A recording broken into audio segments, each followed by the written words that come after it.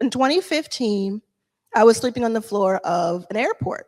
And it wasn't because I was trying to be cute or trying to, get discovered or get a movie going. It was because I had nowhere else to go. And I thought, where can I go where there is shelter, where there is safety, and where I can blend in? And I told myself, I'm someone who missed their flight, and I'm simply here. I'm simply here waiting on my next flight. I don't want to make you sad, but that's what I told myself. That's what got me through that. And I had no investors. I had no platform. I say I had no audience. I had an audience from a different life, but I had certainly no investor audience, no startup audience. And the thesis was, I want to get more money and resources into the hands of entrepreneurs who look like me, who are Black and brown, who are women, who are LGBTQ+, who are other. And that's because I learned several years ago that less than 10% of all venture funding goes to all of those people I just listed in the United States, where we make up the majority if you put us all together. So that was the thesis, but it was like, oh, let me raise $1 million fund versus, but I'm sleeping on the floor of an airport. And what we're here 10 and a half years later, we're actually going into the 11th year. Wow. Almost 11 years later, and we're all here, right? So there's still more to go, right? There's still more for me to achieve. But the reason I'm here, I believe, is because I was building authority all along the way. And that is why it's so important to me to get that across to you all. We can call it different things, and I teach on YouTube. I do a video every day almost, and we have a school, and we have all of that, but it all comes down to this, in my opinion. So today, after that, 200 plus startups. I stopped counting at 200. It's on a ledger somewhere, but I stopped counting at 200 startup investments, 4 published books. This is the 4th. And hundreds of entrepreneurs that have helped reach 10K months or more, 10K or more months, and certainly thousands, if not hundreds of thousands that have hopefully helped. Because authority compounds. Now, for Elizabeth, if you wouldn't mind also doing kind of a side-by-side of this feed, if it's possible, that'd be awesome.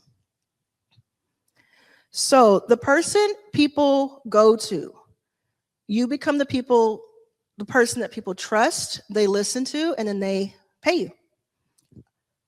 That's it. Is that simple? So everybody we're wrapped. Good to go. Everybody know what we're doing.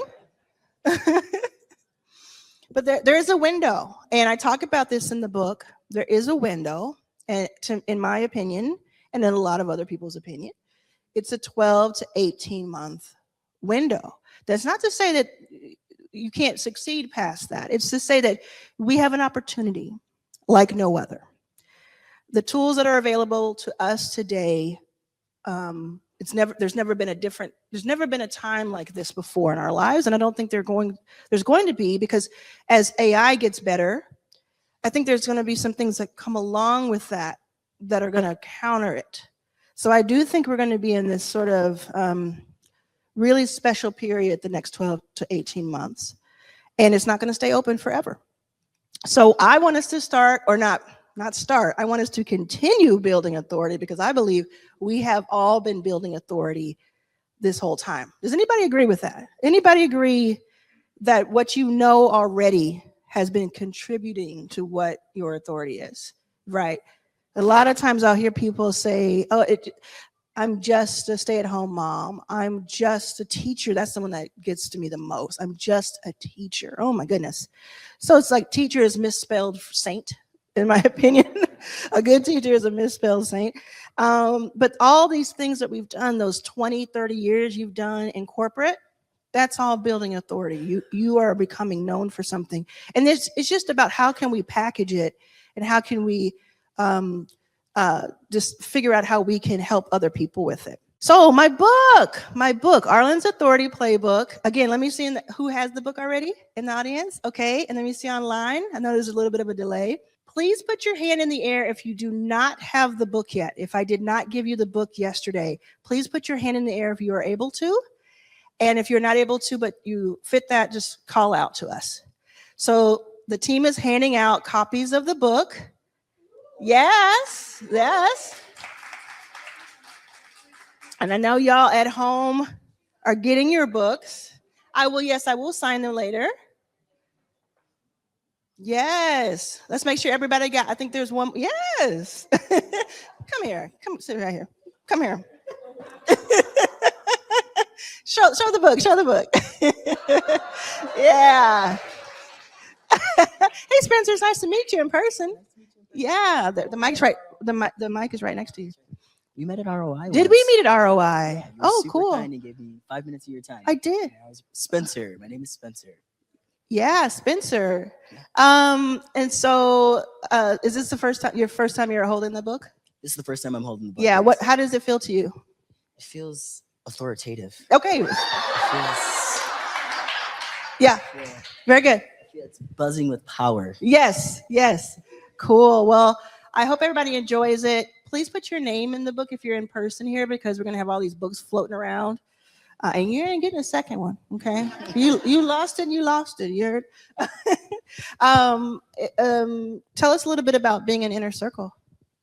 Being in Inner Circle is great. It's a very supportive community. You can always... Bring it up. There it is, yes.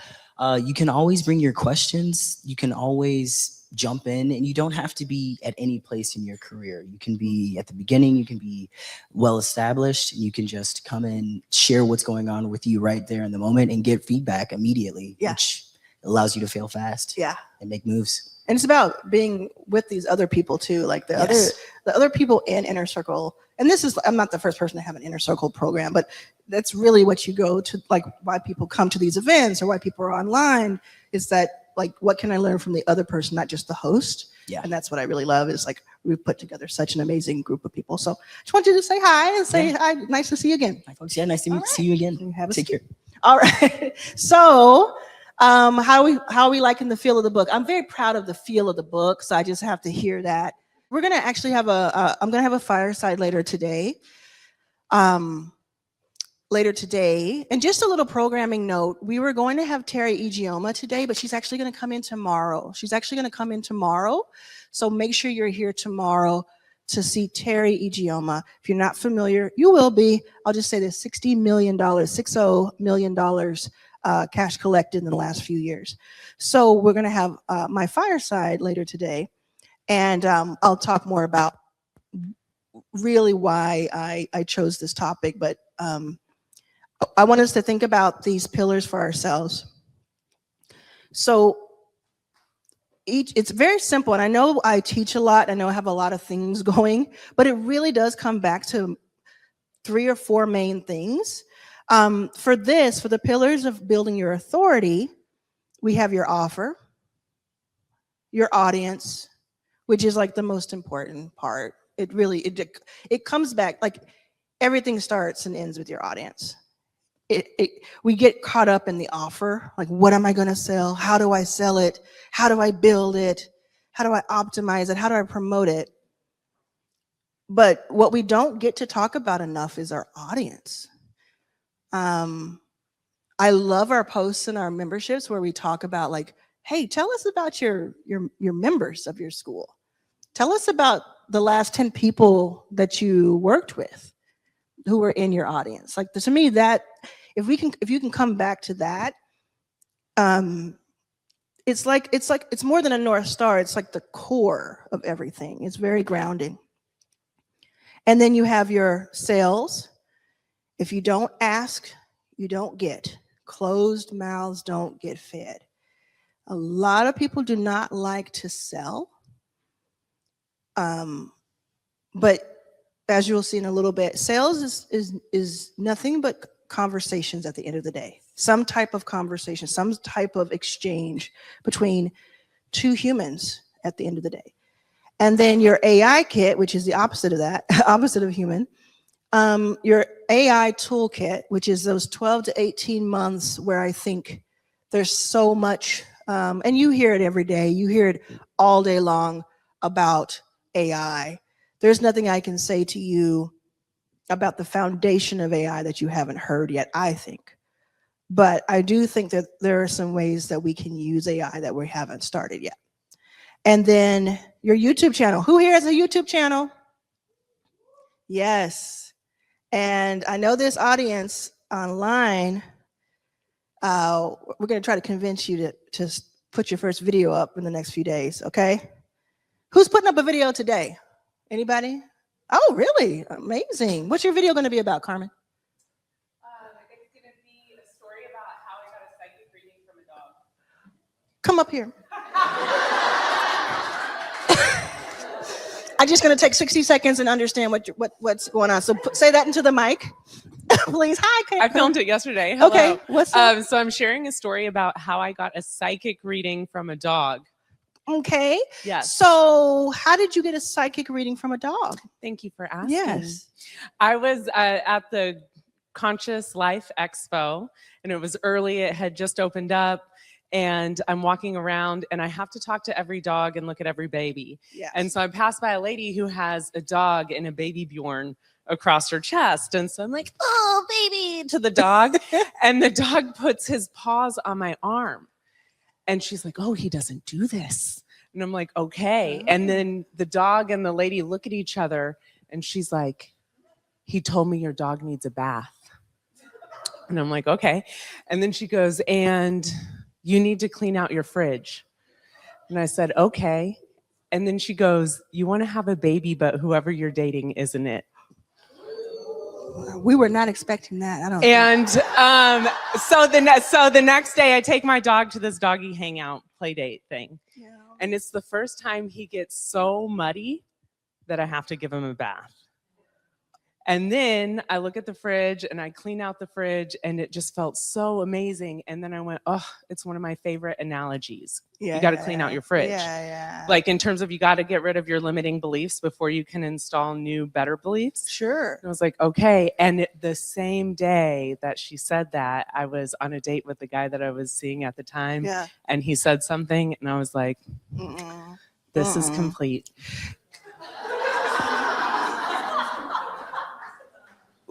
Wonderful. The only question I have, because I believe every word, is she not giving herself enough credit for having given you the reading? Maybe. I will never, we didn't exchange information. We'll never know. No, I will never know.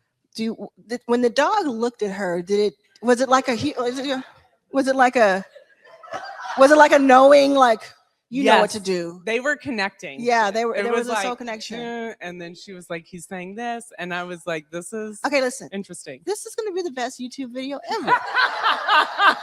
Love it. Fantastic. We'll have you come up a little bit later. We'll talk more. But thank you so much for that. You're welcome. What's your channel? What's your channel? It's called Carmen Scott Show, and it will be a short. Carmen Scott Show. Okay, amazing.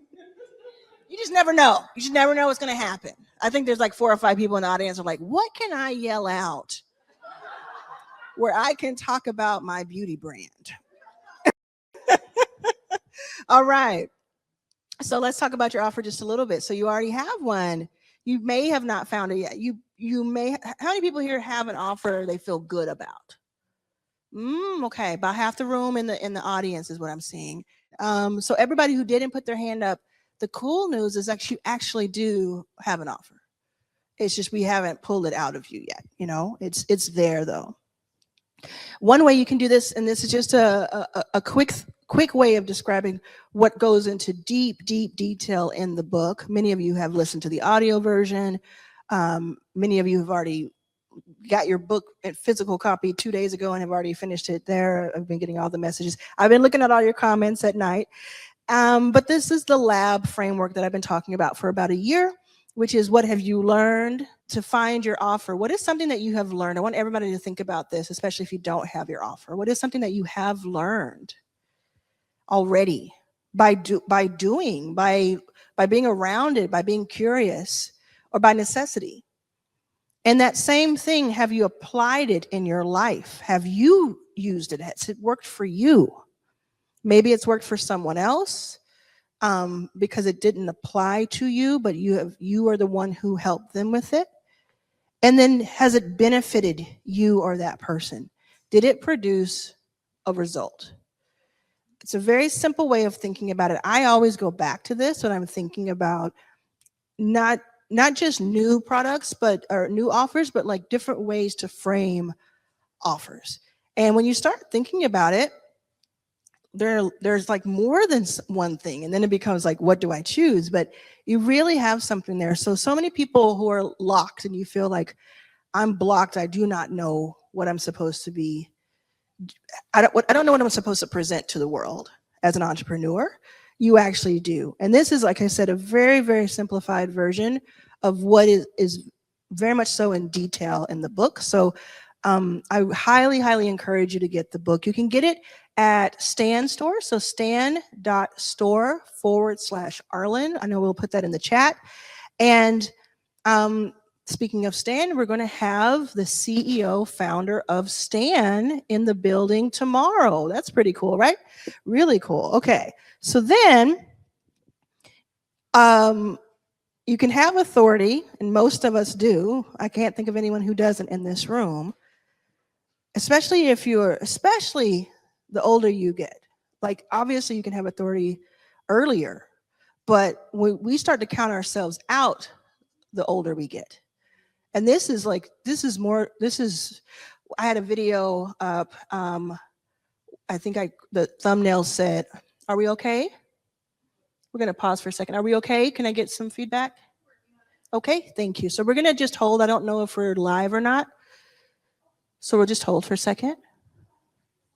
Okay, wonderful. Okay, so I think the thumbnail said, turn your knowledge into a business. And I looked at the thumbnail. It was an interview with Niza. I hope I'm pronouncing that correctly. And I want to say she's 57 or 67, one of the two. And she was able to book about $10,000 worth of her offer after she took Your First 5K curriculum. And I changed the thumbnail to say, not take your, use your knowledge for business. I said, use your wisdom for business. Because you said in that interview, which I thought was so cool, and I won't forget it. She said that she was giving people advice. I want y'all to tell me if this reminds you of anything. She was giving people advice because she thought that's what you do when you get older. You just give out free advice as the elder. And she's like, I can't package that. I can't charge for that. And then we changed her mind. And she sent out a couple of texts. I think she sent out 5 text messages, and she made like $5,000 in like a day. Booked $5,000 a day. And then she kept going because I think it was $3,500. And then someone else came up to her, and they had worked with her in the past, and she said what she was doing for this other person. They said, oh, I need that too. And they did it. And she said, it was this unlock for her. And I don't know when that happened for her, but I think that's so interesting. Anybody here feel that way? Like, the older, I feel that way. Like, I want to do that. And it's not to say you have to charge, hey, if you want to answer a question, here's a jar, which isn't a bad idea. You could A/B test it. But it's not just a given. There's so much that you know that others may not know. So secrets don't pay the bills. Do we like this? Secrets don't pay the bills. So we're going to take content, community, collaboration, and capital, and together we're going to build authority. Now, every single one of those is also deep dive in the book. Deep dive, deep dive. I'm seeing everybody. I haven't seen some of y'all yet, so I'm just, hey, yes, hey. So happy. Okay, we'll spend some good time together. Okay. So I want to make sure that everybody has a chance to see this. So, as I said before, sales in those pillars is just conversation. It's just a conversation at the end of the day. Thank you, Kendra. Thank you, Meg. Thank you, April. Sales is just conversations at the end of the day. It's, yes, you can have one-on-one calls, you can have one-on-one in person, but it really, even if you're doing YouTube, when I turn on the camera on Zoom for my daily YouTube videos, I look into the camera, into the lens, because it's a little awkward. Anybody find it awkward to talk to yourself or talk to the camera? So it's a little awkward. So what I do is, although, let's be fair, I do live in Los Angeles. So when we have all these windows in our home, my wife and I. So like, I'll talk to myself all day long, and I'm talking and I'm doing this and I'm planning, and nobody bats an eye because most people think you're practicing lines for something. But when you're sitting down to the camera for YouTube, even, that can be sales. And because what I do is I imagine one person, like, well, I'm doing that right now, like literally in this moment. I'm looking at a camera right now. I cannot see the people's faces coming back at me necessarily. I can see your chat, but I'm looking at you and I am thinking of one person. I'm thinking of one of you. It might change every few seconds or every few minutes, but that's how you do it. You're having a conversation. And it's one way to kind of take the stakes down a little bit for yourself. And ultimately, sales is a skill that you can build. And that really, to me, reassuring. Anybody who doesn't feel confident, does anybody know that I used to have really bad stage fright? Yeah, every single person here? Okay, fair. Every single person said yes. They're like, girl, you have said that so often. Secret. I don't keep secrets, right? Because they don't pay the bills. But if you don't know, in the chat, I used to have really, really bad stage fright. I talk about it in my first book, It's About Damn Time. My first of 4, by the way, in the last 6 years. Thank you. I will be doing a lot of bowing. You don't have to clap, but I will be doing a lot of bowing. But I talk about it in my first book. I mean, when I talk about stage, I'm trying to think if there's anybody here other than my family who would have known me when, of course, my family, like, so anybody who would have known me when I had stage fright, like it was real, it was deep.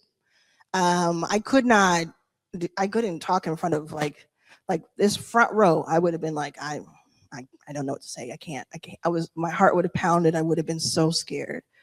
And I did a few things, and the book talks about what I did, but one of the things I did was I just acquired more knowledge about the topic. And when I had more knowledge, whether I knew this was why or not, it was because I was afraid. One of the things that was holding me back was I was afraid I would sound dumb. When I was younger, I don't care if I sound dumb now. Like every other sentence is going to sound a little weird because I don't care anymore. But I was afraid I'm not going to know the answer. And I was going to get scared on stage, and then what happens? And then it's silence, and then you hear yourself talking and it's like ringing. So the more information and more preparation I had before I went out on stage or had something where I had to talk to several people, the better. It was just one part of it. And so there's some topic you know so much about that you could talk about for an hour and nobody could interrupt you. You wouldn't need notes. You wouldn't need any of that. The more conversations you have in sales, the more one-on-one conversations. We talk about this in day 2 and 4, days 2 and 4 of the $100 challenge, $100 offer challenge. The more one-on-one conversations you have, the easier they will become. Has anybody found that to be true? Yeah. Like the more because it's been a while since I was nervous. So I want to make sure that it's still true. The more times you do something, the better at it you get, and the easier it is to do it for the most part. And that includes these sales conversations. So if you say to yourself, I'm too introverted for sales, or I don't know how to do sales. Okay, you could say that to yourself, or you could say, what would it take for me to become more comfortable with this? If it means having the bank account balance that I'd like to have, right? Because you can live with your you can live with your discomfort, and you can live with your nerves, or you can do something about it. That's why I did it. That's why I beat the stage fright, because I was missing out on so many opportunities. And I said, this is like a self-own. This is me self-sabotaging if I don't take advantage of these opportunities. Make sense, everybody? And yeah, like Fanny just said, just practice a lot. Yeah, that's what it is. Just do more of it. And one of the things I noticed as I was reading hundreds of comments yesterday on all of my schools, in text messages and DMs and everything, is that I just noticed that there's a lot of information coming at us. And so I want to sit in some of the conversation just to make sure that we're catching it all, right? So I'm going to pause just for a second before I keep going. Brendalyn, is there anything from the chat that you're noticing that, yeah, do you want to come up, or do you want to yell at me? Yeah, okay, either way works for me. So we're going to bring Brendalyn King, aka BK. You may know her from Your First 5K as our lead coach in Your First 5K. Hey, Drew, I see you. Hey, how did it go? Went well? Cool. So you're going to hear from Drew tomorrow. Thank you. You're going to hear from Drew tomorrow because she's my business partner with Yacht Water Global and with Gym Blends. And we just had something. Can we talk about it? Can we say it just like really quickly? Like, can you just yell it out? And then we'll talk about it more tomorrow.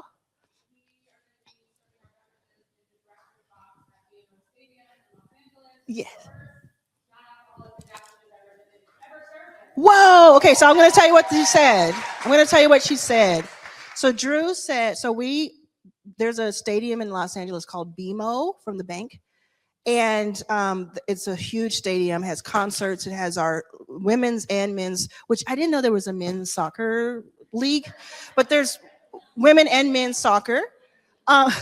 We get canceled and I get kicked out. And there's a director's box, which is where the owners stay. And I have season tickets there with my wife. And it's just a really cool place. A lot of people from Grey's Anatomy for some reason. A lot of people from Grey's Anatomy. It's just a really cool place. And what Drew just said, because I know you couldn't hear it on the camera, is that we are serving our gym blends. And you'll hear so much more about that tomorrow, but it's drinkgym, G-E-M, blends.com. Is it blends with an S or no? Yes, with an S.com. And we're serving that in a director's box. As of today, Drew just went to BMO Stadium, closed the deal, and she said we are the very first non-alcoholic adaptogen that they've ever served there. So that's so cool. You'll hear so much more about it tomorrow. I know there's a little detour, but I had to tell y'all. Thank y'all. Okay, Brendalyn, what are we hearing? And you have your mic. Great. Okay, hi everyone. Hi in the room. I'm so in the chat. Okay, so a continuation a little bit from yesterday when we were talking about what gets in our way of recording. And so the audience right now is saying, okay, these are good behind the scenes tips about recording. Yeah. So now it seems like we're in a conversation about what am I saying to myself as I record so that I can display that comfort, that authenticity, that connection. Yeah. Well, you do this, Brendalyn, because you do videos. I love your videos that you pop up to help people. You do our like intro video that helps people navigate Your First 5K, which has 25,000 plus people in it. And then you do these pop-ups because you do several calls per month, and you do something to get people. What do you do? How do you or what do you imagine, and how do you get yourself ready for that? So I think the first thing yesterday that I took away and just want to remind everyone is have your hook and have your bullet points. That's all that I have. What's a hook for anybody? So for me, mine is going to be this video is about how to get started in the classroom. Yeah. So if you think about a hook with a fish, but the hook is made of soft material, and you're hooking someone in. You're grabbing their attention. That's grabbing their attention with these first few words and visuals in some cases. Yes. So I'm envisioning, especially in the digital space, people coming to the video. They just joined today and they're just clicking the video. So they don't have, they're coming in, if we're going to say with the fish analogy, fish out of water. They're kind of coming in figuring out, okay, I probably watched a video from Arlan. Now I'm joining her community and all these people are saying something on the chat. So it matters for me to hook them because I want them to know this is good for your attention right now. Yeah. And so we're usually doing one of three things. We're usually doing, here's how to get started in the classroom. We're usually doing, here's how to reset your month this month if you're feeling overwhelmed. It's a really good hook. A lot of people join that. And then we're usually doing, here's how to get off the fence, leveraging Arlan's story, come to book club. Yeah. And so Yeah. that pulls people off the sidelines Yeah. also. So if you think about YouTube and that hook, it's why I say don't spend a lot of time or any time at the beginning meandering over here to your point, because you do, like, your thumbnail and your title are like the most important because you have to get somebody to click to see. But the very next thing is that hook, because people will drop out 2 seconds in if it's not interesting. 2 seconds in. So if you're somebody, by the way, who says, "Oh, I don't like long form because I like short form," you're actually better prepared for YouTube because you know how to hook people, because you only get 10 seconds or 30 seconds in total. And I think we have to move out of our own way when we think about we might be boring to someone. Like that's I'm completely boring to many people. That's a truth. You have to just kind of say, yeah, people are going to skip past my video. And so it's not to not have a hook then, and it's not to start, but we're going to get bored if you just start talking. Yeah. And another thing, just in the chat here, I do think it's interesting to think about YouTube as, and I saw you like this comment earlier in our community, and someone said, "Oh, okay, my YouTube video engages people in my comments, and I send in my comments, I send them to my Stan store." Exactly. That was just. It was like, yeah, that's like the whole thing. That's the whole. That's the classroom. Yeah. That's the entire classroom. And we're gonna get to talk to Callum Johnson. Who knows Callum Johnson? We're going to talk to Callum. Hopefully he will be on at about 2:30 Pacific, and we're going to talk all things YouTube. So we'll be able to really deep dive there. Awesome. Yeah. So we'll keep checking in with you. Yeah. And thanks to everybody at home. Really, really appreciate y'all. That reminds me, if you are at home and you have not checked out our map feature in our different memberships, check out the map feature at the top, because you can actually meet people. A lot of the people in this room are connecting, right? They're going to dinners, they're going to hang out on the weekend. What if you look at the map, look at my resources about safety with the map, and what if you meet up with a couple of people from the membership who are close to you this weekend to talk about what you learned and to be accountability partners? That'd be pretty cool. I think that would be awesome. I love to see your pictures if you do that. We've had people doing that quite a bit, actually. So really cool. So then AI is your co-founder. We'll talk a lot about AI in a moment, and we'll talk about AI tomorrow with John from Stan, because they're doing some incredible things with their AI with Stan Store. So it's not going to be your replacement if you can make it your co-founder. Does that make sense? Right? If you can make it, it's leverage. This is all about leverage. This is all about leverage. I think Anna called me a nerd today. Did you call me a nerd, baby? Yeah, she called me a nerd. Yeah, you did. Yeah. Yeah. So I feel like what I want you to understand is like how much I think about this stuff. And I think not just AI, the nerd part, but more like leverage. Like this is a leveraged moment. Like everything to me is measured in that. It's more my currency than money. It's like how can I put a certain amount of effort to get an outsized amount of result?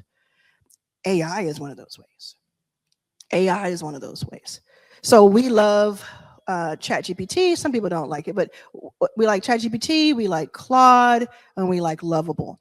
Everything you're seeing on these slides, by the way, that we're talking about, there's a deep dive in the book for each of them. So if you're curious about any of them, there's that. There's also all sorts of curriculum about it. And my free YouTube videos that are available at itsaboutdamntime.com.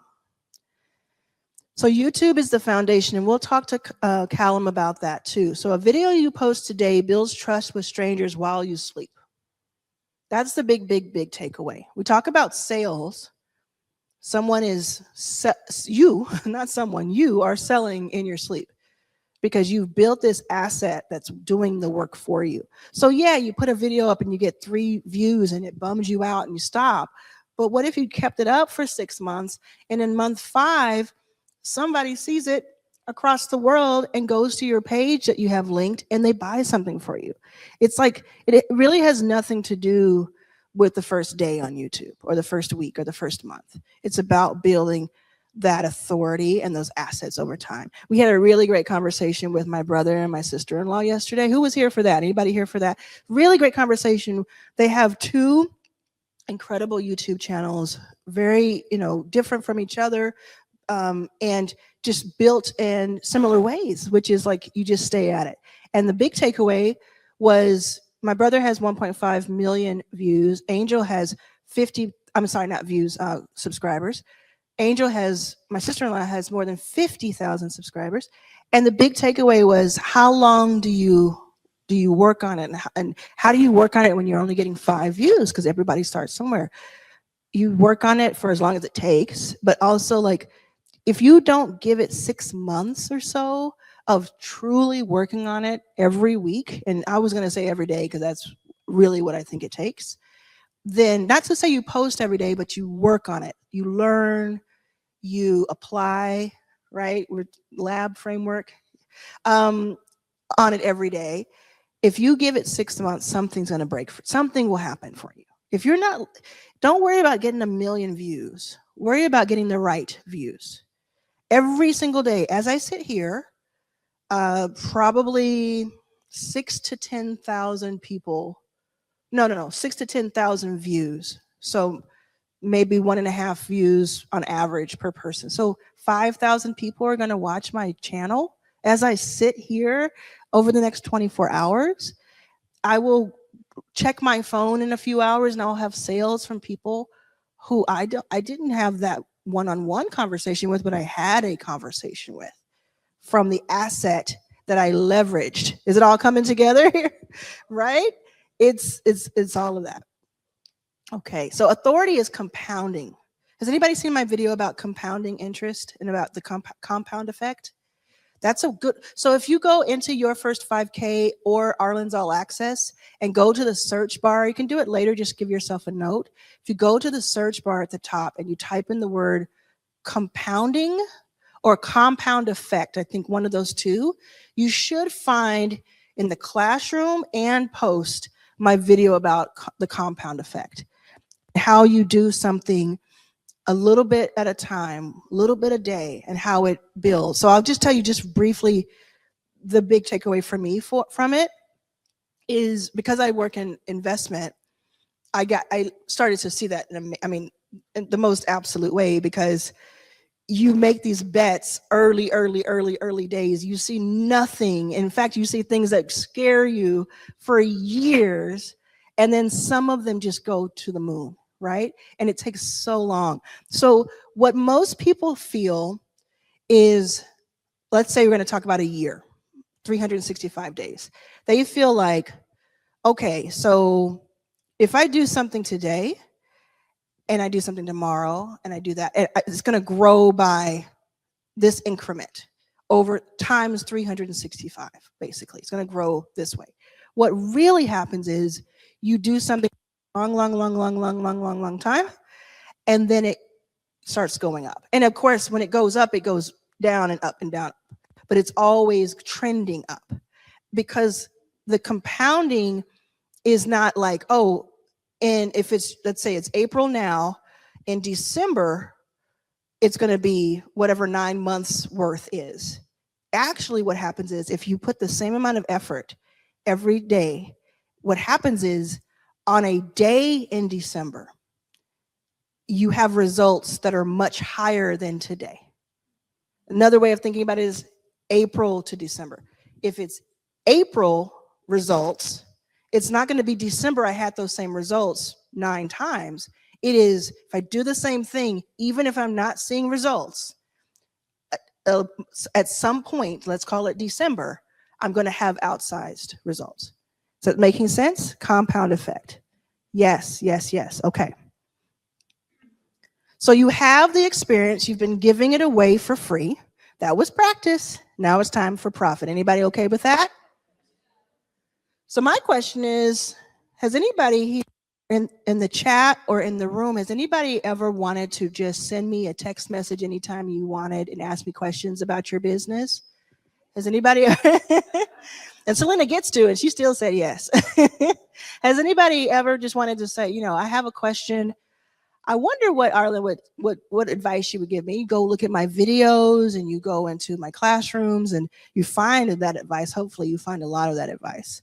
But what if you could just ask me what the question was, what your question was? I want to bring to your attention Gail Allen. I still love this story. Just a few, I think she put this up maybe 2 weeks ago, maybe 3 weeks ago. So this happened more than once. If you're seeing this, you're maybe noticing deja vu. You do not have to read all of this. I just want you to see, because I'm going to tell you what she did. But the headline says, celebrating making $17,000 in 3 weeks. So do we like that, 17,000 in 3 weeks?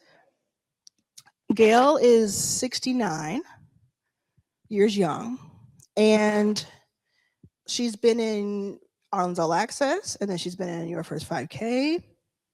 And last year, about a year ago, we did an interview where she made a different 17,000 or 16,000 amount, or maybe it was 15 because it was 6, 6, and 3. And that was amazing how she did that. And then this year she made this post. And she basically said she had been making money from Your First 5K, but it wasn't consistent. And she was trying to figure out, how do I bring that magic back? And she went back to the core. I know I keep pushing the wrong button. She went back to the core. At the bottom, she says, all of this started from Arlan's challenge to make $100 offers. My mind is blown. People are blowing up my inbox on Facebook trying to get the replays of my free trainings, and also when the next lab starts. So I'm gonna tell you what she did. She has been on Substack. Anybody familiar with Gail? Yeah, so she has been on Substack for about a year and 2 months. She started February 2025. And that in itself was like a big risk and a big jump for her. But she had heard about Substack and she likes to write. And she decided to write about being 68 and not looking like she's 68 to most people, right? And I forgot, does anybody remember the name of her Substack? It's something funny like Old Lady Club or something like that. It's something to that effect. Maybe people know in the chat.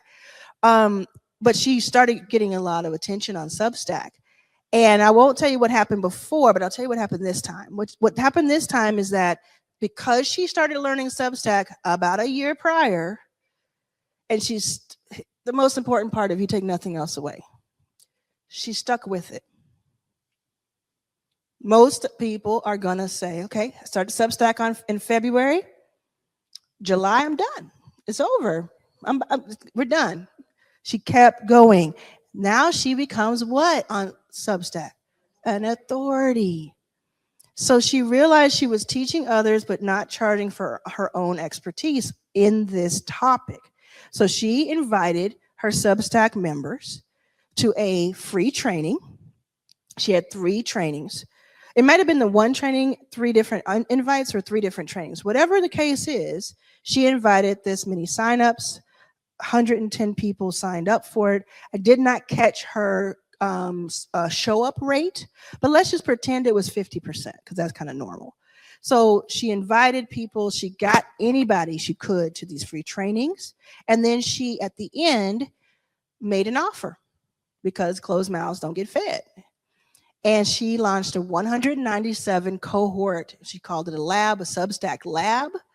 And she also had a 197 VIP one-on-one call with her that she offered. She made $10,000 from that offer from stage virtually. Then 2 of those calls she had, those VIP calls, turned into another $3,500 each packages. Making sense? Yes, I'm seeing the chat blowing up. This is because the reason I'm pointing her out, and we have so many case studies like this, but I just wanted to tell you, like, Gail is 69. She she has had an incredible life, an incredible success. But I think she would tell you, and she told us in our interview last year, she had not been living up to that potential more recently.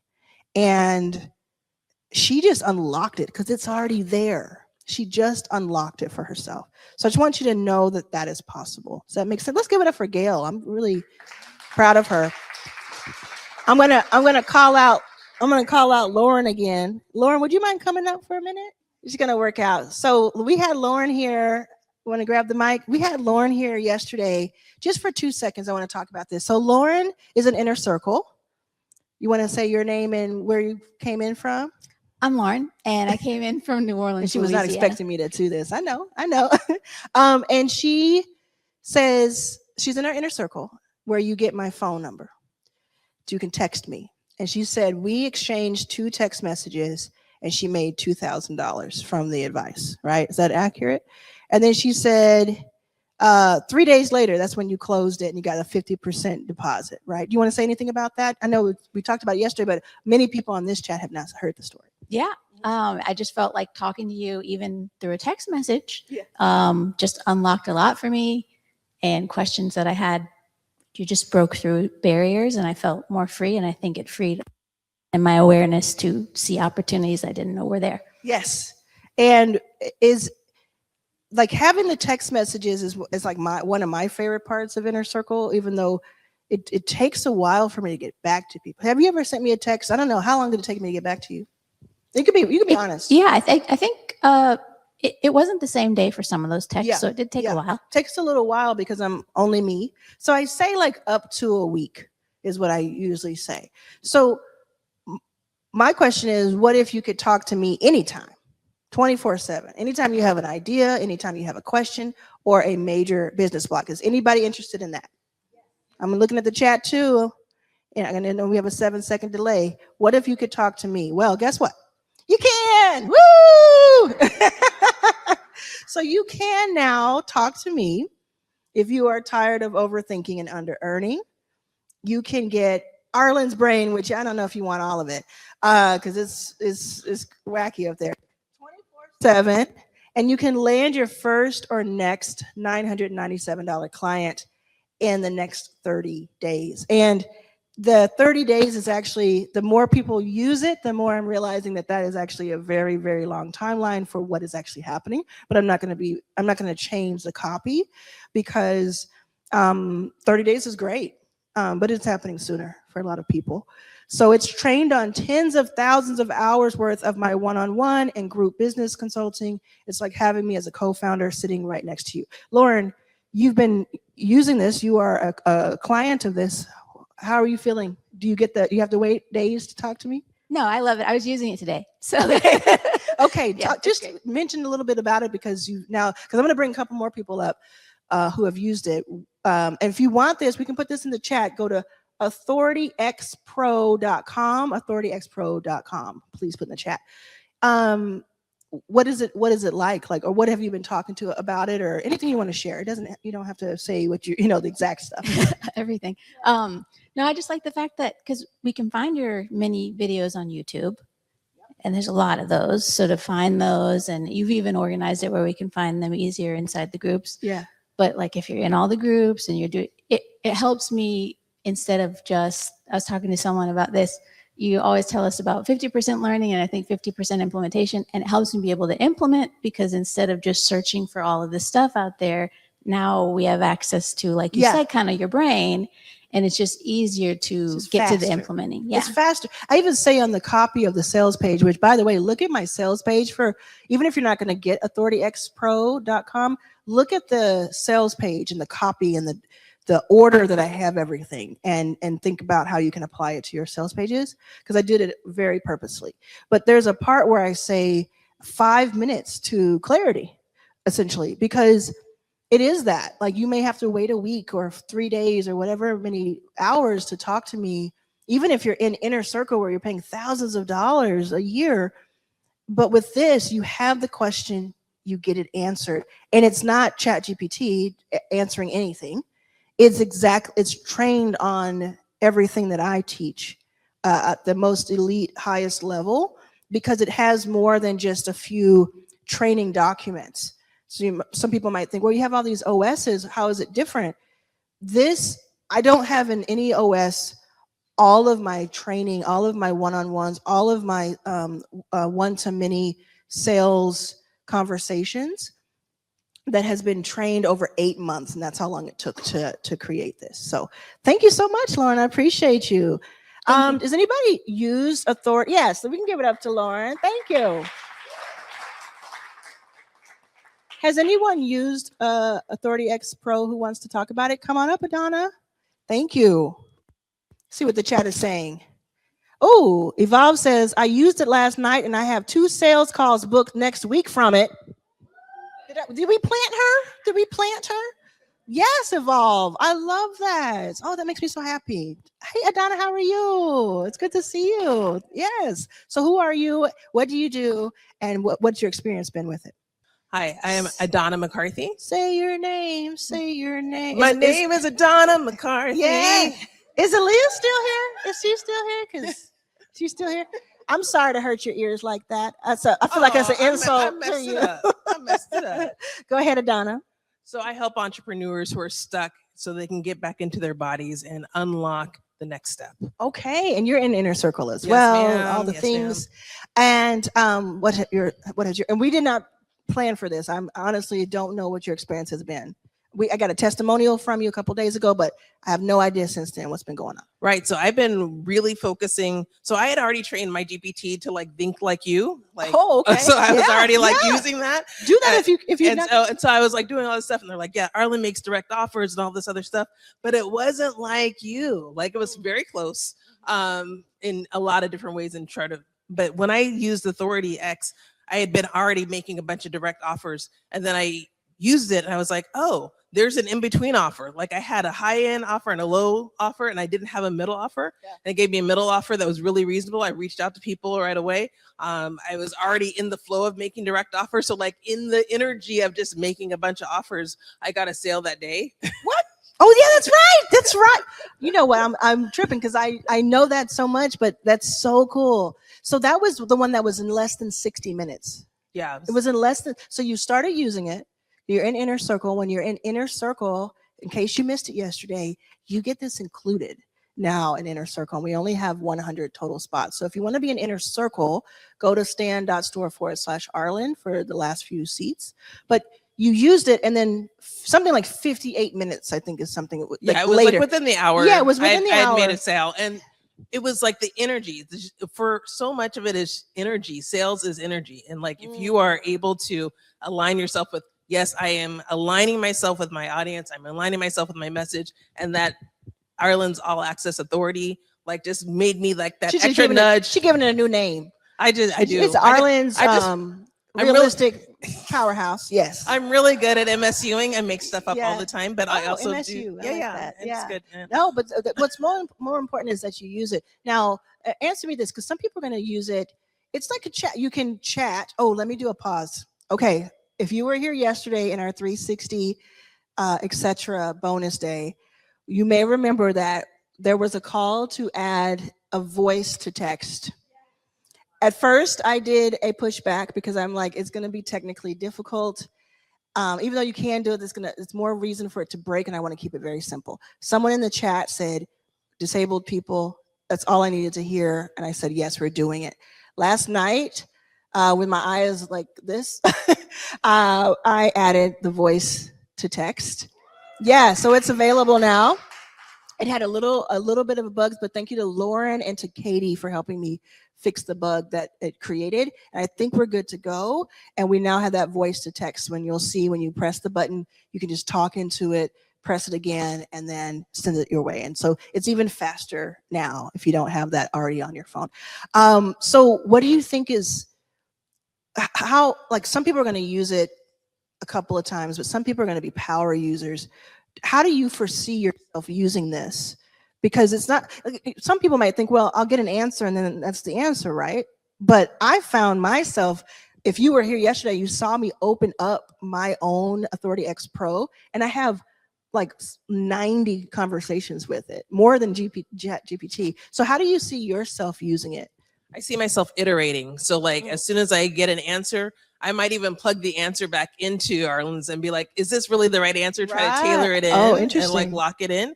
And just keep honing how I think about sales, how I think about conversations that I'm having, how I'm thinking about my offers. Yeah. You said sales is a skill, and I'm using it to hone my sales skills. Yeah, that's great. And I want to use this opportunity to say, so I didn't introduce it. So introducing Authority X Pro, My Brain, My Frameworks, 20 plus years of experience, accessible to you instantly. And hopefully some of you have been able to go to the website. But I want to say this, and I want to make this kind of clear if you don't mind staying here. Okay, so there are going to be a lot of people who feel like, oh, one more thing to buy, or I have to have this, or I don't have it. You have everything you need without this. You have everything you need. You have a classroom in your first 5K that could be sold for thousands of dollars. It is free. So please, please use the classroom, use the community to talk to each other, use the free YouTube channel, use what's in 360 if you want to elevate, because if you've gone through that and you want some more tools and you want weekly coaching with me in group style, that's 360 Pass, right? So there's so much in free or lower ticket, as they call it, right? So think, and by the way, anyone here, when this goes out, it doesn't go out to the audience. So that's why we keep talking. Don't think, oh, I have to have this. This is for people who, it definitely helps you create an offer. It definitely helps you at the earliest stages. But what I found is that it's most helpful for people who already have at least sold something. And they're trying to optimize, they're trying to go to that next level. So usually it's even for people who are beyond their first 5K anyway. So I don't want a lot of FOMO for this, but you know who you are if you're like, yeah, the curriculum is helpful and it's gotten me to a certain place, but I want to one more time. I want to turbocharge that. This is where you go. So I want everybody to feel like you are exactly where you're supposed to be. Okay. All right. Cool. Any last words before we switch over? No, this has been phenomenal. Thank you. Thank you so much. All right. Okay. Now, do we have one more person who would like to come up who has used AuthorityXPro.com? One more person. I know several people have. Anybody? Come on, Kathy. I stared at her long enough. She's like, she's going to keep staring at me, aren't you? Let's give it for Kathy. See? The reason I want you, Kathy, and I'm going to be real, Kathy doesn't play around. Like, Kathy's not going to like shine me. Nobody is, right? You know what I'm saying? But she's not going to shine us on. She's going to be like, no, this is what I really think about. At the top, yeah. Click it up. Yeah. Hello. Okay. So who are you? What do you do? My name is Kathy Mallers. I own after using Authority X Pro, I help service businesses elevate to a point where they're more profitable. Oh, is that what that taught you? It helped That's me. so cool. I was like, I'm overwhelmed. I've got so much going on. You type that in. I literally typed it in, and then I was like, I would really like to be able to do this in voice. So I'm glad you did that. Yeah. But I was really, really overwhelmed with, 360, and then Inner Circle, and then I'm running an accounting and bookkeeping business. It's tax season. I want to do things. You need things now. Yeah, and I don't want to have to monitor everybody. Yeah. And so what I did was like, I'm overwhelmed. Here's my website, the landing page website that I had you guys build for me. My business. You say you guys, it was me. It was me on Lovable. Well, you and all your AU.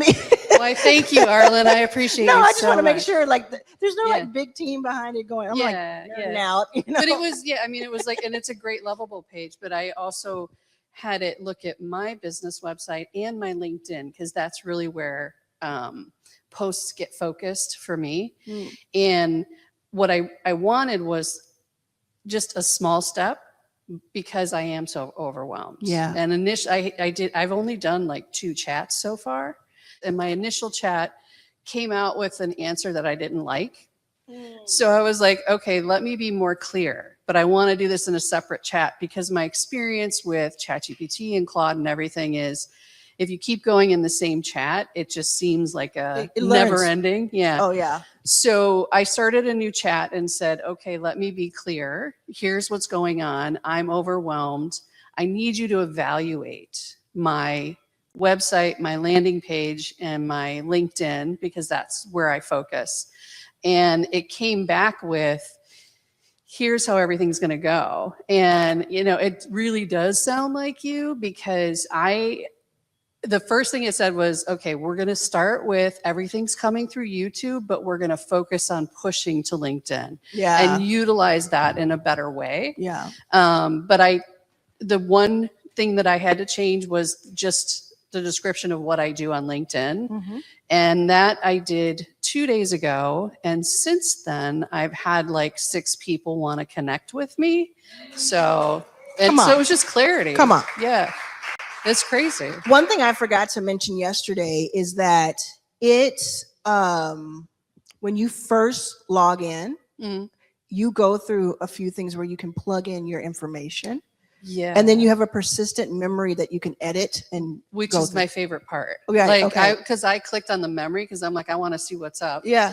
And as we know in other AIs, you have to literally go in and add that in. Yeah. But your memory, you just see every piece of memory that it copies. Yeah. So And you can delete it if you want, like if you don't want something. and you can be like, yeah. that's not quite right. Yeah. And you can edit it. Yeah. I loved that piece. Okay. That was amazing for me. Oh, awesome. So Yeah. because it's like, this is not what I meant. Let me tell you why that happened. So I used it for so long. I used it and I made money from it. I made money from me talking to me and teaching me, and everything, you know, when you're building, and we'll talk to Sam about this later, but when you're building and you're using your own product, you notice the things that you would want. And it's like, well, if I want this in something else, why don't I just make it here? That's been my whole career. I want to see it in the world. Why don't I just make it? Yeah. And so that's what I'm like, not only do I want there to be a memory, which is kind of a much more complex thing to do on. This is not something I can give you a prompt and you can make it unlovable. This is an 8-month process that I went through. But one of the things I wanted was for it to truly learn you over time. And it said something to me this morning. It was so funny. Like I started a chat and I was asking about something. I forgot. No, I put the word test in because I was testing the mic issue that was happening. And I pressed return and I was like, I wonder what it's going to say. It said test. It said, okay, it sounds like you're testing something, but we're all good here on Authority X Pro because it knows it's mine, that I built it. We're all good here. We're ready for your first million live attendees.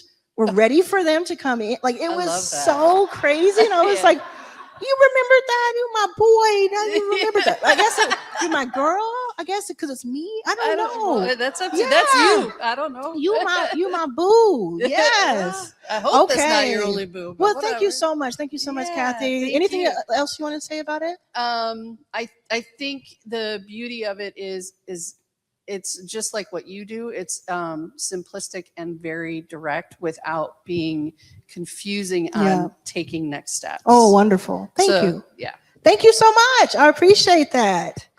Okay. I'm going to ask, we're good to go. So I'm going to introduce our first streaming guest, Callum.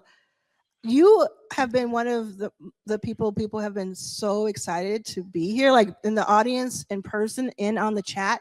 When I said that you were going to join us for a conversation, people lit up about that. How cool is that, right? How does that feel today? That is very cool. And you know, it's very mutual. I was very excited to be here as well. Oh, amazing. So you have the Callum Johnson Show, which is very smart, by the way, to call it that. And it's also smart because sometimes I think when people have podcasts, there's a chance that their guests can kind of steal the show and you don't get to build as much authority as we're talking about here in my new book. but you have found a way to make yourself memorable in these conversations, even though your conversations run the gamut so much. Do you think about that? Is that on purpose? Did you plan strategically for that? Yeah, no, I think it's a great question. I think on my end, I'll say in the beginning, it definitely wasn't strategic. I was just a curious person. I came into this game being inspired by like the greats that did interviews, especially Oprah. And I think one of the things that was just the most inspirational, apart from just who she is, the way she speaks, like everything about her, she just had such a variety of conversations. You know, like she was such a versatile interviewer. Like she could talk to the president. She's still doing it, and by the way. She's still interviewing people. She's still doing it. It's still doing it at like the elite level. And so I think on a personal level, I just wanted to be able to have a variety of conversations and be good in that sense. I think in terms of making it work strategically, that was a huge work in progress. And I'd say the biggest thing, I think the thing that can be valuable for your audience, I see a lot of people, they want to get into YouTube, and like we've been able to use YouTube in a huge way. It's been really beneficial for us. And they want to, they want to go viral, or they want their first video that they post that goes crazy. And I find a lot of the times, because I used to think about it that way, it's kind of like the wrong question to ask. And for me personally, when things started to work, is when I had this like obsessive focus on what I call the viewer avatar, which is like, who is the specific, unique human being that I'm creating this content and this video for, and like this message for. And then I want to create like a delightful experience for that person. And I think once I really locked into that and doing that on every episode, like I tell you, Arlan, my team thinks I'm weird, like the amount of depth we go into like who is meant to watch this and why, and how are we going to make it delightful experience for them. But people can feel it. They can feel it, and they'll show up for you in your comment section and in so many ways afterwards. So yeah, that's really how we've made it work, if I had to put it down to one thing. Yeah, I mean, it's that dedication we were talking about earlier. It's like this, you talk it. Wow. It's going to be a long 3, isn't it? Okay. you call it, what's the phrase that you have? Viewer avatar. No, that you said, disillusional. What's the word? Stay delusional. Yeah, be delusional. I have the t-shirt right here. That's right. Be delusional. I talk about obsession, how I work on YouTube. I work on my YouTube from morning till night, and I dream about it, and I work stuff out in my dreams, and I wake up to ideas. And not everybody needs to do that, but the people who are thinking about YouTube even beyond sales, even beyond it being a distribution for them, there are going to be a few in this audience, and then there's going to feel that way. There is an obsession that goes with it, almost like your favorite athlete or your favorite musician or your favorite. There's this obsession. What do you think when it comes to like ignoring all that noise and kind of pursuing, the greatest heights? Yeah, I think it's such a great question. And before I answer it, I just want to say I have such an admiration for like entrepreneurs and builders and people that are just putting themselves out there each and every day. And the reason why I even have Stay Delusional on my t-shirt and I wear it on every episode when we're speaking with all these great entrepreneurs is the thing that's so magical about building is that you have to create something that doesn't exist yet. And so that's just like such an amazing thing. And in order to do that, you have to be able to envision a future and a product and an experience, which isn't the case right now. And that takes a lot of courage. It takes that's why I say delusional. It takes a level of delusion to even do that and believe it's going to work. And so I think it's like for all of the people in your audience, one of the biggest things I've learned from doing the show, and we've done over 200 episodes, and I even put you into this bucket, Arlan, when we recorded with you and like hearing your backstory and then getting to know you outside of the recordings. there is a level of delusion, at one point you're sleeping in like an airport in San Francisco to go from One that point, I wish you were reality. one point. It was a long point. That was it's a line. Yeah. A long point, a Yeah. season. But to go from that to where you are now, and like even multiple your first million lives that you've done, like all of these things, it all started with this level of delusion. And the irony is it starts off being delusional until it works. And then everyone says that you're a genius. Yeah. And so I love that process. I'll tell you, I agree with you wholeheartedly. It's this incredible feeling of feeling like so delusional. And I don't love using the word crazy, but that's kind of how I felt when I was building Backstage Capital, and feeling so clear with the vision. So clear. So maybe it's the clearest vision of what the outcome will be and the biggest delusion of how you'll get there. That's probably the combination, 100%. Yeah. The word that comes to mind is you're just adamant. And the thing that's it's crazy in a way is other people like look at you or look at where you're at or what you're experiencing or where your life is, and they're like, that person is never gonna get there. But to you, you are convinced. Yeah. And that's why I say I have so much admiration for those human beings. Because they're the people that built this. Like everything that we use as humans and that we admire and we use in our day-to-day lives, like it was a delusional human being in the beginning that built that thing. Like you make the world go round, Yeah. Yeah. And do you think of yourself as an entrepreneur? Has that moniker changed for you over time? Like, did you start out on your YouTube journey thinking you were an entrepreneur and it changed, or did you kick off that way? Yeah, it's a really interesting question. And the answer is interesting. I started off thinking of myself as an entrepreneur. I think today I still think about myself as an entrepreneur, but I actually think about myself much more as like a creative, which is growing up, I never really saw myself as a creative, When people say creative, I always imagine like that artsy kid in school that's like drawing pictures like in the back of the class or something, or like their clothes, they're wearing like, I don't know, different kind of clothes. Yes. I was never They're that. very emotional. Yeah. I was never really that. Yeah. I was never really that human being. But I think doing the show and just like the intention and the care that I have for it, and my love even just for like storytelling and connecting with people, I think over time I was like, I'm actually much more creative than even, I think, entrepreneurial. You have to wear both hats, I think, as a creator. Yeah. But yeah. Yeah. The reason I asked is because you say you admire entrepreneurs as if you're not one. Do you feel like if you're in a room full of entrepreneurs, do you feel like you belong? That's an interesting question. Yeah, I definitely do. I think it's interesting. I feel like I belong, and it'd be interesting actually, even for you, Arlan, to see if you feel the same way. In many ways, as I've kept kind of going down my path and betting on myself and like continuing to grow what I'm doing, I also see myself as quite unique, So I definitely think I belong, but then I'm also like, I'm just doing my own thing, and I'm really comfortable with that, which is like a good space to be in. You're meaning unique in the fact that you do balance both worlds so much. Yeah.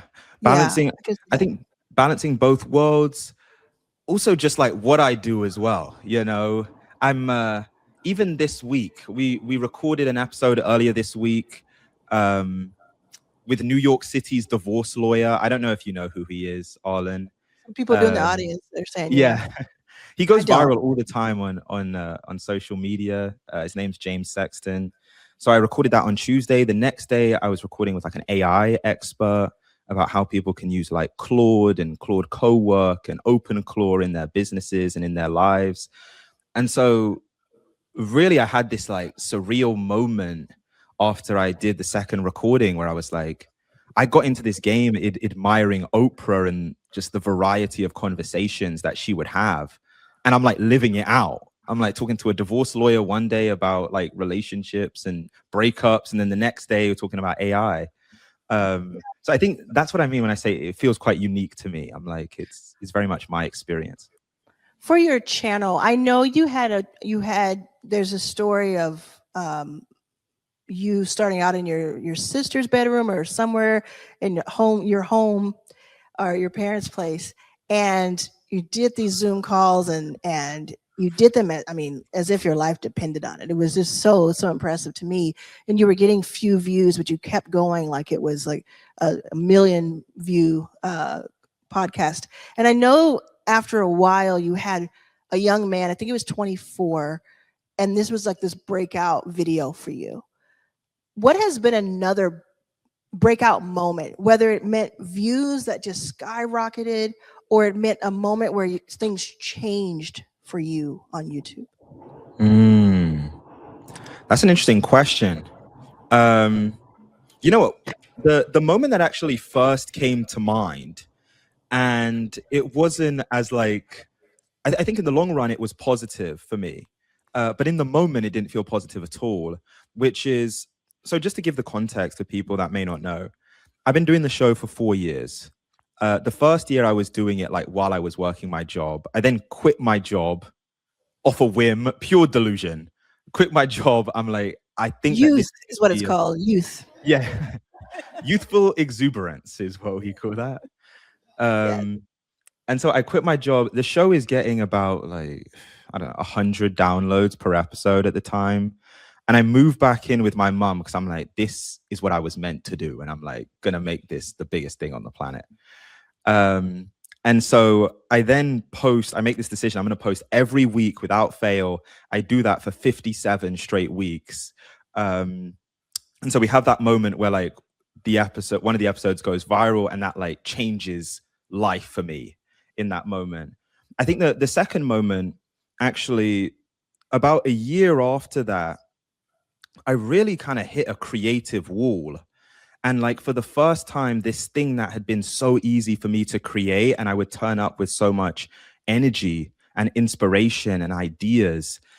And I remember getting out of a recording and calling my dad and just being like, he was like, how did it go? And I was like, it was weird. It was like the first time in an interview where I felt like lost within the interview. Like I didn't know where to take it. I didn't know what They weren't question. giving something back to you either. Sure. Yeah, it wasn't even the guest. It was really just my thing. Wow. And I didn't even really know the direction for the channel in that moment. And after reflecting on it and actually speaking with one of my creator friends, her name is Nicky Saunders. Hey, Nicky. She's awesome. But I came to this realization that like I had reached this point of creative burnout. And I'd worked so hard for like my channel to gain traction and for people to like watch and be tuned in, that I just felt like I couldn't not post. I couldn't take a break, and it crashed in that moment. And I remember it was a few weeks later, because also like the views on the video started to steadily kind of dip down. And I remember taking like a break over the Christmas holidays and spending it with family. And funnily enough, I was watching, I've never actually shared this publicly, but I was watching Narcos, finally, in my mom's basement over Christmas and just like chilling out. And I remember after a few days of just like being with family and chilling, it's like the inspiration came back to me. And I was like I would come up with all of these like video ideas at just weird times in the night. And we got back on it. And then the show kind of, I think at that point we were at like 120,000 subscribers. I think today we're at 246,000. So like the show kind of just skyrocketed. And it was this lesson to me that like as creatives, we have this incredible energy and spark and inspiration. And there's going to be moments where you like deeply feel that. And it's important to lean in and create. There's also going to be moments where like, you have to understand you're a human being and like take time. and really pace yourself. And everything kind of comes in the long run just from taking care of yourself. And funny enough, it reminded me of something that I heard Oprah say, which she said, our first and primary job as human beings is to keep our own cup full. And only once our cup is full can we kind of pour over some of that excess into someone else's cup. And in that moment, my cup was empty and I had to refill it. Wow. I don't want to take up too much of your time talking about this one topic, but I do think it's interesting for me, so I'm going to do it. So I have not met Oprah, but my mom has. And I'm going to tell you how this story really briefly. So we're at Leon Morgan's biggest show she's ever had. She's a comedian. She has a Netflix show. It's the biggest show she's ever done. It has more than 20,000 people in Dallas at the American Airlines Center where the Mavericks play. And I flew in. We had front row seats. We know Leanne. We're buddies with her. So we were there, right? And I'll just say this: it was 19,996 white people. Okay, and it was us.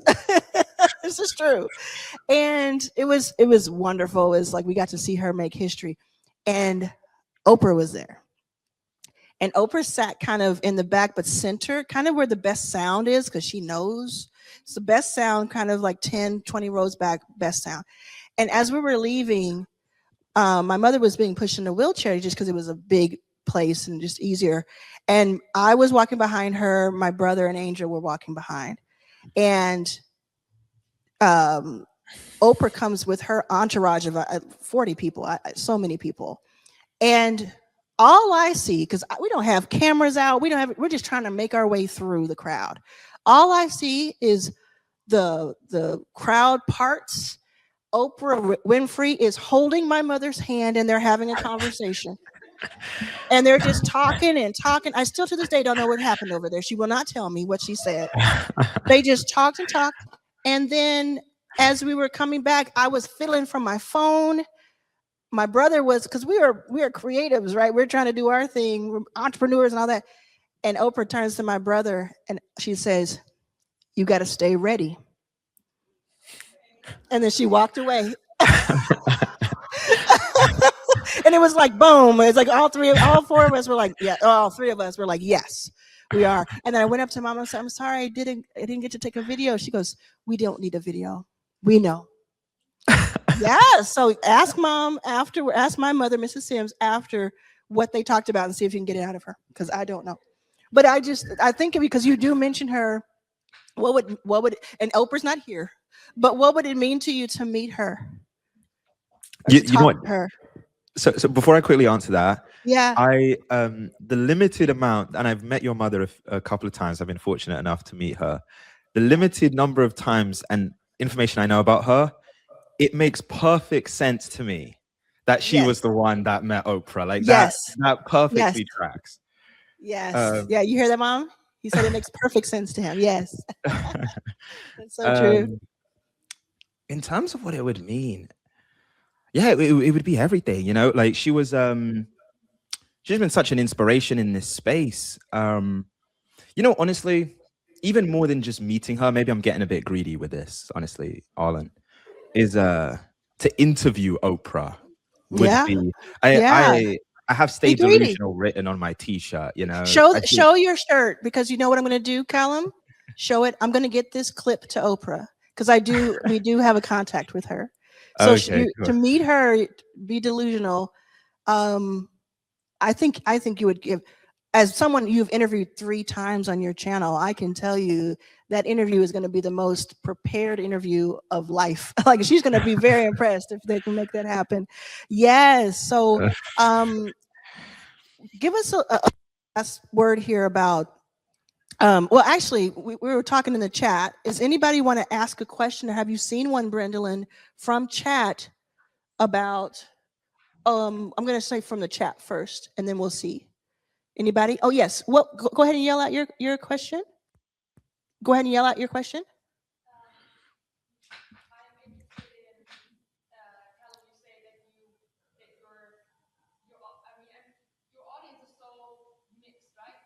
Mixed audience.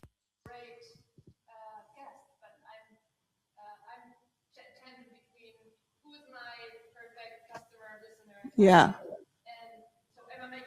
Yeah, she's basically asking, I don't know if you can hear, but she's basically asking, you're saying you have such a mixed guest pool, and then you think about the perfect avatar, but how do you keep reaching that avatar if the guests are so different? And she's applying it to her own channel. She's like, do I focus on one type of guest, or do I focus on the avatar? And that, how do you do that? How do you balance that? Yeah. Okay. So first of all, I think that's a great question. And the one thing I would say for me, just to give context, I have an interview show. I think the guests that we get at this point, we kind of know the topics that are going to work on the show. Also, a lot of the guests have their own audience, which they'll bring to certain episodes. But I'm going to tell specifically for the person that asked that question, I'm going to share something that was really helpful to me. And it's been something which my team and we've been working on for the last few weeks. And I actually got it from this guy called Dan Martell. He's like an entrepreneur. He has a really big YouTube channel. I think in promote an AI bot, don't. Because in terms of just building a personal brand in like the business space, I think he's done it in a very fast way and been very effective. And I was speaking with his like content producer, and he said that the way that they think and strategize content is they use the 70-30 rule. So obviously when he says that, I'm like, what is that? And basically what it means is 70% of the content that you create should be created for like a core viewer avatar. And you should know that those videos, those topics fall like perfectly within the realm of what that viewer avatar wants to know specifically from you. So it's like exactly why they're clicking on your channel. Like it's your core, it's your bread and butter. And so much of actually being effective on YouTube is understanding in detail what is the 70%. Like, what is that video, that topic, that thing that you speak about that your audience wants to know from you? And 70% of the videos that you put out should fit within that bracket. And just to make it real, my team and we recently did like an audit of all of our videos where we looked specifically like at the outliers. So videos that like strongly overperformed the average. And we would get like the transcripts, we'd be putting it in Claude, we would have like the titles and the thumbnails. We really spent a lot of time getting clarity on like what is the 70%, and nailing that, because that's going to grow your channel. That's how you're going to build this community that comes back to you again and again. The 30% is also extremely important, and that's kind of the experimentation. That's when you're trying a topic that you're like, I'm really interested in this. I'm not sure if the core viewer is going to be as interested, but let's try it. And so that's when you're experimenting, and you should be doing that about 30% of the time. And this is what Dan's doing, and it's how he's grown his personal brand. We do a similar thing where like we recently interviewed Dr. Bobby Price, who's like a doctor and like more in like the health space on the show. And it was like the first time that we'd ever done that. And that episode did really well. And so what's going to happen is you're going to have certain videos that do really well in that 30%. You're going to have some videos that completely underperform. But the important thing is like for those videos that do well, you test a very similar type of video again. If that then does well, then you can gradually start to move these topics into your 70%. And so it's this constant system where like you're posting videos that are delightful to your core viewer. You're also finding new topics that could also be delightful and are going to grow this audience and help you reach new audiences. And so, yeah, like I could speak about this all day, but I think that's kind of the basic strategy that we go off, is that 70-30 rule. Yeah, awesome. Very much appreciated. Callum, I'm going to do something that I always do when I talk to you, whether it's on an interview or privately. And I'm going to implore you to add a digital product like a course on YouTube to your arsenal, because very, very passively, I think you could make $20,000 a month just by having a $199 course that just does what you just did. Am I feeling this? Like just what you just did, and you have 10, sections that are like 10 videos where you talk about the things that maybe someone who's passive but serious, but someone who's passing by but is serious. And it's not this big $2,000 course. It's not this huge undertaking where you have to become a course creator. But it's something like, I think of Graham, who we don't really agree. This Graham guy who has the big finance channel, and then this other guy who does, can't think of the name either, but it's a big entertainment channel. And on the side, he has a course, a YouTube course. And it's such a passive thing that you could have in your description, mention it as your own ad for 30 seconds an episode, and make 10, 20, 30,000 a month. What do you think, Callum? Am I going to convince you yet? So you know what? So context for the audience, Arlan is telling the 100% truth, which is like every time we speak, she mentions Yes. the digital product. I felt it and in my bones.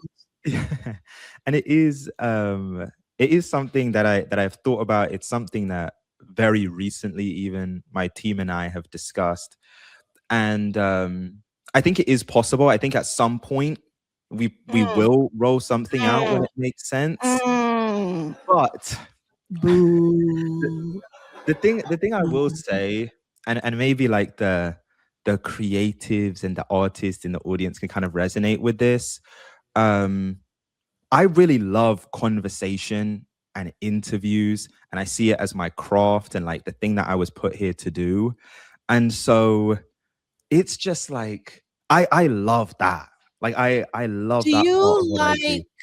Do you like paying your rent or mortgage? I do enjoy that. And do you like sending your mom on vacation?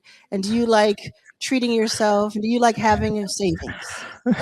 I love all of those things. And when you bring my mother into it, I feel like I have to. I thought I would. I would. Kind of So puts the me reason over the I'm saying edge. this, Callum, is I totally get you, but I think it's a little similar to our South by Southwest conversation. You were telling me about how you were getting that t-shirt perfectly right before you release the t-shirt. And then you release the t-shirt, the Stay Delusional, which you can get from Callum, right? You released it and it's like, it's out. You could actually get feedback and you actually iterate on it. You can actually do all the things you want to do with the bells and whistles, but it's out there instead of like this 8-month, preparation. I don't think you have to spend, and I'm happy to help you with this. I don't think you have to spend a lot of time to do this. It does not have to be, I think there's something that is blocking you. And I know what you're saying out loud, but I'm going to go a little further. And I do think it's something else. I think it's imposter syndrome. And I think that what I would do is think through the people who do need to hear from you as the messenger, the people who are bombarded with $2,000 courses about this, but you would give them the same value for less.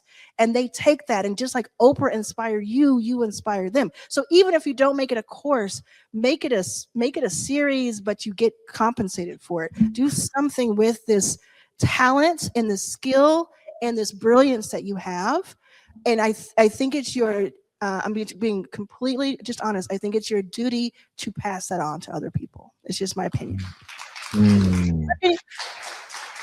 No, thank you.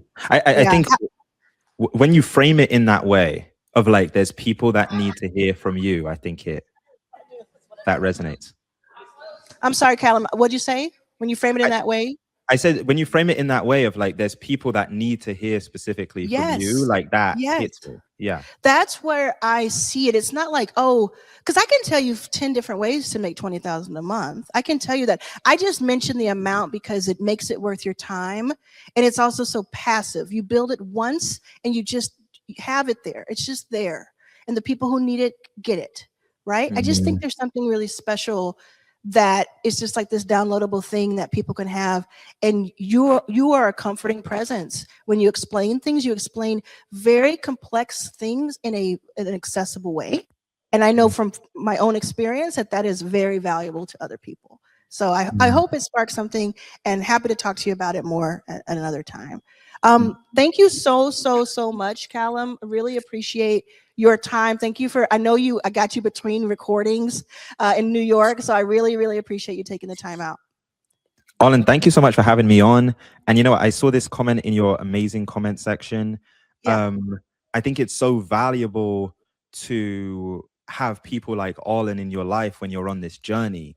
And when I say that, what I mean is people that see potential and see talent in you before you even see it. And so I think mine and Arlan, like even meeting, it happened so organically. It happened on the show. But really it's blossomed from there, and you've been like a constant supporter and partner for me. So yeah, thank you so much for having me. It was an honor to be here. Thank you. Let's give it up for Callum. Thanks, Callum. I'll see you soon.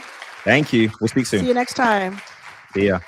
All right. That was cool, right? Cool. So what we're going to do is in studio, we're going to take a 30-minute break so we can stretch our legs and move around. Thank y'all so much for making your way back to us. I was so lonely. I just want to give a shout out to the quick thinking of, I don't even know, like 14 people just made that happen. But I'm so you all are here. There's a bit of like a 7-second delay if you see the chat. So just FYI.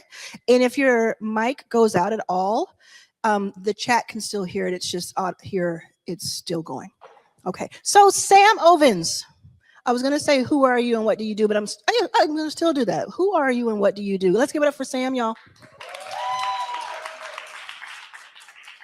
For anyone who's not familiar, who are you and what do you do? My name is Sam, and I am the CEO of Skool. How many people have a school in this room? Okay, wow. And then on chat, how many people have a school? And if someone doesn't know what Skool is, they're just hearing about it for the first time. What is Skool to you? It's a community platform. So it's kind of like Facebook groups in a way, right? You can make a community about anything you want, and you can make it free, or you can charge for membership. Like you might charge $10 a month, $20 a month. And yeah, there's communities about pretty much everything on there. Like I found one the other day about how to build your own hobbit house. Yes, I saw that on your Skool news. Yeah. And it's making it's $5 a month, and it makes like $2,000 a month. I think it might even be making more because it's a freemium model with tiers. It's new, so it's just getting started. But I found another one the other day about miniature painting, those little Warhammer sets or whatever, where you paint them. I do now because Kirby said Warhammer, and I'm like, what nerdy is this? And then I looked it up. But there's everything. There's one on donkey hoof trimming. Did you say donkey hoof trimming? Yeah. School. Yeah. Okay. And that one makes $20,000 a month. So yeah, there's 200,000 communities on there. There's one about almost anything you can think of. I don't even know most of what's on there because there's too many things. Yeah. But yeah, it basically helps people build a community around the thing they're passionate about, bring like-minded people together, hang out, and turn their passion into an income. Yeah. Yeah. And I mean, obviously, we've talked a lot the last year and a half, and I do watch the Skool news, and I think we know a lot about Skool, but I'm really curious because we just had an interview with a man named Callum Johnson, who has a really amazing podcast on YouTube. And we talked about being delusional. And we talked about how obsessed you have to be to build something huge, right? And not everybody needs to do that. Not everybody's going to do that. But I'm very curious about the seed of Skool for you and the vision that you cast for yourself. Is it matching what's happening now? Or is it beyond that?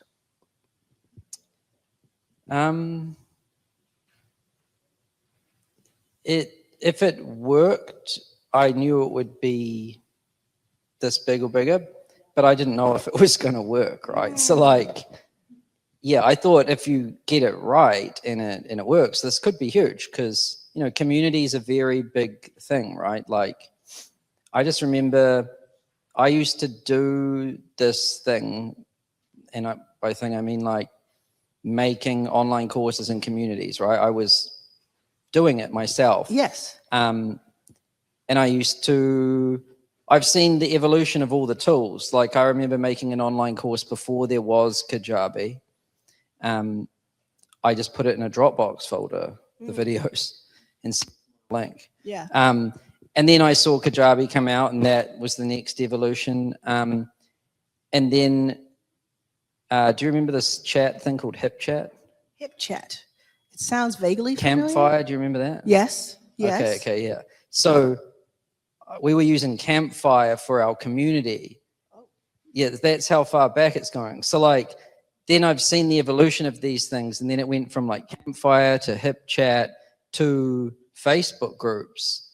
And then I started to notice the community element of this online product thing was really quite big.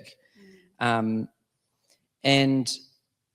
I noticed that it was just very fragmented to run one of these businesses. Like, you know, you had your website, you had your checkout, you had like merchant accounts like Zapier, and then you had CRM, and you had your Kajabi content portal thing, and then you might have your Facebook group, and then you might have Zoom calls, and you put the recordings. Like, it was crazy, all the different things you had to like tie together and coordinate to make it work.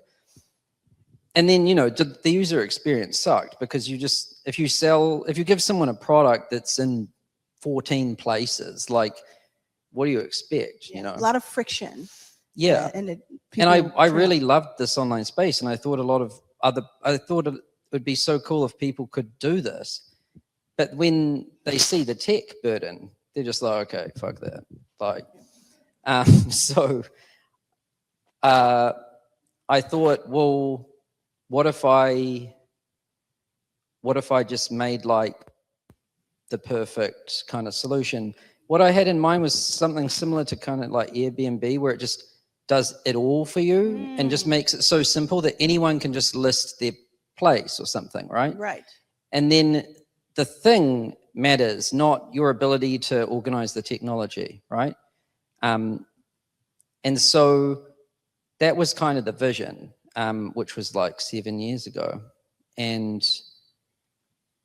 I thought it would be extremely hard. Has it been? Yeah. Well, you've worked on it for 7 years. I think I first heard about it less than 2 years ago. So those 5 years, I know there have been these inflection points, like 2024, 2025 inflection points. Those 5 years, what gave you that fuel to keep going when it wasn't the tsunami? Yeah, so the first thing I had in my mind was like Facebook groups, but better, right? So just a little goal. Yeah. Because I knew a lot of people using Facebook groups. And I thought, let's forget about the course thing, the live call thing, even payments. Let's just forget about all of these things. Let's just see if we can make something that people would try and move over to from Facebook and stay there. And if we can pull that off, then I think we can do the other parts, because that was the hardest part, right? Because, you know, step one, like, make something better than Facebook. Like, yeah, just a tiny little thing. Yeah, that's what took so long. Yeah. There's like so many little pieces to it, you know. And how many people did you have working with you? Because I've met a few people who said, yeah, I've been here since almost the beginning. But it's like your team now is less than 50, I think, and it's a huge company. So how many people were like ride or die with you? You mean like, well, the original team, I think we built like the first proper version of Skool with probably like 6, 7 people. Yeah. It didn't have payments. It didn't have live calls. It didn't have all the things. Everything that we take for granted now. Yeah, but Yeah. that was done, a lot of Skool was done with about 6 or 7 people, and now it's at about 42 people. Yeah. Yeah. Do you ever, because you kind of glossed over, I used to do this thing. And this thing you used to do is what I hear a lot of, in Silicon Valley, I say tech bros, but I would say like finance bros maybe now, talk about like you're their hero. Like you're like the mecca when it comes to online consulting and things like that. Can we talk about that a little bit? Because I think that's where a lot of people are now. We're consult coaches and different things. Do you talk about that? Sure, but Yeah. it's a while ago. It's been a right? while, yeah. But I think, I mean, when I think about you at the beginning stages of Skool, it's because you had built, so my new book is called Arlan's Authority Playbook. And it's because you had built authority somewhere, and then you had resources to then, and stop me if I'm wrong about any of this, but you had those resources, and then you could cast this vision for the much bigger thing that was going to happen next. But that's why I find it fascinating, and also because I think it's a language we speak. Mm. Yeah. So what do you want to know? Oh, I just wanted to know if it's okay to talk about Yeah. that time. Yeah. So you used to sell like high ticket coaching. Is that what it was? I started by selling I started actually by buying an online course as a customer, Okay. and then fell in love with it. I went over to America to hang out with the other students. And Does that feel familiar to some of y'all who flew out of the country? Yes. this is how funny it is. It's like those Russian dolls, you know this? Yeah. So like I wanted to start an online business, like a software. I actually started in software, and I made a couple of apps and they didn't work. And I sucked basically. Really. Like I had no idea what I was doing. It's actually pretty funny. I thought I need to make an app because everyone was talking about apps back then. And I went to the cafe to buy a coffee, and I noticed that they had these stamp cards. I was like, I can make an app for that. For stamp cards? You know, oh yeah. Multi cards. I was Yeah, like, I'll make an app. That's better. Yeah. And then I going to the guy and I was like, hey, like I can make an app for this. And he was like, what's wrong with my paper card? And I was like, oh shit. He was right. Like there's nothing wrong with the paper card. Yeah. That's kind of where I got started with these random ideas like this, right? Yeah. That's And what then- we do as entrepreneurs. Yeah. We see something we want to make better. But I was truly clueless. Yeah. And I started listening to online interviews back on Mixergy. You remember? No. Okay. Not So you're any part of new it. then. You're not. New? I'll take it. I'm 45. I'll take new. I was in a different place probably during this time, probably Okay. the floor of an airport. So yeah. But it's crazy to think about this, but back then, there was no interviews really of entrepreneurs on the internet, which is pretty insane to think with the amount of podcasts and content these days. Yeah. So there was like one website called Mixergy that had some interviews. And I'm telling you, this is like the only one. And I would listen to these things and I'd started to learn that way. And then this one guy had this interview, his name was Dane Maxwell, and he had started a successful software company, and then he was going to teach some people how to do it with a course. And so I joined it and was shocked that how useful it was, because he had actually done it and then was just sharing how he had done it. And one of the first things he told us was, don't come up with ideas. Like a lot of people just think like, what's a good idea? And that's exactly what I was doing. He was like, solve a problem. So go and ask people what their problems are. So I just started like cold calling property managers, saying, what's your problem? Did you say that? I said that That would've exact been thing. And I was awesome. so shocked. On like the first call, this woman just talked to me for 20 minutes and told me all their problems. Then the next call, same thing. I was like, oh my God, people just tell you. And then after like 15 calls, there was this pattern. Everyone hated property inspections. And then I thought I could make an app for that. But this time it solved a problem. My loyalty card app didn't really, right? So that was the difference. And so that business was successful. I built this software company from this online course. It was it still exists today. It's still used by a ton of snapinspect.com. And it was successful. The thing was, I didn't love property management at all. I had no interest in it. So I built a successful business, but in that process, I actually fell in love with this online learning thing because I saw it firsthand, what it did for me. And then I met all of these other people who were students and came over to America, made friends.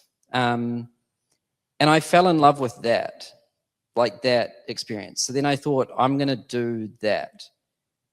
And then I spent so I sold my shares to my co-founder of that software company. So, I started with software in an online course, then decided to make online courses, and then saw the problem in terms of software for online courses, and now I'm making software for online. Yes. Do you see how that kind of works? Yes. That's the Russian doll thing, right? Yeah. So that's kind of how I got started, and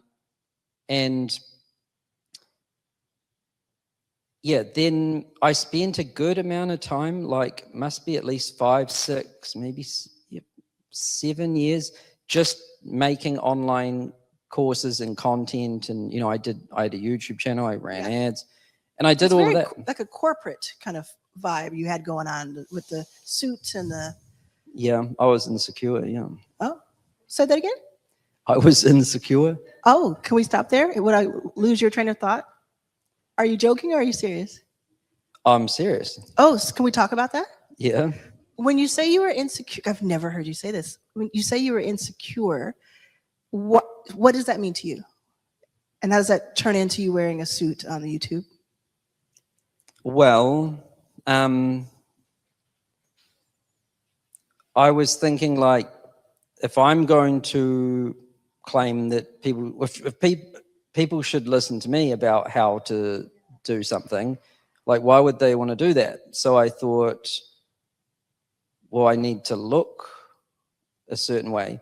And I chose to move to New York. I moved from New Zealand to New York because I was like, that'll kind of put me on the map. Everyone knows New York. And then, this, where I film my videos, it had New York in the backdrop. Yes. Yeah. And then I thought, well, what else does a trustworthy person who knows about business have? Like a suit. A crisp suit, yeah. Yeah. And I think it's just a crutch, right? So instead of like believing in myself, I used props to. Yeah, he's probably, you understand it's deep. Because we relate. Okay. We're relating like, oh, that's what I've done at some part of my life. That's what that was. Got it. Yeah. Okay. Wow. And so when did we're going to definitely get back to the order, but when did you start feeling yourself, like feeling like you were yourself?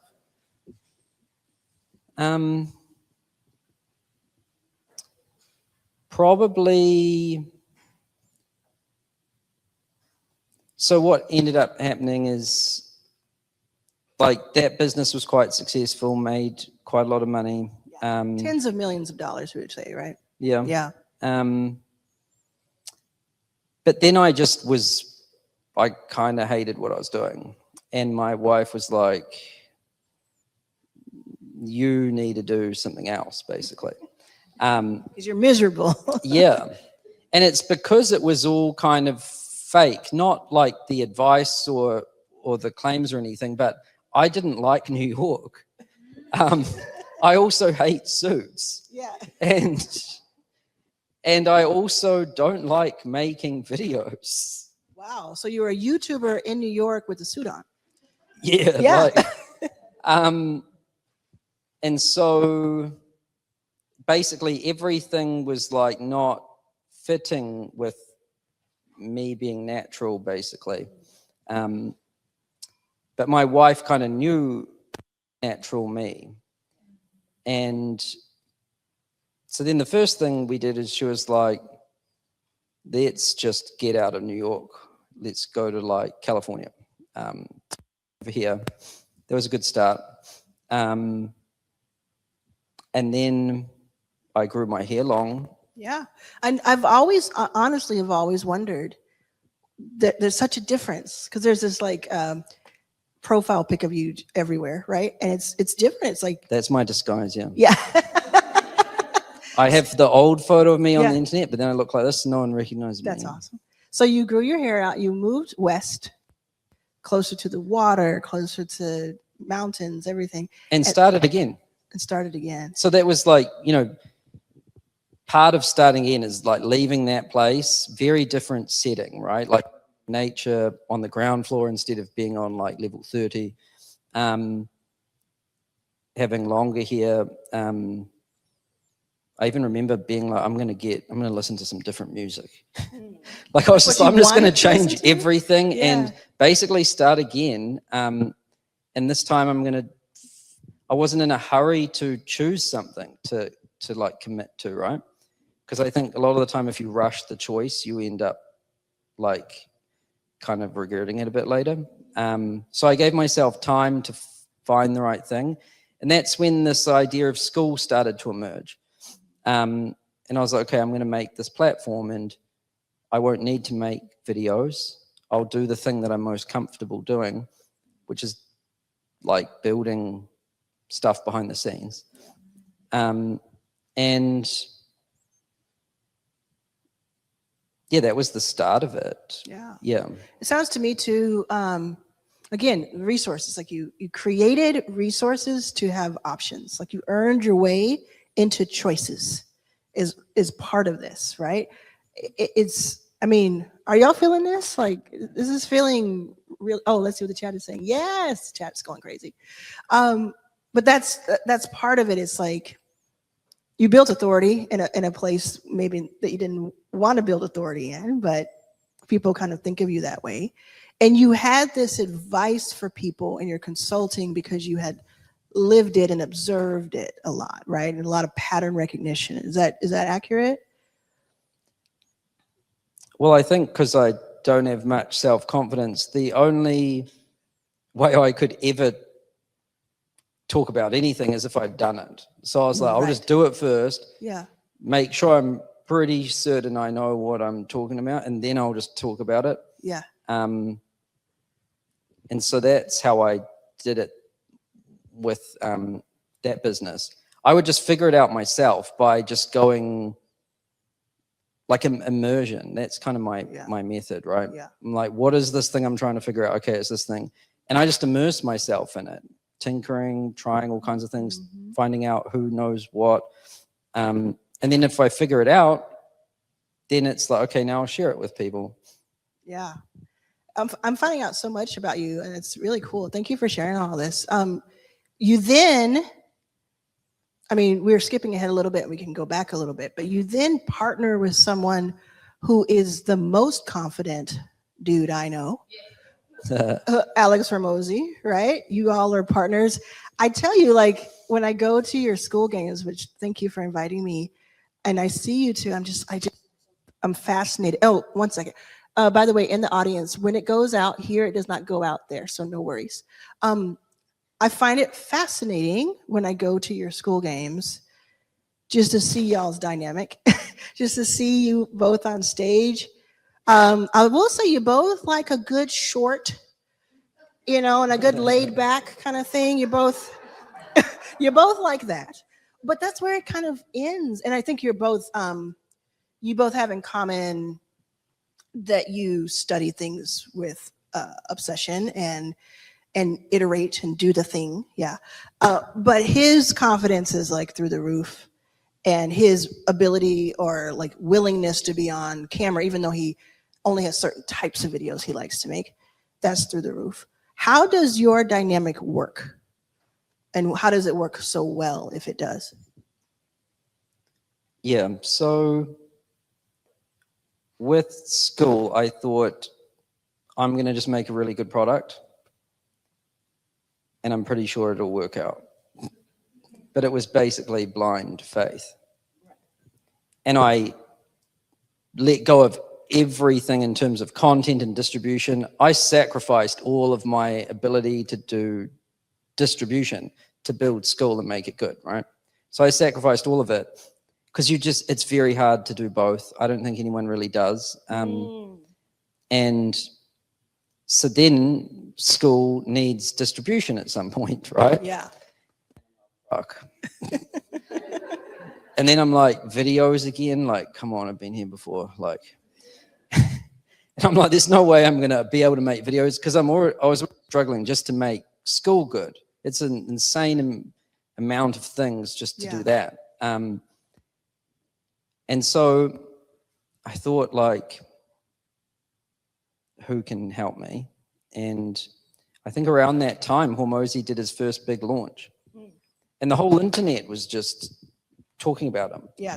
This is like 2 years ago, 3 years ago. It's when there was the hats. You remember that one? It was the hats. Hats. His first ever launch, I think he sold. He gave away hats? Something like that. Oh, yeah. I wasn't around. I mean, Okay. his world then. But I just noticed the whole damn internet Yeah. was like and I was like, I hadn't seen that before. Where like someone could just like get the whole internet, and not the whole internet, but in this world, niche, the yeah. whole internet. Yeah. And I just thought I could use that for sure. Yeah. Fair. So then I thought, well, how the hell am I going to get him to do that?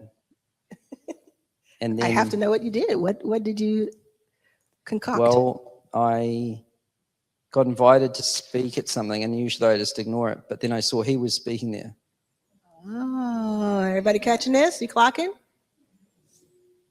And then I spotted my moment to go and talk to him. And my heart rate was like 200 beats per minute. And then I started talking to him and asked for his number. And then when I put it in, I realized I already had it. Really? Yeah, I'd actually talked to him a couple of years before. Wow, okay. Yeah.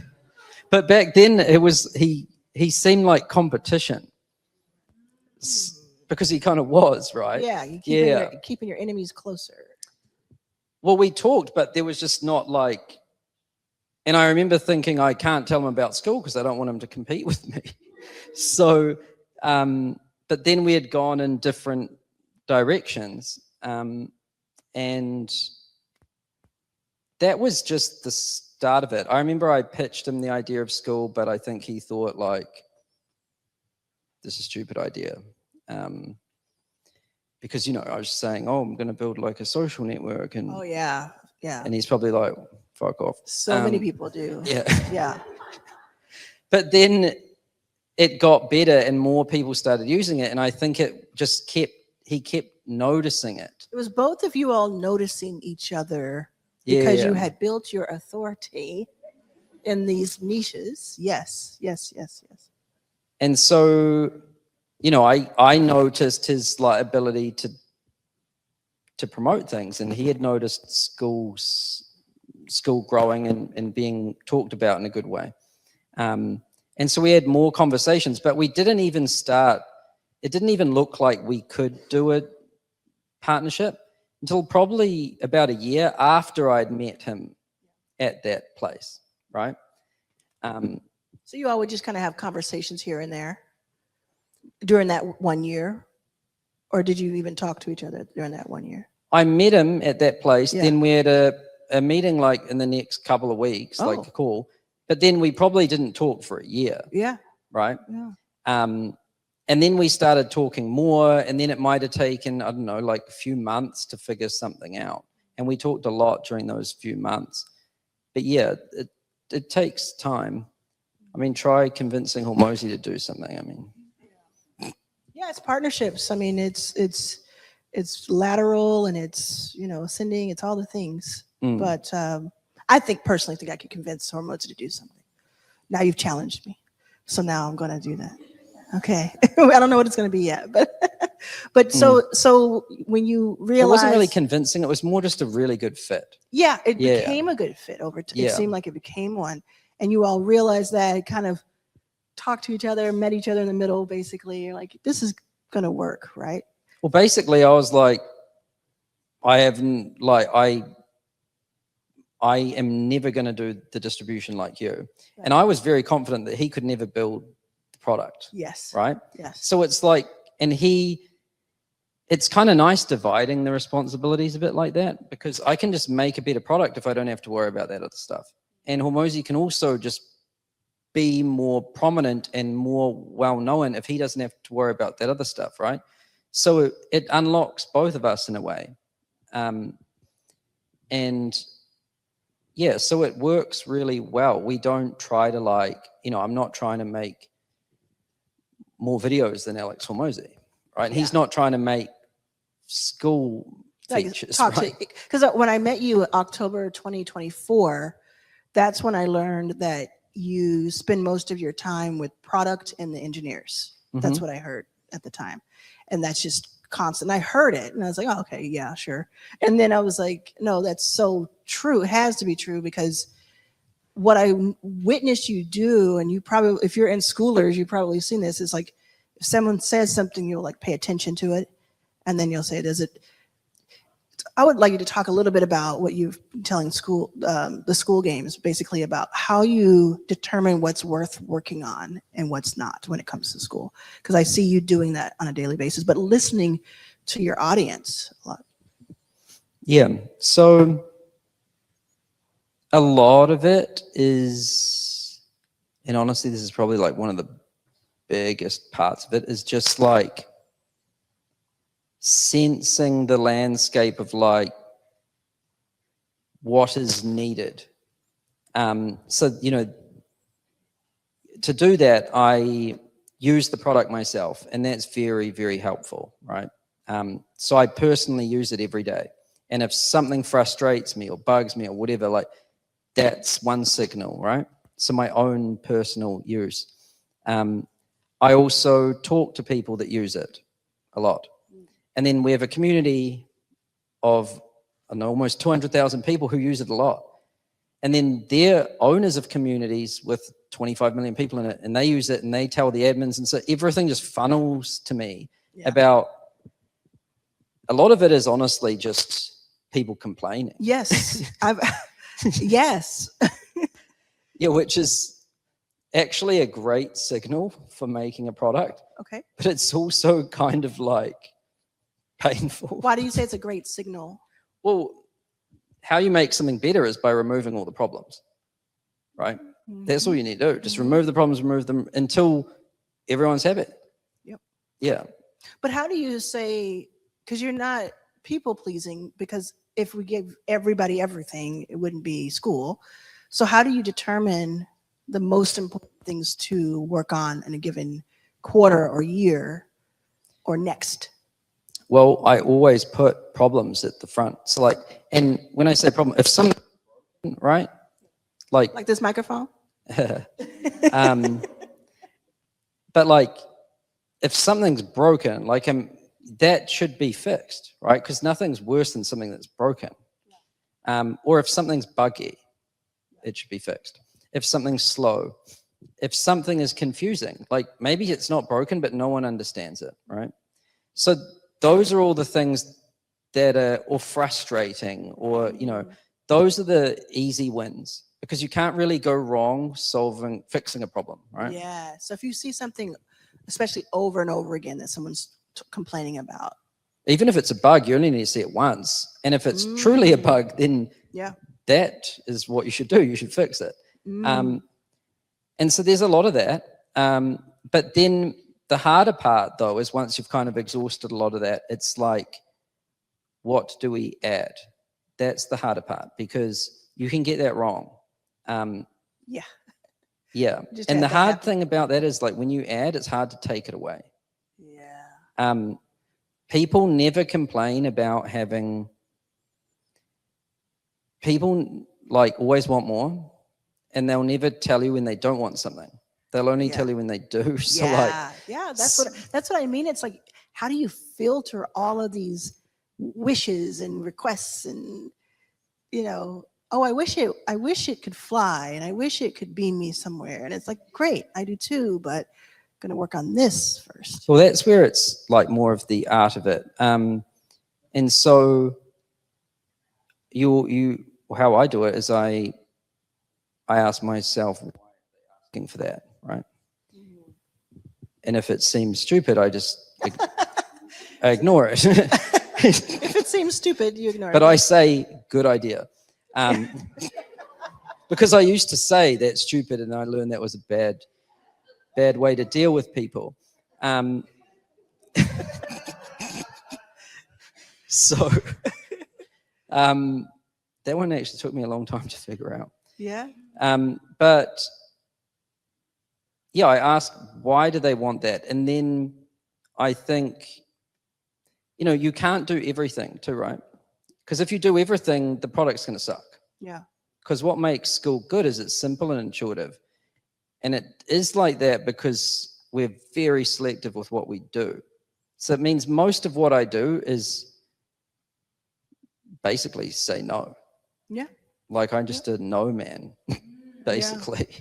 Like it's insane how many things I have to ignore and say no to. And I just look at a lot of feedback, and I talk to a lot of people that use it, and I use it myself, and I wait until it's clear, like the signal. Like if I can really see this thing over there, and then I assess it, like why do people want us to do that? And is there an alternative? Like why don't they do it this way? And then if it seems like, then I start thinking, if we were to do it, how would we do it? And I'm talking in an abstract context here. So like, for example, it might be, should we do payments? And that's a big call, because getting into payments is like, there's a lot of stuff in payments, right?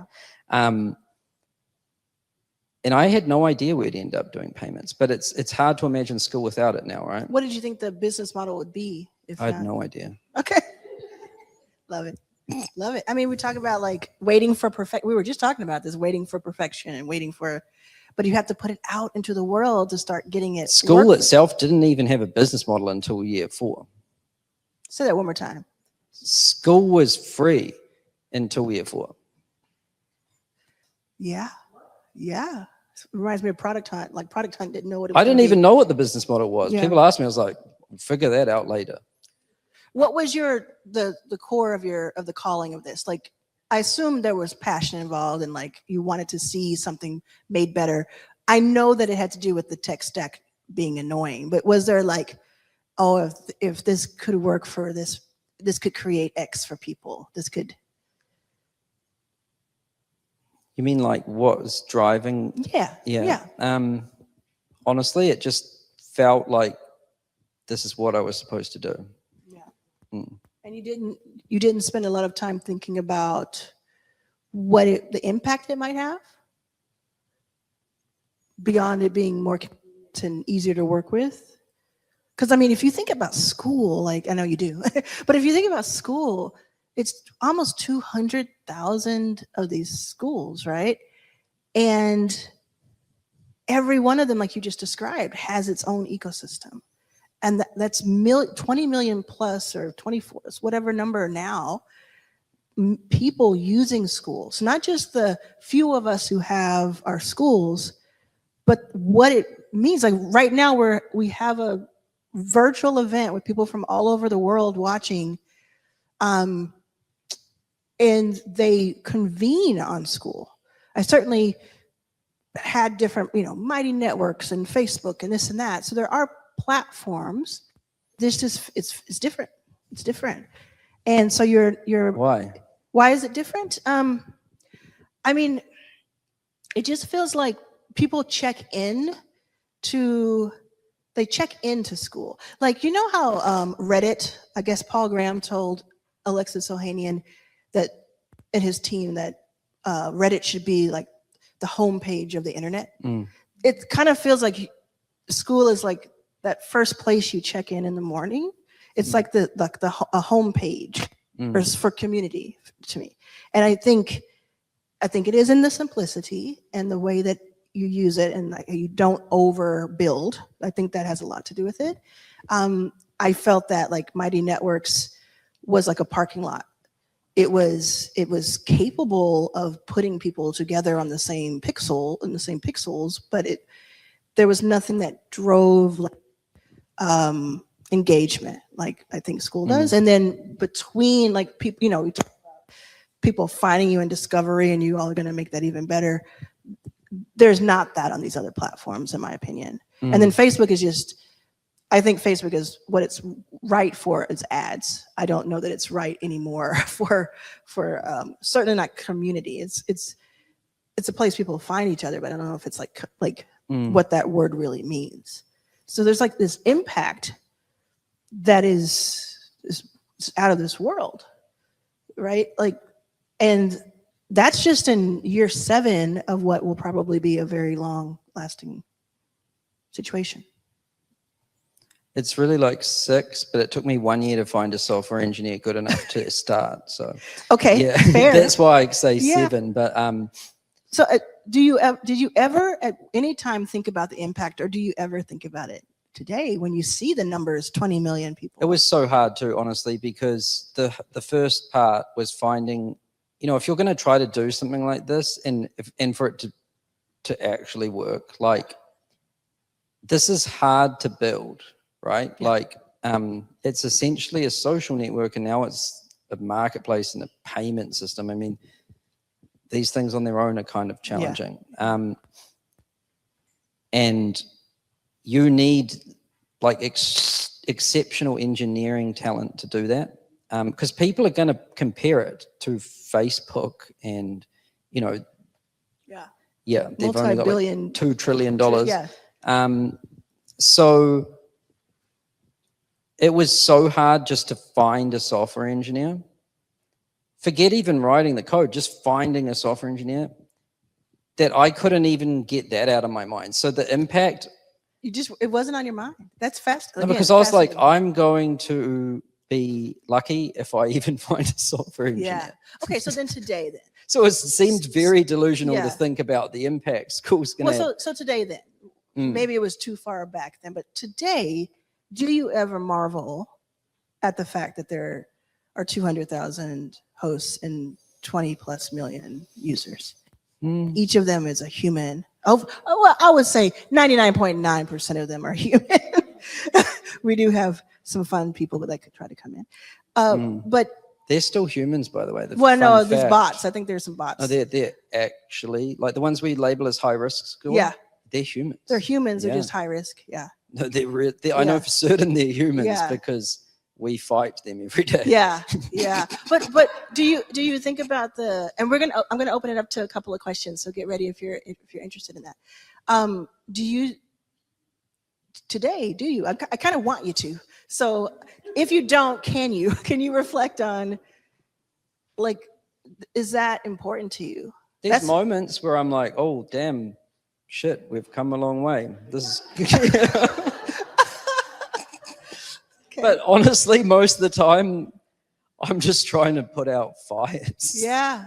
So like, That's interesting. I'm like, I need to stop those damn spammers, right? Like, Yeah. or how are we going to do all the currencies in the world? Well, Or see, like, one thing though, and I see what you're saying, but you did stop a runaway train from happening with the Skool games as they used to be, where it was just like, the Cybertruck and the Bros and the pay for a year but get counted as a month type of thing. yeah.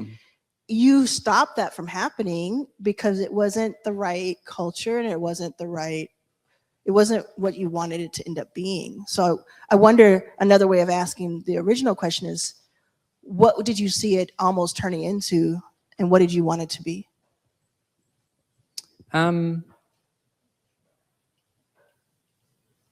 So, the first step was to make something good, and then I think we achieved that. Then the next step was to get it out there, right? Like grow it. That's why we did the Hormozy thing and the Skool games and all of that. And that really worked. We grew 700% in 1 year. And basically everything was on fire.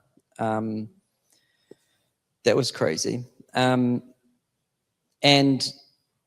the cracks started to show, like, and, you know, people would just say things. And I realized that Skool was starting to get judged as like hustle bro or just make money or things like that. And I was like, okay, this isn't good. This isn't why. The other thing that was interesting was it was more of a perception problem than a reality. If you actually looked beneath the surface, there was all kinds of things on Skool. Yeah. It was just, it got judged in a certain way. And so I had to ask myself, like, why? And it's the surfaces, this surface area. And one of the biggest surface area was the ads, right? It's not even the product, it's just the ads. And yeah, there's Hormozy with like no shirt on, talking about making a lot of money. Yeah. And so who do you think joins? A lot of dudes with no shirts on that want to make a lot of money. I'm not even joking. There was people in the community and their profile pic was a dude with no shirt on. There were so many dudes with no shirts on. Yeah. And you're like, we're not going to have They this. didn't even have Go ahead a and do that. niche or a passion. They were just like, their bio was like, make money. Yeah. And I was like thinking, how? With their thirst trap. That's how. Okay. Thank you. Anyway, Hello. I thought I need to fix this problem. Yeah. Right. And so I just decided to fix it. And a lot of the time this happens, it's like, you know, in order to make a really good product, I had to forget about everything else. I didn't have a business model, no idea how I was going to distribute it to people. I had no idea how we were going to make money. Seems reckless. But I just had faith that if I did that, made something really good, it would probably work out. Then we grew a lot. Right. Yeah. And so then that was the focus. But then in order to fix the problems, I had to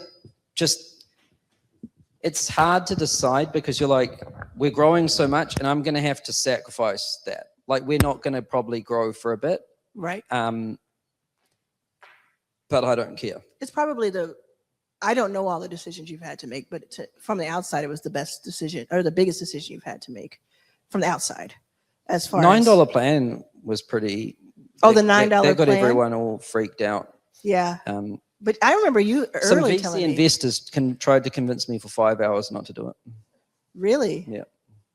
Why? What are they? Well, it's 11 times cheaper than 99. Right? Yes. So what if everyone downgrades? Yeah, but you also get 10% fees. Yeah, but everyone that's making meaningful money goes to 99. Yeah, that's right. I tell them to. I'm like, yeah, as soon as you get to 1,000. Yeah. But yeah, there's different times where, and this has happened, and I think this is how you make something great, is you have to do things that don't make financial sense, that might actually be bad for your business financially or whatever. And I've made those choices again and again because there's just some kind of faith that it's the right thing to do and it'll be good in the long run, right? So fixing the issues with the hustle bro thing, and you know, the $9 thing was kind of part of that too, because I noticed these patterns. Like, I saw these cool groups. Like, one group I saw was this Dr. Seuss group, but then he closed it down and started a group about how to make money on Skool. Whoa. Because he had to cover his $99 fee. Oh my goodness. So I was like, even the price is kind of involved in this. Yeah. This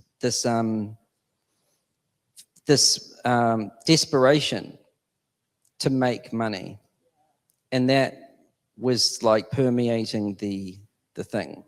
And so, yeah, there's depth to it, but I cleaned up for like almost all of last year. Yeah. And was Hormozy on board with you making those changes? Because you're kind of saying it was his doing a little bit with his shirtless Oh, it's different. No, it's body. not. But I know, I mean, obviously things are good because you all are cool, but did he say, well, that's kind of against, you're saying that about me then? You're saying that about...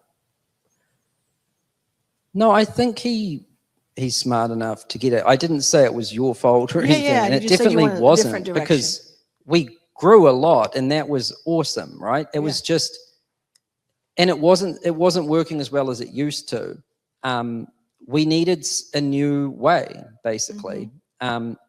Something that was not like, when you're just pounding one message to like one market, like there's only so far that goes before you need something that can like cover more use cases and markets and people and like things. the Hobbit guy is not going to necessarily be attracted to a make money fast bro necessarily. Definitely not. Yeah. So he knew that like we needed to change things. And I think he just trusts me the same way I trust him. Yeah. And yeah.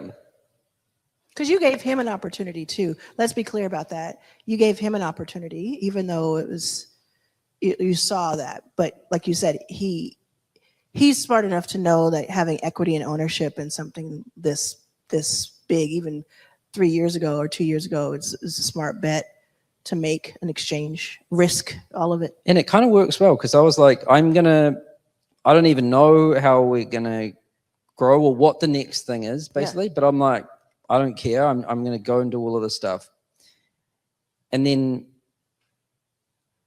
he was like, well, what do you want me to do? I was like, I don't know. We'll figure it out.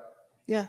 And then he went and did his thing for a bit, and I was doing my thing for a bit. And then we kind of came back together at the right time, where I had shipped the $9 plan and all of these things by the time he was ready for his book launch. Yes. And That so it came $100 back million together book again, launch. and boom, it's like the Yeah. next thing happened, Yeah. right? And that was the next big jump. And so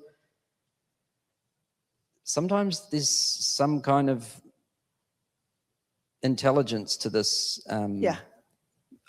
I don't know There's a how it's method going to to the work. madness. There's some kind of like belief or something that I know this is the right thing to do. I don't know how it's going to work, but hopefully it does.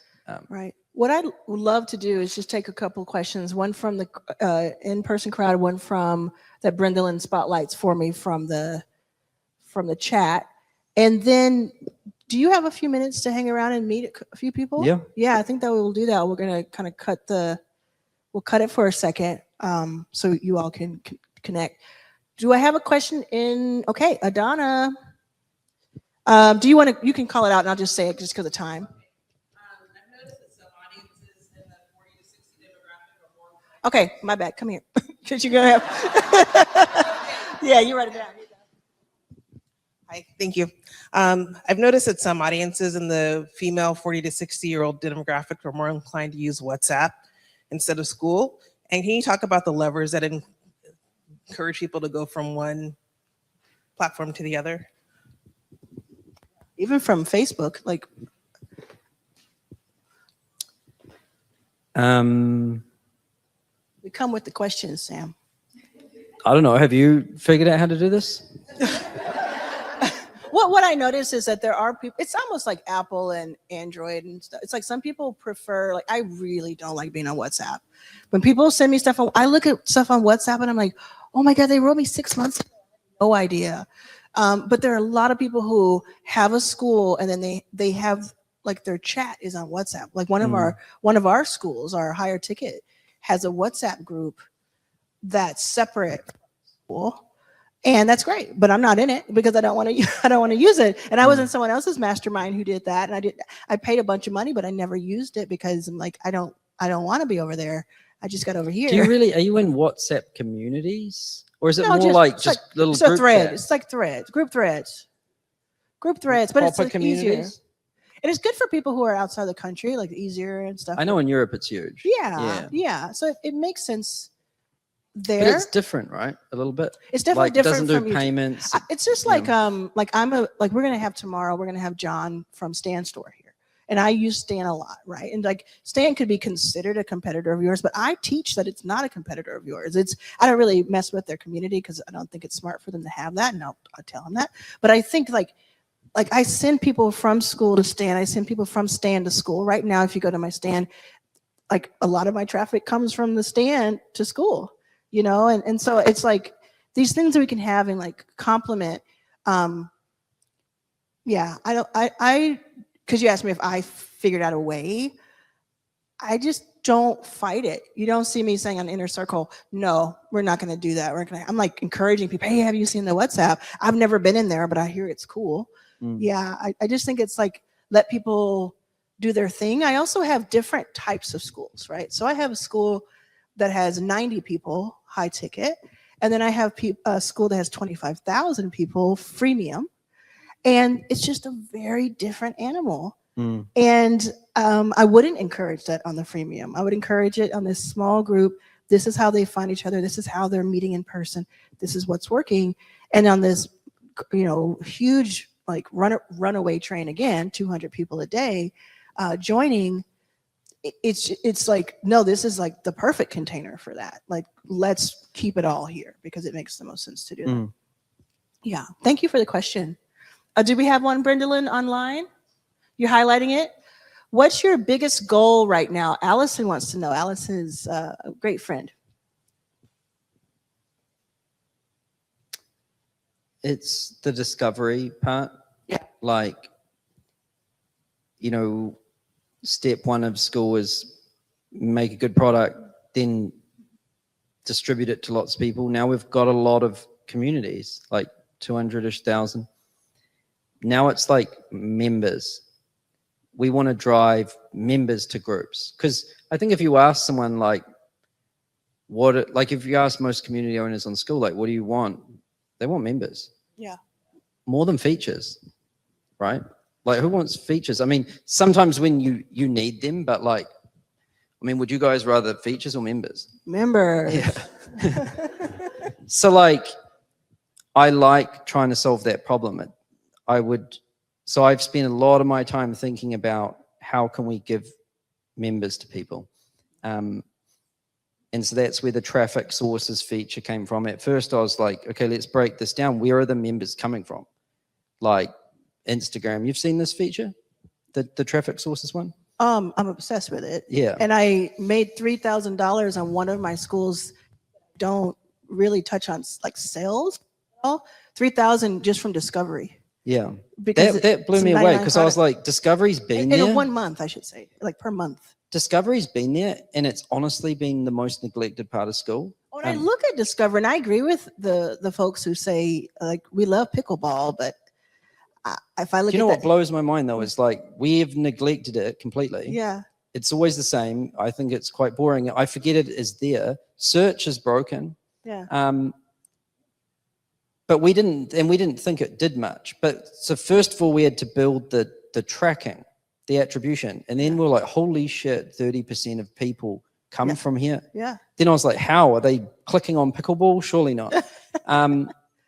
They're It's the number searching. one. It's It the blew number my one. mind that it's search. I was like, so Keyword searches. you're telling me that the most broken thing on Skool is the most important? Yeah. That kind of that was the most surprising thing I ever learned. And so then I was like, okay, I'm going to focus on this. And so like for the rest of this year, we're going to be going hard on discovery, like making the search really good. The algorithms so it changes. We're going to show trending on the homepage instead of just, I saw that on the Skool news. That's so cool. It's going to be trending. Is it going to be by day or by week, or do you know yet? Yeah. Break the news. Week's Sam. a little boring because like if you did a launch 6 days ago, but it's still trending. Yeah. So I kind of like 24 hours. Yes. Yeah. I've been playing that's with going to be That'll be really, really good. I think. It's really cool, actually. I'm seeing these groups that I never knew existed. Yeah, and then you said in Skool News, this which is like this weekly YouTube episode, you said it's going to be harder to game that. What do you mean? How will it be harder? I would think it would be kind of like people like rallying. Let's get to the top. Well, it's hard to permanently be trending, right? Yeah. For one. Yeah, that's right. And then how we do the algorithm, we've learned a lot because, we had this basic V1 algorithm and people kind of learned, some people figured out how to game it. And then we learned how to make it not so gameable. Well, we're number 6. Your first 5K is number 6 in the money category. But, I bet you more of your members come from search than discovery anyway. That's the paradigm shift. Yeah. Well, I mean, they're the same, right? Because you go to discovery to search. You do a keyword. True, but everyone thinks where they rank on discovery is the most important thing. No. Well, people, I ask those questions when they join and I say, where did you find me? And usually it's YouTube because that's number 1 for me. But Skool is the second and very close now. And they say, either they say Skool, one word or whatever, or they say discovery because they may mean that they type something in, but it's called discovery. But a lot of people say, I search for, and they tell me the keywords that they search for. So that's how that blows my mind because it's broken. How many people visit people visit the discovery page every 1 million a day? That's how we're getting, like if we were to look at your first 5K right now, thousands of views per month. If you look at Prompt Shop in a Box, $99 one time. That's where I make the 2,000 to 3,000 a month just from discovery. People seeing it, going right to the About page. So I made a whole video about it because I was like, I had no idea. Even Hormozy, right? Who's got a big audience? Yeah. Still 30% of his members come from Skool. Yeah, because they're searching. Yeah, they're searching. And not everybody knows him, and he makes that point. Did we have any other questions in the room? I know Selena had her hand up first. Yes. One. Come here, Selena. Do you probably don't recognize because you're in that ad, right? I spotted her before. That's great. That's right. That ad crushes. It's still going hard. Yeah. Thank you for that. My question is, so you said you fixed the problem. I want to know how you fixed the problem. What problem? With Hormozy, with the bro culture within the system. How'd you fix that? So Hormozy wasn't the problem. I hope I didn't. No, he was not the problem. No. So the step 1 was we just turned off the ads. And this is 2 separate ads. He's talking about like a year ago or something, like months ago. Yeah, we were spending like a month on ads, and they were working. These other ads, not the current ones. I didn't even have a replacement for them. Yeah. Because they were working. Because people were coming in. When something's working and you don't even have a replacement, you just say turn it off. Yeah. It's a little scary for some people. Yeah. But I just said cut it. I don't care. And then that was step 1. Step 2 was to rethink the Skool games. Because, the ants go where the sugar lies. Like the incentives are important, right? And the Skool games was basically like, make as much money as you can in 30 days to win a Cybertruck. Yeah. Oh, I railed against that. I railed. It was so funny. It was funny. The first one was cool, though. The one that Max Person won. Yeah, of course. That was really cool. Of course. But then it just went to hell. So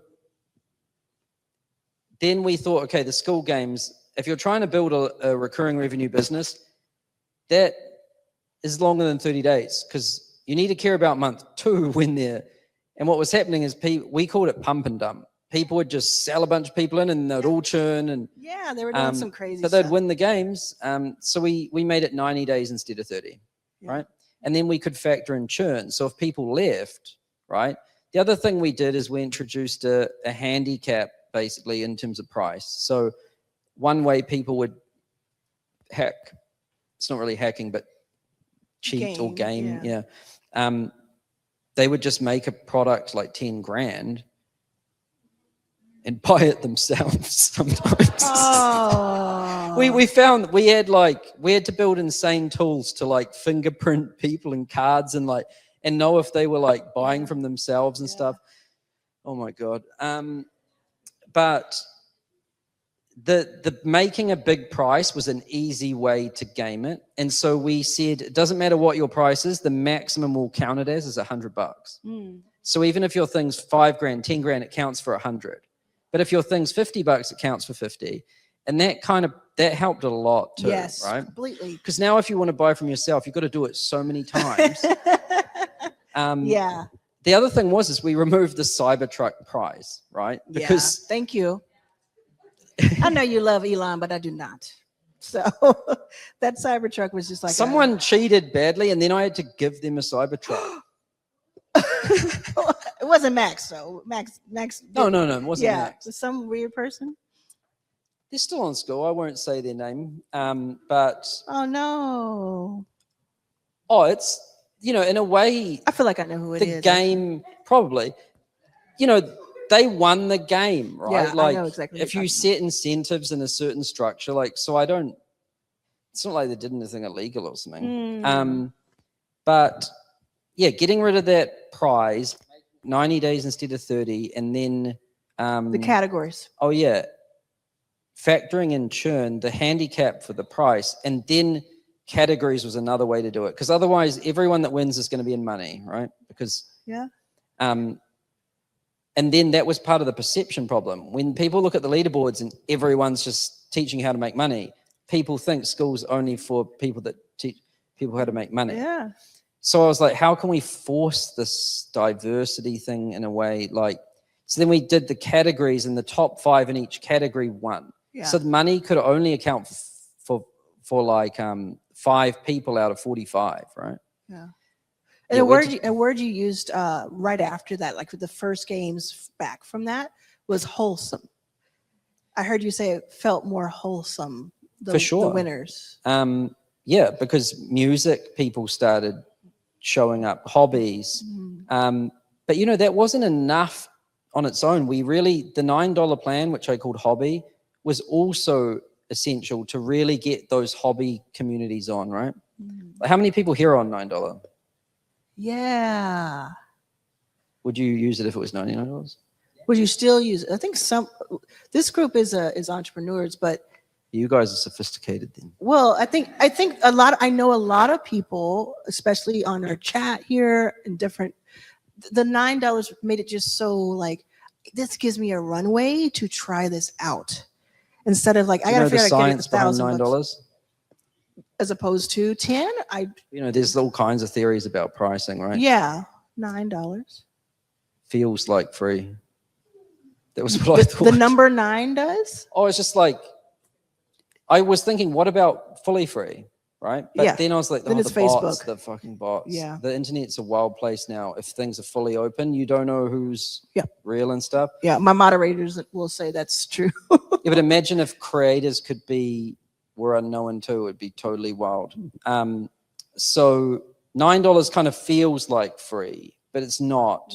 And we called it the hobby plan too. Yeah. So, but even that wasn't enough to get that market. You also needed to make schoolwork do everything for them. For example, video hosting, live streaming, the plan for last year, I remember presenting it to our team. It's kind of like a joke, but also fully serious. I said, the plan for this year is unlimited expensive things for 90% off. Yes. Oh, and it was actually our plan. Yeah. We added unlimited video, unlimited live streaming. Did it work? Since the $9 change that you can do $9 a month or you can do $99 a month, did the $9 or $100, did the $9, did that change things for school? Yeah. How? Well, you get a lot more people making groups, right? You get a lot of different types of groups, like the hobby ones. I think it does something to the energy and the vibe of the platform when people aren't so desperate to to make money to cover their costs, right? So Yeah. people can just make communities that aren't even about making money, which is so important. Yeah. Like there's way more communities on Skool that have nothing to do with making money. Oh, sure. Yeah. Yeah.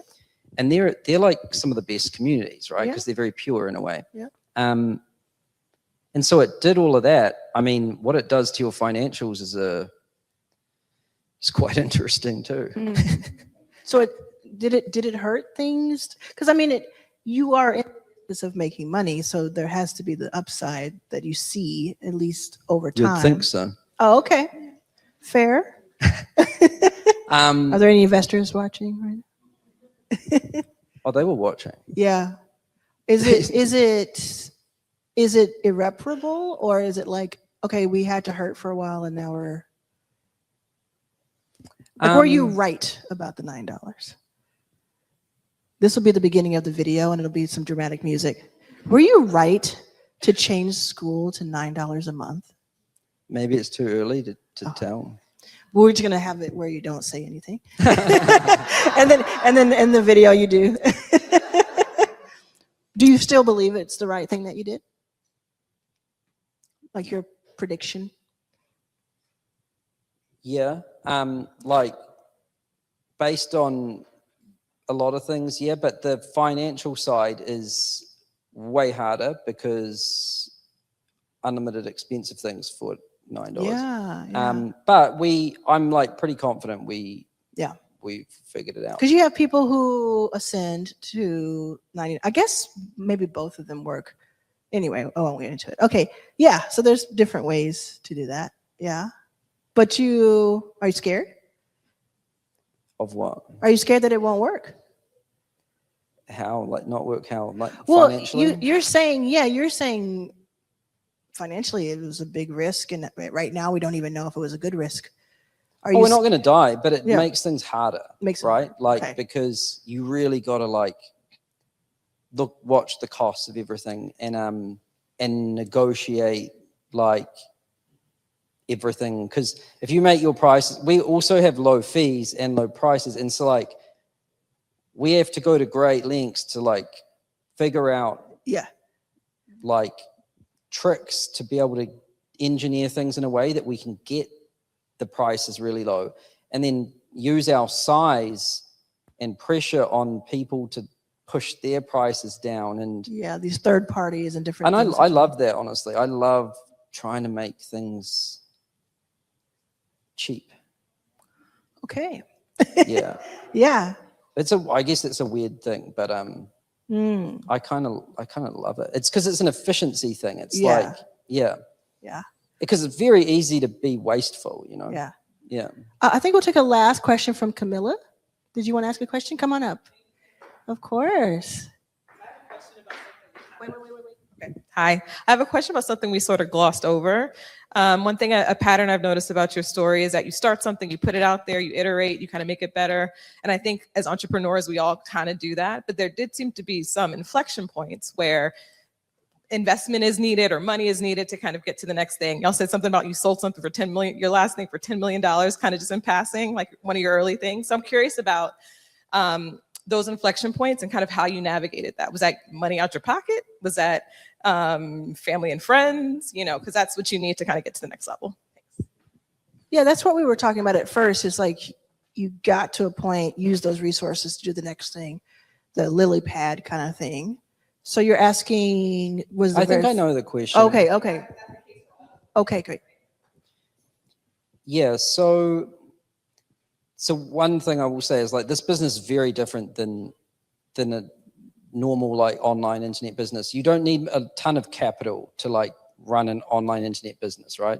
It's partly why I love this industry so much, is because someone with just a passion can create something and charge money for it.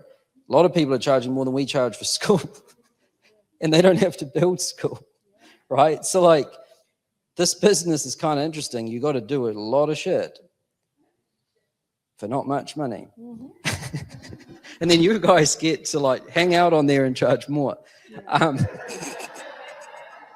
But that's why I love this industry, because I believe a lot in this, in this thing, like, because I've seen the value firsthand, right? of community and of information and access to people that do it, right? So it is a very different business. You don't need a ton of capital when you're in the other side. But I learned early on the other side that the key to making the right choices was to never need money, basically. And because I'd been in survival mode, right, for so long. And I hated being in survival mode. You can't think too far out. When you say survive, I'm going to ask you what that means, because there's different versions of that. Yeah. Is it like I have to dip into savings, or is it I'm sleeping on the floor of an airport? Not that far. Yeah. Survival mode to me is like you are thinking so short term, like within 90 days, right? Like, because you need to pay bills and rent and so like you need something now kind of thing. Is this relatable, everybody? Chat, is this relatable? That's not a fun, well, I don't know, maybe people are different, but me personally, I never want to be there again. And a lot of the things I do, you can probably tell, they're very long term. Like I make a choice, I don't even know how it's going to work for a year or something. So like, and the numbers might not even make sense. It's like we might just be choosing to lose money and have no idea how that's only possible because there's enough reserves. Yeah. Right. And so I learned that early, to save a lot and to also keep your costs low. And so I've tried to keep my personal life very simple. And I always try to watch my costs and always have a lot of reserves and have years of, so if everything just broke, you got years, makes you quite relaxed. Yeah. And then I think you can think longer term and make these choices that feel right, but you don't know how they're going to work financially. Yeah. So I like creating that environment. And yeah, I did that business, the info online course business, for long enough to save up enough money. And I had about like 10 million bucks fully cleared. And then I was like, I'm going to just use this to build Skool, right? And I didn't know how it was going to make money. And I had to sacrifice a business that was making money to start one that wouldn't, that would only cost. Yeah. So I shut down my business when it was making about $1 million a month. What'd he say? To start one that would quickly cost $1 million a month. Yeah. But you had the and so reserves. I was back into stress pretty quick. And when we talk to Teri Ijeoma tomorrow, we'll talk about like building the reserves. Really? Yeah. Wow. Yeah. And so does that kind of answer your question? Yeah. He made a lot of money in the consulting world. I thought so until I started Skool. Yeah, because it just gets the money. Then I was like, okay, what is money? Like, you this know? is not enough money. Yeah. So did you, you don't have to answer this, of course, but did you pour, like, is all that early money was yours and then you just poured it in and kind of went to zero almost? For Skool?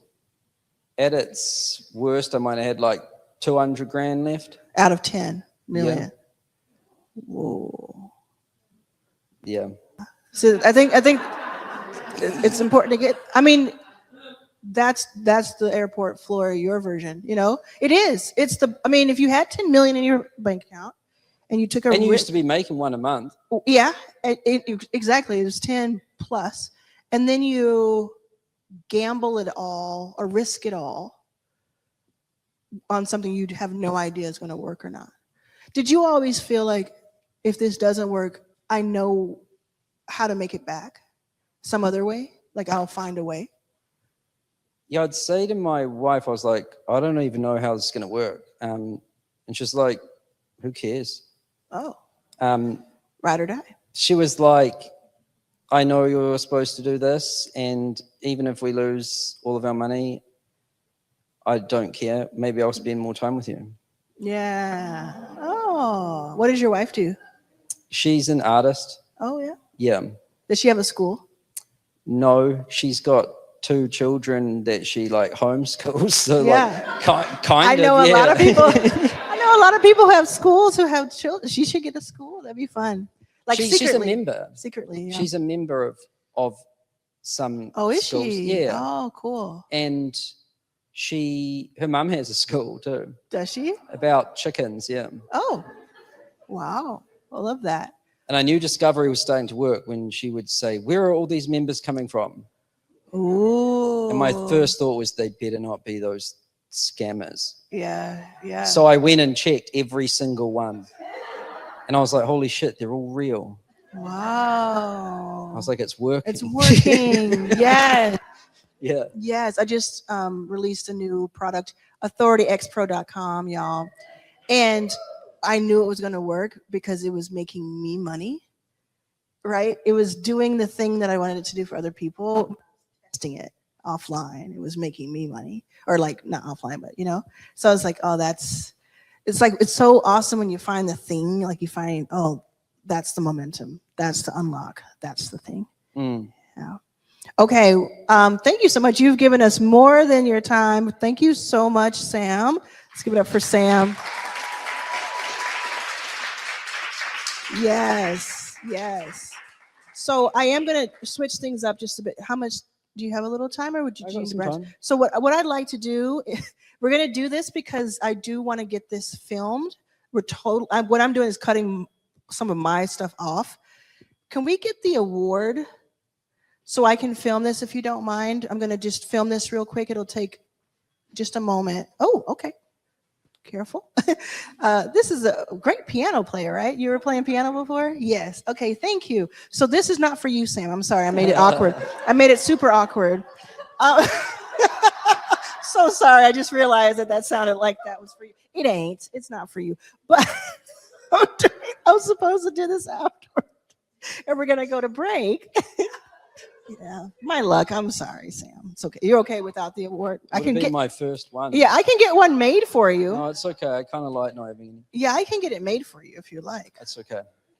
I mean, you should get one actually because it's okay. So this is what we're doing. If we can get one of these shots that doesn't have, it just has me in it. Maybe I'll stand. Do you want me to leave? No, I don't. I don't. Okay. I don't, because I know what's going to happen if you do. So no. Okay, so I'm not going to give Sam this award. So this award is an award we started. We had our very first one at our first Your First Million Live.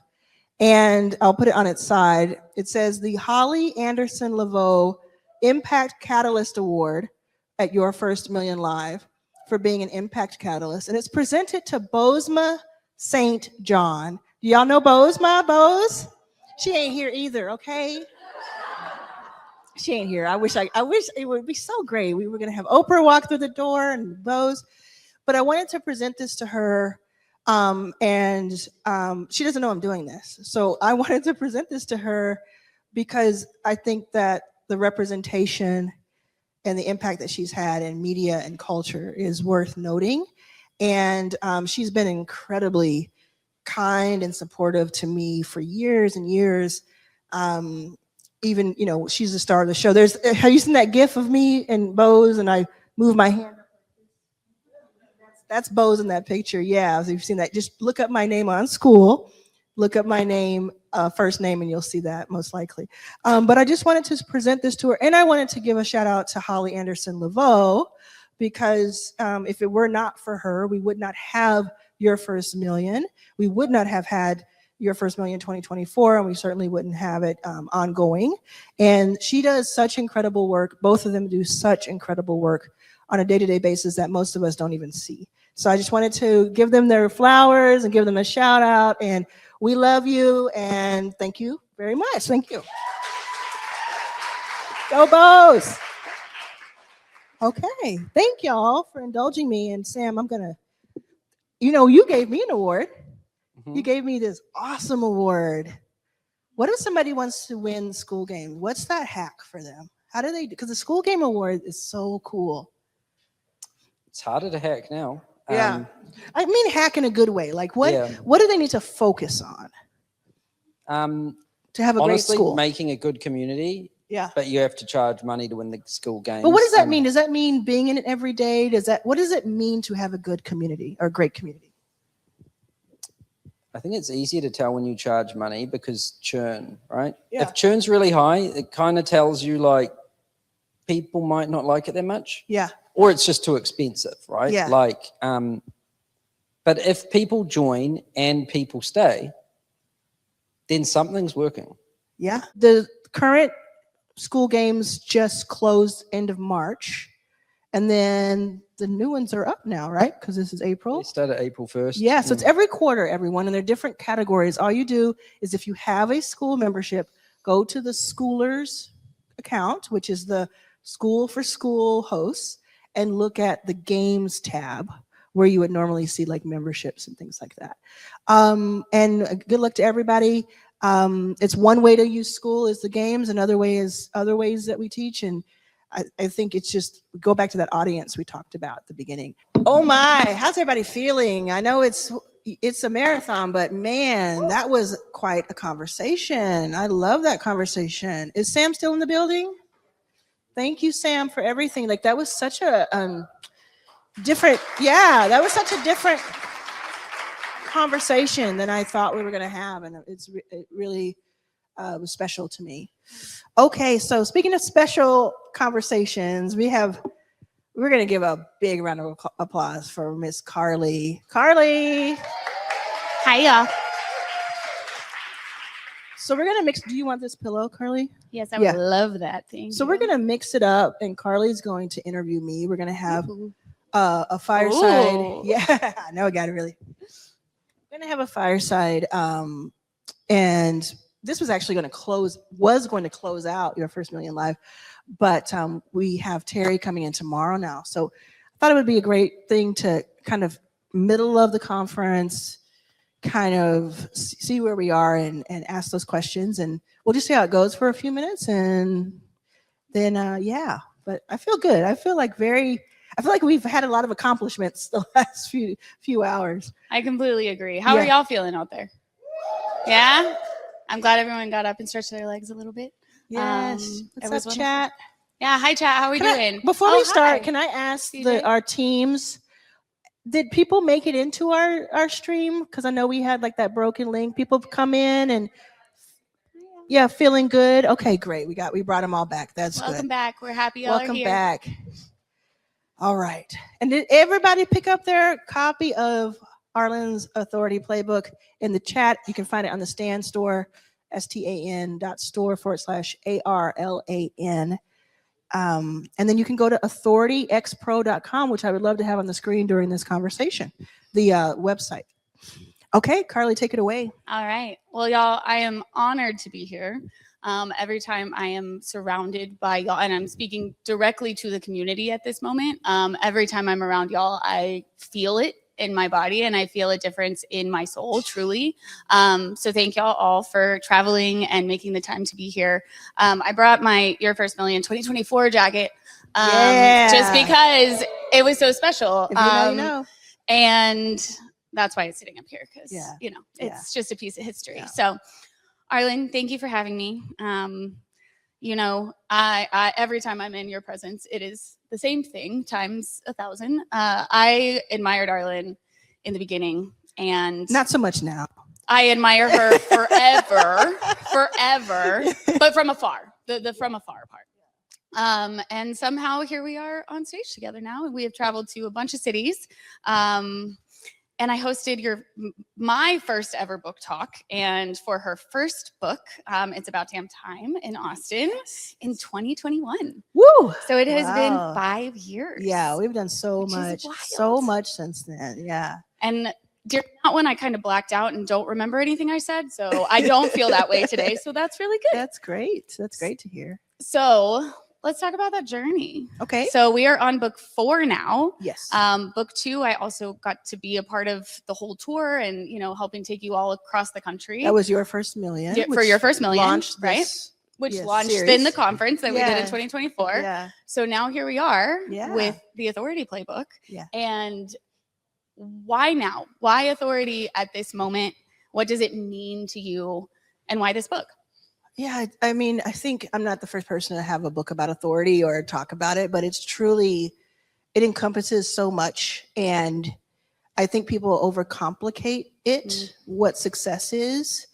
I think even if you think back to Sam's conversation, it's almost, I think he got some laughs sometimes because what he had to say was like so straightforward. It's like you just decide to do the thing, and then you do the thing, and you break it until it's works, right? And I think the same thing happens when figuring out, like, I know that I would overcomplicate things in the past.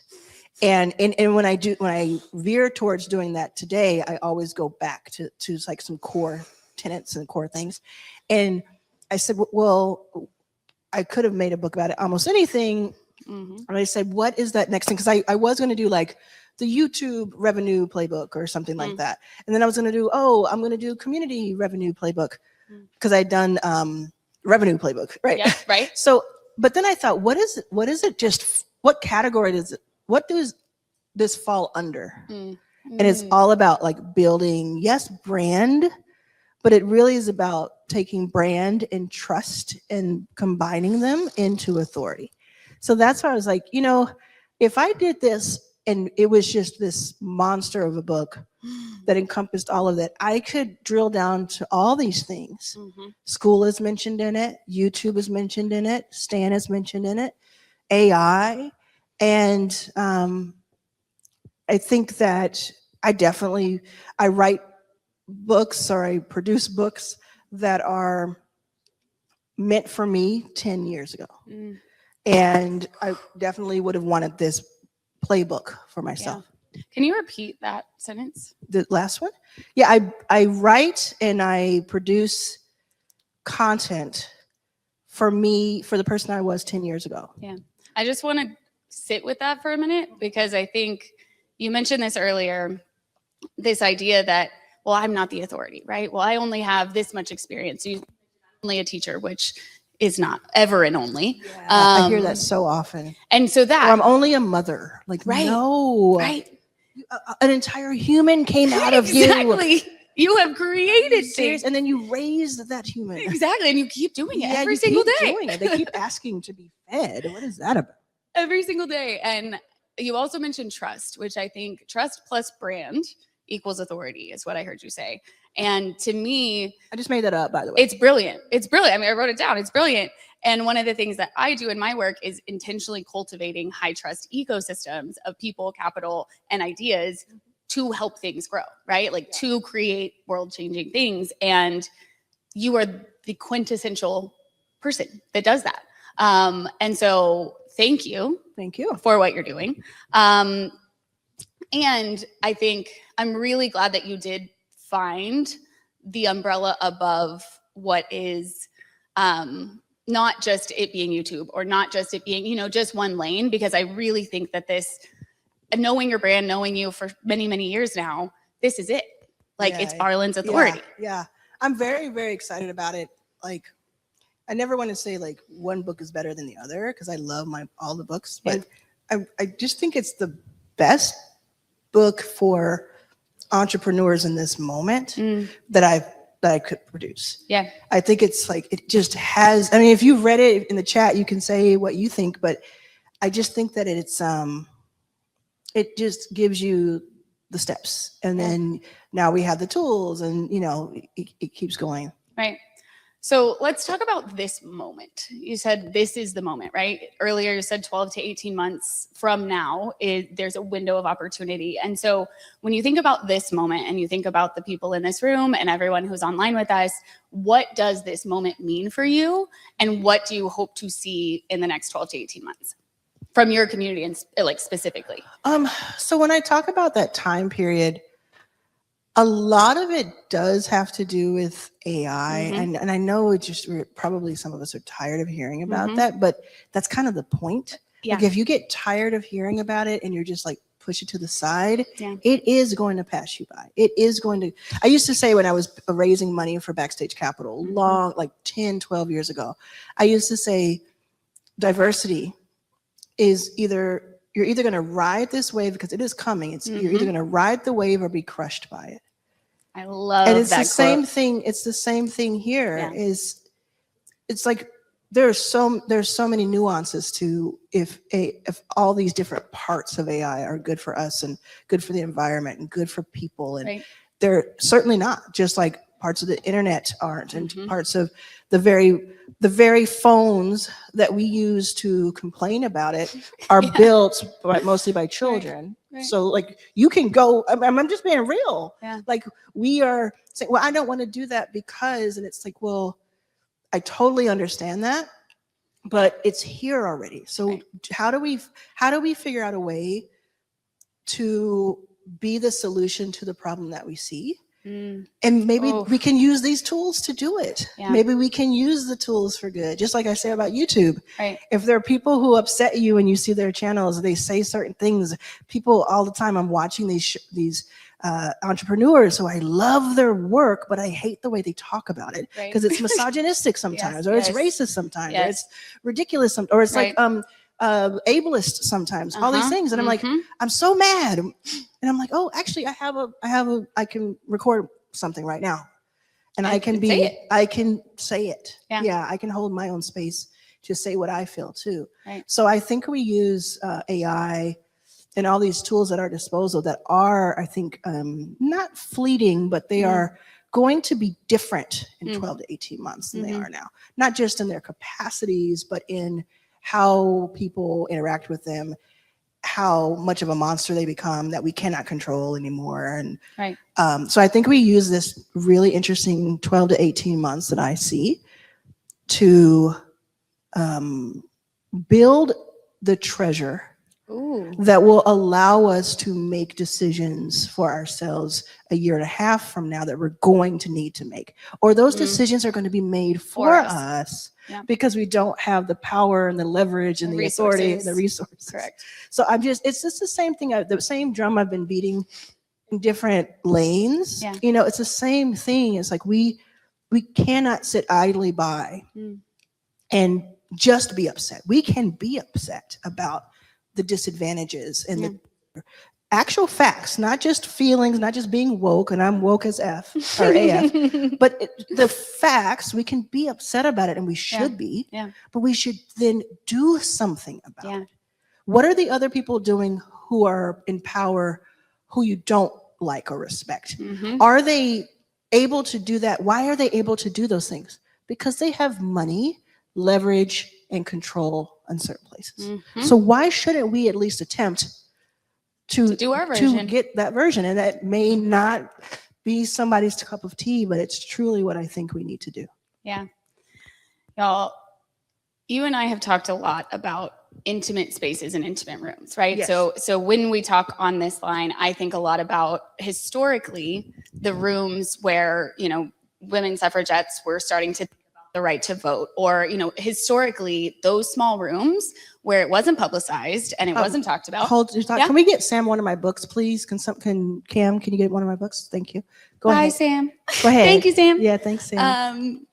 So to that, just really thinking about the intimacy of this space and also the leverage and authority that you have established by pushing that, right? Since the beginning, you have had a point of view that is strong, that you're not afraid to share. Yep. And that is what has solidified your authority over and over and over again.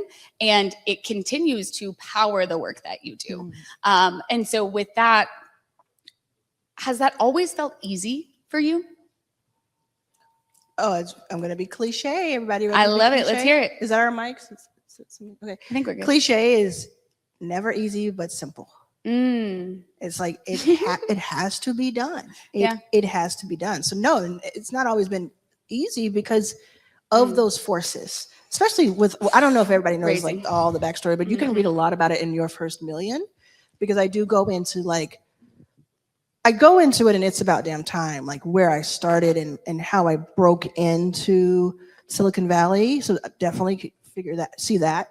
But then Your First Million really talks about all of these big institutions Forces. that I had to Right. wrestle with or wrestle with. You know, Yeah. I had to really Get in the mud. yeah, Yeah. we're both from Texas, so that's Yeah. that's how we say it.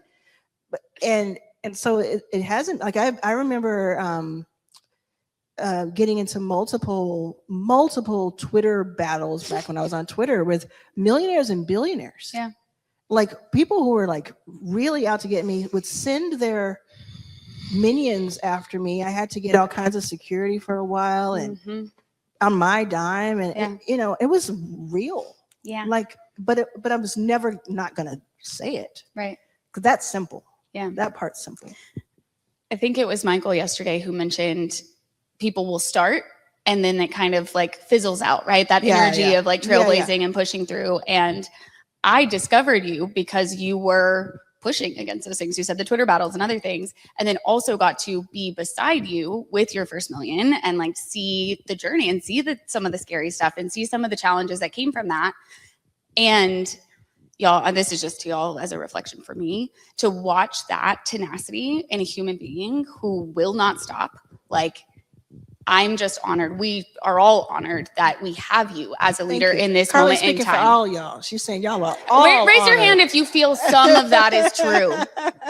Tell us in the chat if you think some of that is true. See, it's not just me. I've talked to enough of you to know. So thank you. And, you know, when it gets hard, it's kind of scary. And, you know, a lot of us will back away. And so this trait within you, I was talking to your mom this morning, and she was telling me about a few of the characters you loved as a child. Oh, really? And one of them was Wednesday Addams. Correct. And the other one was the character from Roseanne that I don't know her name right this second, Darlene. Yeah. And so I wanted to share that with y'all because I think, you know, this is a core part of who Arlan has always been. And to be using it in the way you do for good and for galvanizing those of us who also have it. Part of that is my brother still calls me to this day Daria. Oh, that's a good one too. Because I was like, as a teenager, I was very moody and very like, the world is a vampire, you know. But yeah, I'm very pleasantly surprised my mom remembered that. Yeah, I definitely was like. The word that was used, and I didn't know what it meant when they said it, but it was like 12 years ago. This guy in Austin, funnily enough, said, you're an iconoclast. Like, so you push against like these, sometimes religious, but like you push against these institutions. Predefined. Roles. And I was like, oh, I don't know what that means. It sounds pretty cool. I'll look it up. I mean, 100% that's what you are. And I think, you know, really paving the way so those of us who do have this spark maybe, but not the whole campfire. Like, we're not, you know, like you have this spark that we can take a piece of and then go. Right. Yeah. So, okay. So the next thing that I think in this moment, how do you think about your authority and how it has changed over time? Because you have shown up with authority since before. Yeah. But what does that mean to you today?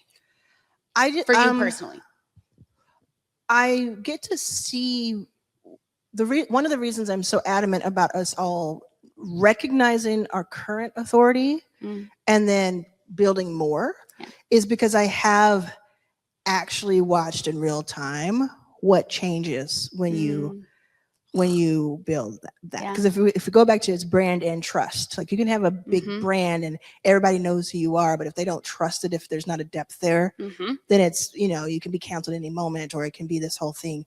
And if you have a lot of trust, but only a few people know you, then that's fine. But it also it's not that authority. So I've built trust in a lot of places. And in other places, they just know me for brand, like, you know, so I've seen the difference. Like, if you think about the very premise of Backstage Capital, the venture fund that I started, the whole premise of it was, well, you know, we need to get more funds and resources into the hands of underrepresented people. Right. But it was also like, these guys who are venture capitalists are not geniuses. They just have more authority. Breaking news. They have more, right? They have developed more authority in different ways. Right. And the premise was like, oh, if I can be on the side of the table that's writing the check rather than on the table of asking for the check in some of these rooms, I can imagine what could happen, because money talks at the end of the day. And, you know, there hasn't been like a very super seamless thing. You know, Right. sometimes when you have money, you're the woman who is from Ariel. I can't think of her name right off the bat, but she's Ursula? not Ursula. She's married to George Lucas. Melody, who's a billionaire, Right. went to speak, to headline to speak, and they took her through the kitchen because they thought she was supposed to be in the kitchen. You know, and Robert Smith, richest black man in America, Austin, Texas. There we go again. pulled over by the police. He said 1 out of 6 times that he goes to his private plane, he's pulled over by the police because he likes to drive himself. Mm-hmm. So never gonna be, oh, did you got money, Oprah with the purse in Italy, all of that, Yeah, right? right. But it does change. Right. It does change in a lot of other ways. Yeah. And yes, money is one of those things. And then it's interesting to also watch. I get to be in rooms where I get to watch a bunch of rich people who they can't impress each other with their money. They can only like pay so their far. way into the room Right. with their money, but they can't like outdo each other because they're just all going to get the same thing. So then it becomes this whole thing I get to watch, and what trumps, and forgive the word, someone in that room is then, do I know them from someone? Do they have media behind them? Do they have distribution Trust behind again. them? Yeah. Well, the brand. Right. Mhm. And then there's another thing that's like the Who do people they who know? really pull the strings in a room are the people who the famous people trust. That's when I was like, oh, like I do need to be a little bit well known, but I don't need to be famous. I need to be who famous people and wealthy people trust. That's when you can pull the lever and make things happen in a way. Not for me. Yeah. I've said it, I'll say it again. If I had $100 million, if I had $1 billion, I'm not keeping it. It is mostly going back out.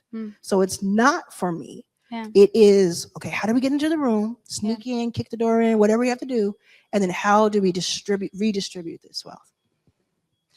We got to sit with that one for a minute too. How do This we is true. redistribute This is this true. wealth? Yeah, let's clap. Been saying it for 10 years. Because I need a deep breath.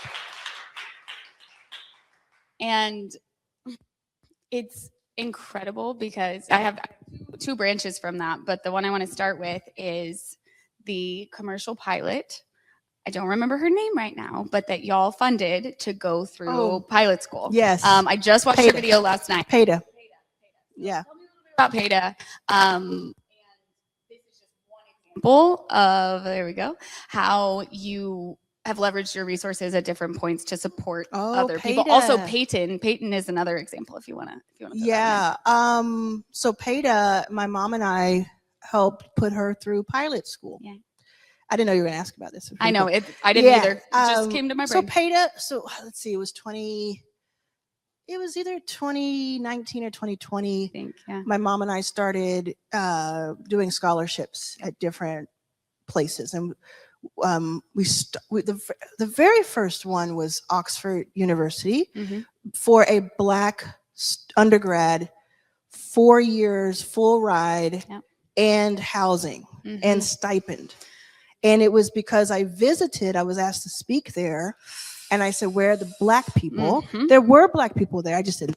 There were Black people when I didn't see them in that moment, but that we did this tour.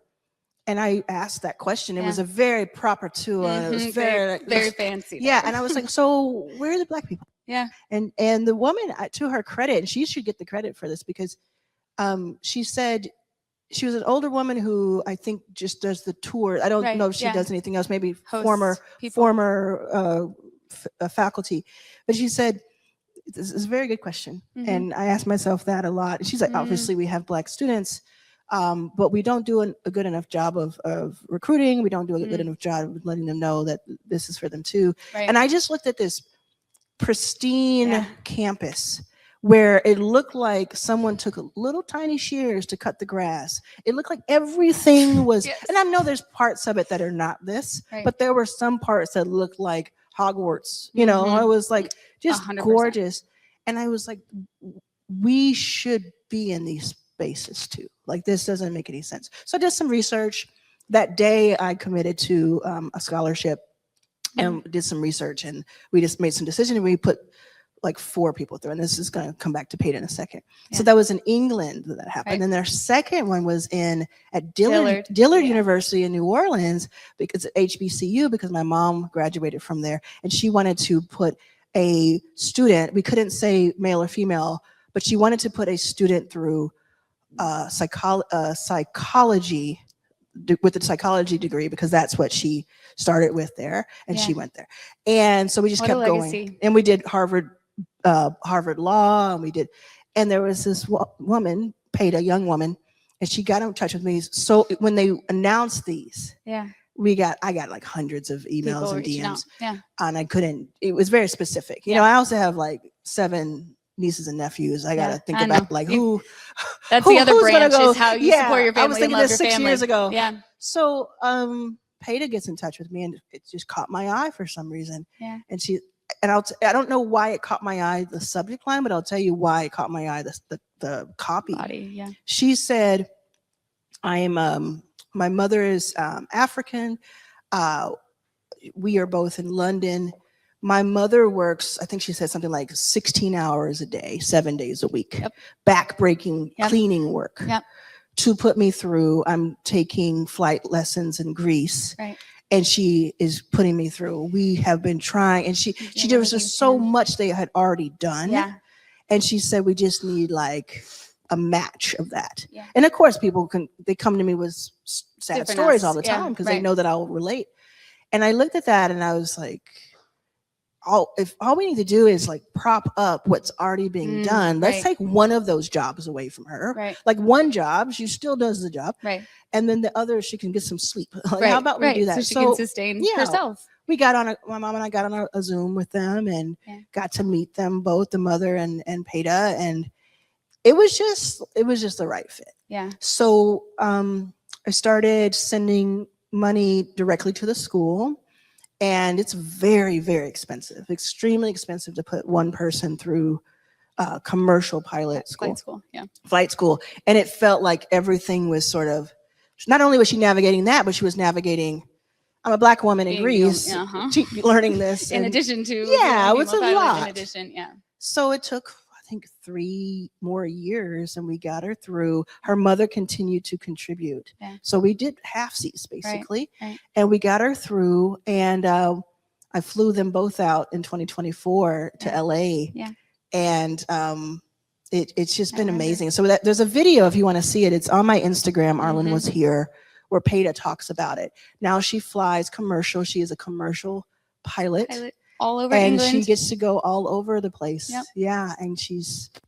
And I told her I want her to be my private pilot. Mhm. If she doesn't already, Mhm. she has the time. I'd Right. like for her to be my private pilot one day. I Yeah. think that'd be pretty cool. Yeah. No, I think it's amazing. Can we get an applause for that? Because that's changing a life. So many lives, right? Her mother's life, her life, and then all of the people who look up to that, right? Yeah. And I want to make a point, because I saw a little bit of a comment. Mm. Then and now, we are not rolling in dough. Yeah. This isn't like, oh, Yeah. let me get my clutch purse and I'll just let Mumsy Yeah. spend. It's not like that. I know. Most of my net worth is in my investments. That's why I'm so interested in making upfront cash, money. and why I want us to have both going at the same time. Mhm. I'm very, very happy that there is a lot. We were talking about compounding interest, Mhm. compounding effect. There is a lot that could come my way in the next a couple of years, right? Yeah. There is quite a bit, but this wasn't like, oh, well, it's just there, I'm going to do that. It was like, okay, well, I was paid $400,000 for It's About Damn Time before it was even written. Cool. Let me use that leverage. Yeah. And when those checks come in, there's 4 different times they pay you over 2 years. So as soon as the check would come in, I would forward it over to Oxford. And then the next one would come in and I would forward it over to HBCU, Right. like to Dillard. Right. Right. So that's what it was. And I just used my book deals to fund the scholarships. Yeah. And I'm really glad that you explained that and described that. There's a question that relates to it, but I think getting to work so closely with you, it has been incredible to see that in action.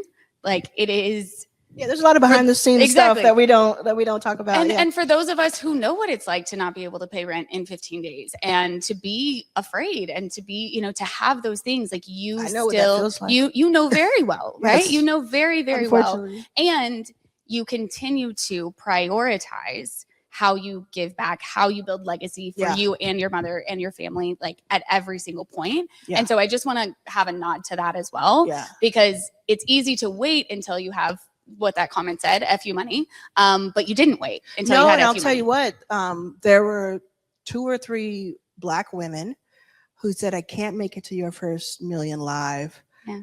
What can you do? How can we pay it forward? Right. So we have things we're setting up for next year where people are going to get free passes. Yeah. And because you do stuff with what you got. When you can. Yeah. Yeah. You don't wait. You Right. don't No, wait. do it when you have it in your hand. Yeah. Yeah.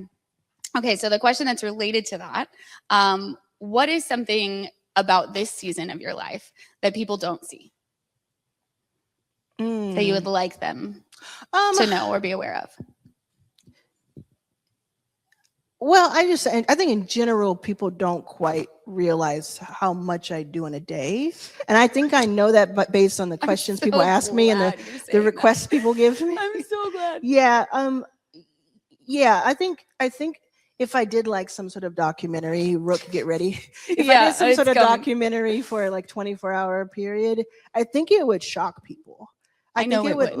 I think it would really shock people, like on just a given day, how many places. I mean, you're seeing a little bit of it here because we're going to touch on all these different things along the way that I'm part of, but I think that's it. And I'll say this, I can't speak to it too much for privacy reasons, but I will say this, keep an eye over these next 2 years, keep an eye on some of the fruit of the labor.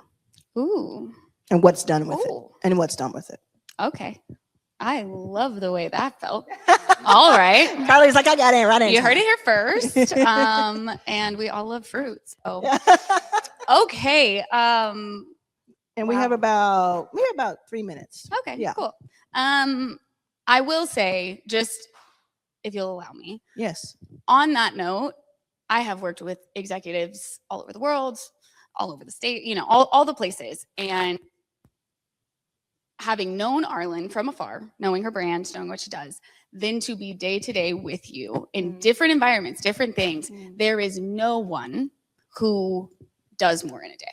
No one I have ever met, especially an executive I have ever met who does more than you.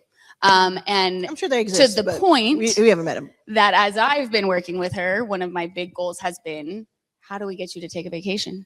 How do we get you to slow down? And I have like full body chills right now because I've seen it. I've seen that change over the last couple of years in a really, really special way. Like me, you starting to take time for yourself and to like sure. really be present in your life. Yes, and 100%. That's something that I'm extremely passionate about. And to see that continue in your life, and honestly, I see a difference in your energy. Like you will always be a doer. You will always do a lot. Yeah. But to have this balance I just want to say good job. Because you do so much. Like she's doing less now and she's still doing more than anyone I know. I mean, Arlan does more in one day than I do in 1 month. And I'm not kidding. I'm not kidding. Yeah. Yeah. Okay. My friend, There wasn't a question there. Sarah used to say, you do more before noon than most people do in like a week or whatever. She's like, what do you, because she would write me from East Coast and she would be like, hey, what's up? What you up to? And I'm like, oh, I just did this, and this. And she's like, what? What are you talking about? I said today, like, what's up today?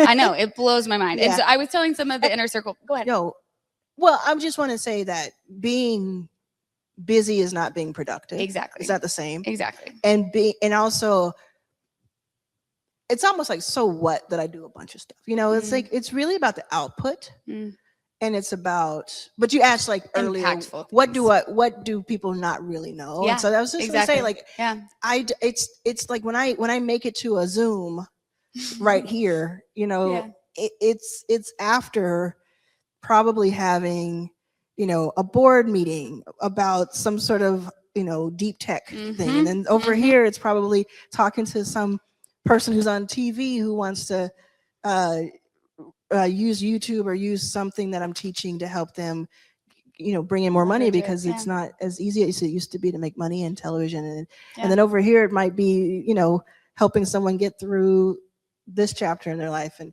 so there's just so much going on. And, but I don't think it's anything to aspire to. It's like, oh, if I can be busier, I can be more successful. Right. It's not necessarily true. I completely agree. It's just more like, this is how I operate. I also think at it's my you. best. Again, this is like a core trait of yours. Yeah. Right. And it's not for everyone. That's what I was telling the ladies yesterday at dinner was I will never operate like you. I know that. And I've had to really sit with it, you know, and I'm okay with that. But it really is incredible to watch and to witness and to support you. So I think what we'll do is have final one. We'll have one question, and we'll have one question in the audience and one question in chat. Perfect. Okay, so the last one I have are, I want to hear what key takeaways you are having, and then anything From you this want. event. You mean? Yeah, just from this, and then maybe also from like the legacy of your first million. Oh, yeah. It could be from the I whatever. just think Take it where you want. A lot of what I say in the book is like, it starts and ends this way. Basically, it's like you already have it, Dorothy. Like it's already been with you. It's within you the whole time. Really do, because I get to working on Authority X Pro. It's been really interesting because you get to see patterns, just like I do in Venture. You get to see patterns and patterns and patterns and look at this data, and it's like reminding, and that's why I get so blown away when it tells me something I taught it. It's like, it's good not reminder. because I necessarily knew it. It's because I learned it and experienced it with other people. Right. So most people have something, and we just saw Sam, who has like, the last public valuation was probably like $1 billion. So it must be more than that.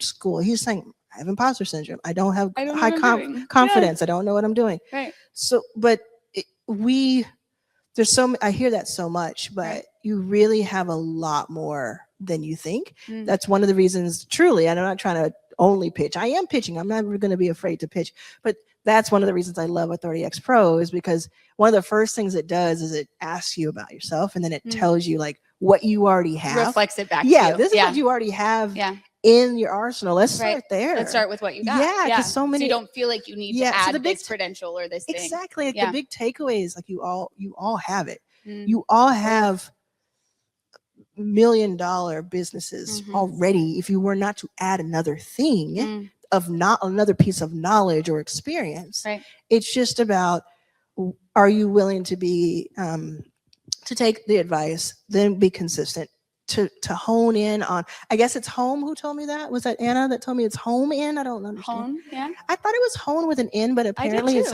with an M. Oh. Everybody says it's with the N. Anna, can we look this up? She's calling you out. Yeah, she said it. She looked it up. Gotta look it up. She said, look it up. Look, we're gonna learn a new She said, thing. look it up. Okay. But just like hone in on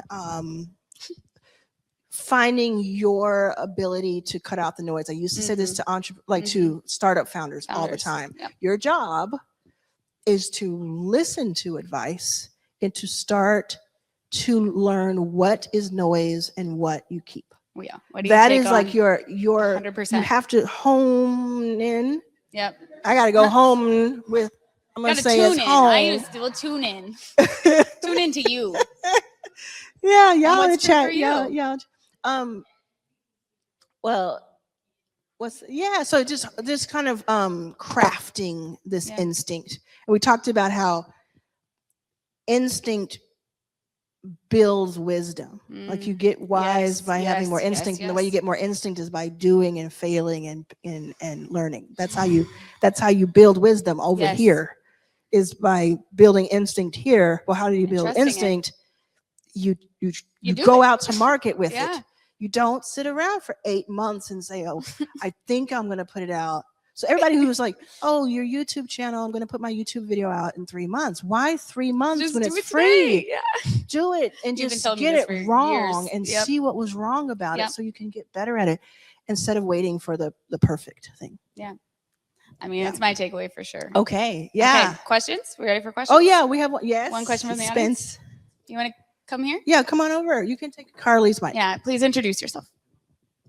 Hello, my name is Spencer, and you are a champion of authenticity. Correct. And we all know that authenticity is real currency in these days, but we also know that comes with risk. And you spoke early about some of the risks and dangers that have come to you by living authentically. So what would you advise someone who's trying to build their authority in these increasingly dangerous times? Boom! I feel like I'm at a town hall. I know, that was a wonderful question. That was wonderful. Even the voice was like, Uh-huh. the inflection was right on. Oh, so first I will say 100% I believe we are in. So, okay.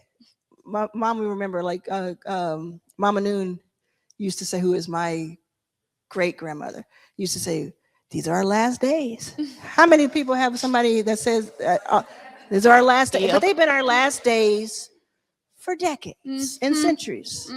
So what I mean by that is like, it's, if you look back, just like there is no MAGA, what is great, right? There is, when has it not been difficult? When has it not been trying?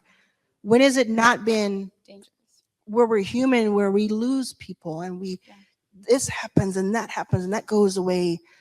I think that it always feels the worst until you look at history and you're like, oh, that happened over and over again. That's interesting. So I think that we can get through a lot more than we think. At the same time, just like it has been in some other times, it is tough to be, it's dangerous to be certain people and to be that loudly. And one of the reasons, if I'm being honest, one of the reasons I have come back a little bit the last 2 years is because of just the threats against, like the It got physical scary. threats against. I was like, why would I do that? But a little bit wiser, I'm like, you know what? I'm not out here looking for trouble. I'm not looking for trouble. Right. I want to be able to say my piece just like the next person can say their piece. But it's possible that I'm putting myself in even financial danger or something like that. I'm putting myself in some sort of danger. And I think it's up to the person individually to say how much of that risk tolerance they have. Completely. I don't have a judgment for your specific risk tolerance. I used to. There are celebrities that I, for instance, would be very upset for not coming out. Right. Because you could save lives and you could do that, which I think Me is too. in a lot of ways true. Right. But they have their own situation and their reasons behind it. So yeah, it develops, and I don't know if I have the perfect answer for you, but I can just say that that's how I look at it. It's like when COVID started, I was like, okay, you get, to me, I said to myself, okay, you get 2 days to be under the covers. You get 2 days. And then in 2 days, let's go. We're doing this. Whatever we need to do. What is that? And I figured out what I was going to do. But I also did an hour-long audio podcast that said, your 2 days can be 2 years. I love It's that whatever. one. No, that's the one that kept And me we'll going. be here waiting for you to join the fight when you're back. Yep. That's just the real. Same thing with George Floyd. Yep. It's miserable that there's so many names to Rolodex through and get wrong. But It is. yeah, same thing. It's just like, right now the world is like, what is happening right now? Yeah. It's wild, but it's we just have to find those pockets in each other. And this is also the world, right? Yeah, that's what I remind myself all the time. Me and you working in the capacity we have has been through the times you're talking about. Yeah, all of it has been COVID. When we're in these rooms, we could easily be up here talking about those current events in every conversation, right? Yeah. But this is also the world right now. Yeah. And so thank you each for doing what you're doing to also make the world safer and better for the people around us. Yes, everybody here. All right, Do it we looks have a like we have question? one highlighted on the chat. You want me to read it? Yes. All right, this is from Mona L. Hopefully I said that correctly. If you had to start over, what, if anything, would you do differently? Start over from what point is the question? Let's go with, because I don't know. Yeah, I have high school. Oh, I want to go way back, y'all. High school. Anytime between there and that. I would just say I have very few regrets. I think when I'm asked this particular question, I go back to one thing that I can actually call a regret. And it's not a regret like, oh, I had to go through it to get to see the other side. wish it never happened, which is my addiction to alcohol for so many years that ruined so much and slowed so much down. And I'm so, so grateful. In July, I will be 9 years sober from alcohol. Woo! Shout out, Drew. That's so Shout out, huge. Drew. Yay, Drew. Yeah. So that's truly the only big regret I have. I regret if I ever hurt, like I know that I had to have hurt someone or hurt, done something really dumb, and I regret those. But I really don't regret. I don't think that I would do anything different otherwise. Yeah. Because all of it shaped every There you piece of it, and I've watched enough movies to know the butterfly effect. Yeah. It all comes back around. Yeah. Well, Thank I you. love that answer. Thank you for that question. All right. And I think that's we're it. Are we wrapped, good? y'all. Yeah. All right, y'all. Thank you so much. It's the end of day 2. Thank you. End of We day did two. the end of we did it, y'all. Thank you End for of being day here. two. So what we're gonna do? My brother is so silly. What we're gonna do right now is we're gonna take a break in the room, so you actually can stay in the chat and talk. Do your takeaways. I think Renelyn's going to stay on. Yes, she's staying on. So talk about your takeaways from today. We got through so much. In Rook and Angel are doing testimonials backed by the Step and Repeat. If you want to do a testimonial, we would love to see you. You know how I do. You're going to see yourself everywhere if you do one. And it doesn't have to be very long, and we will make you look great. So don't worry if you're like a little shy about talking. We'll make you look great. So don't worry about that. And then who's coming back tomorrow? In chat, who's coming back? Everybody, almost everybody here. Who's coming back tomorrow in chat? Tomorrow we will have Drew. Drew, stand up for a second. We'll have Drew featured tomorrow. Let's give it up for Drew. We'll talk more about that big deal that we just closed with BMO Stadium. Yes. Angel City, very exciting. And then we will have John, CEO of Stan, just like this kind of. Did y'all like that Sam conversation? Was that good? Pull more of that because he ain't here anymore. We can talk about it. Y'all can tell us the Was real that good? Okay, so we're gonna have that kind of conversation with John, and I think you'll really enjoy the way he thinks. John is a lot more verbose than Sam, in that they're both very similar and they're methodical. John is big on brand. And so he understands like getting the message out. And that's actually what he's working on right now with he considers Stan a $1 billion play.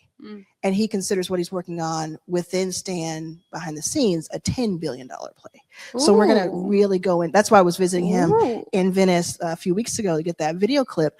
We're going to go in on that. And then of course, Teri Ijeoma is flying in from Texas, and she's going to talk to us about how she made $60 million in a few years from being a teacher. And we get to ask her a lot of questions. So we'll leave a lot of room open for Teri for audience questions. I think that'd be a smart idea to do. Are we excited about that? Is that going to be fun? So thanks, everybody. Make sure you get your book. If you're in person, grab your book, put your name in it. I'll stick around for a little bit and sign and do pictures and hang out. And then I'll see everybody tomorrow, and I can't wait to see your comments. I'm going to give a quick shout out to Janine. Janine just chatted from New Zealand. What? And so I wanted to say hi, Janine. No, Janine is Janine here. performed. So y'all Y'all know Janine. It's so it's pretty. We've been maybe playing high her up there. music here in the studio all day. We go between Janine and Beyonce. She's here. If you don't know Janine, scroll back up. It's go quite a ways to up. @Janine on Instagram. Go She's to incredible, Apple y'all. Music or Spotify and listen to Best Thing is one of my favorite songs of mine hers. too. Write this down, y'all. Yeah, write it down. Seriously, get your phones out and do Best it. Thing by Janine. You're gonna think, can we play I Best promise. Thing? Yeah, can we turn on a Let's Janine play song, Best please? Thing by As we- Janine. Yeah. Let's play it. Or Loving Me. Loving Me is also great. Oh, can we play Loving Me? She by also Janine? opened for TLC at Yeah. Your First Million 2024. So Yeah, well, it's great to see her, and she's in New Zealand. yeah, so she's in New Zealand. It She has said to sending be, love from New Zealand. It has to be a crazy amount the of chat time. is so active because I love it's it. We can't taking even us so find her long because to the get chat is there. so It's crazy. magic. Okay, so everybody, So that's it. We're done. thank you so much, and we'll see you. Woo, woo, woo, woo, woo! Hey, everybody. I love it in the chat. Y'all are on it. You're like, I can't hear her. It's on purpose. It's on purpose. It's always a method to the madness until there's not. So this is the official day 2 of Your First Million Live here in Los Angeles. We have an amazing audience. Now there are several cameras, so the audience is being shown to the online audience, and it's been so cool seeing your reactions. How's everybody feeling today? Yes. Kendra likes the hair. Thank you. Thanks, Z.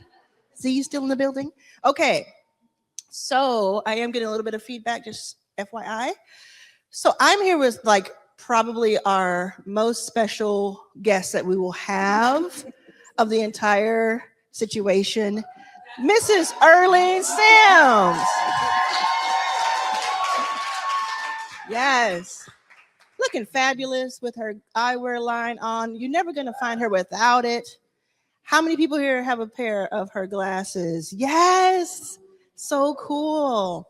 Can we put the ArlanSimsCollection.com, ArlanSimsCollection.com on the screen for us?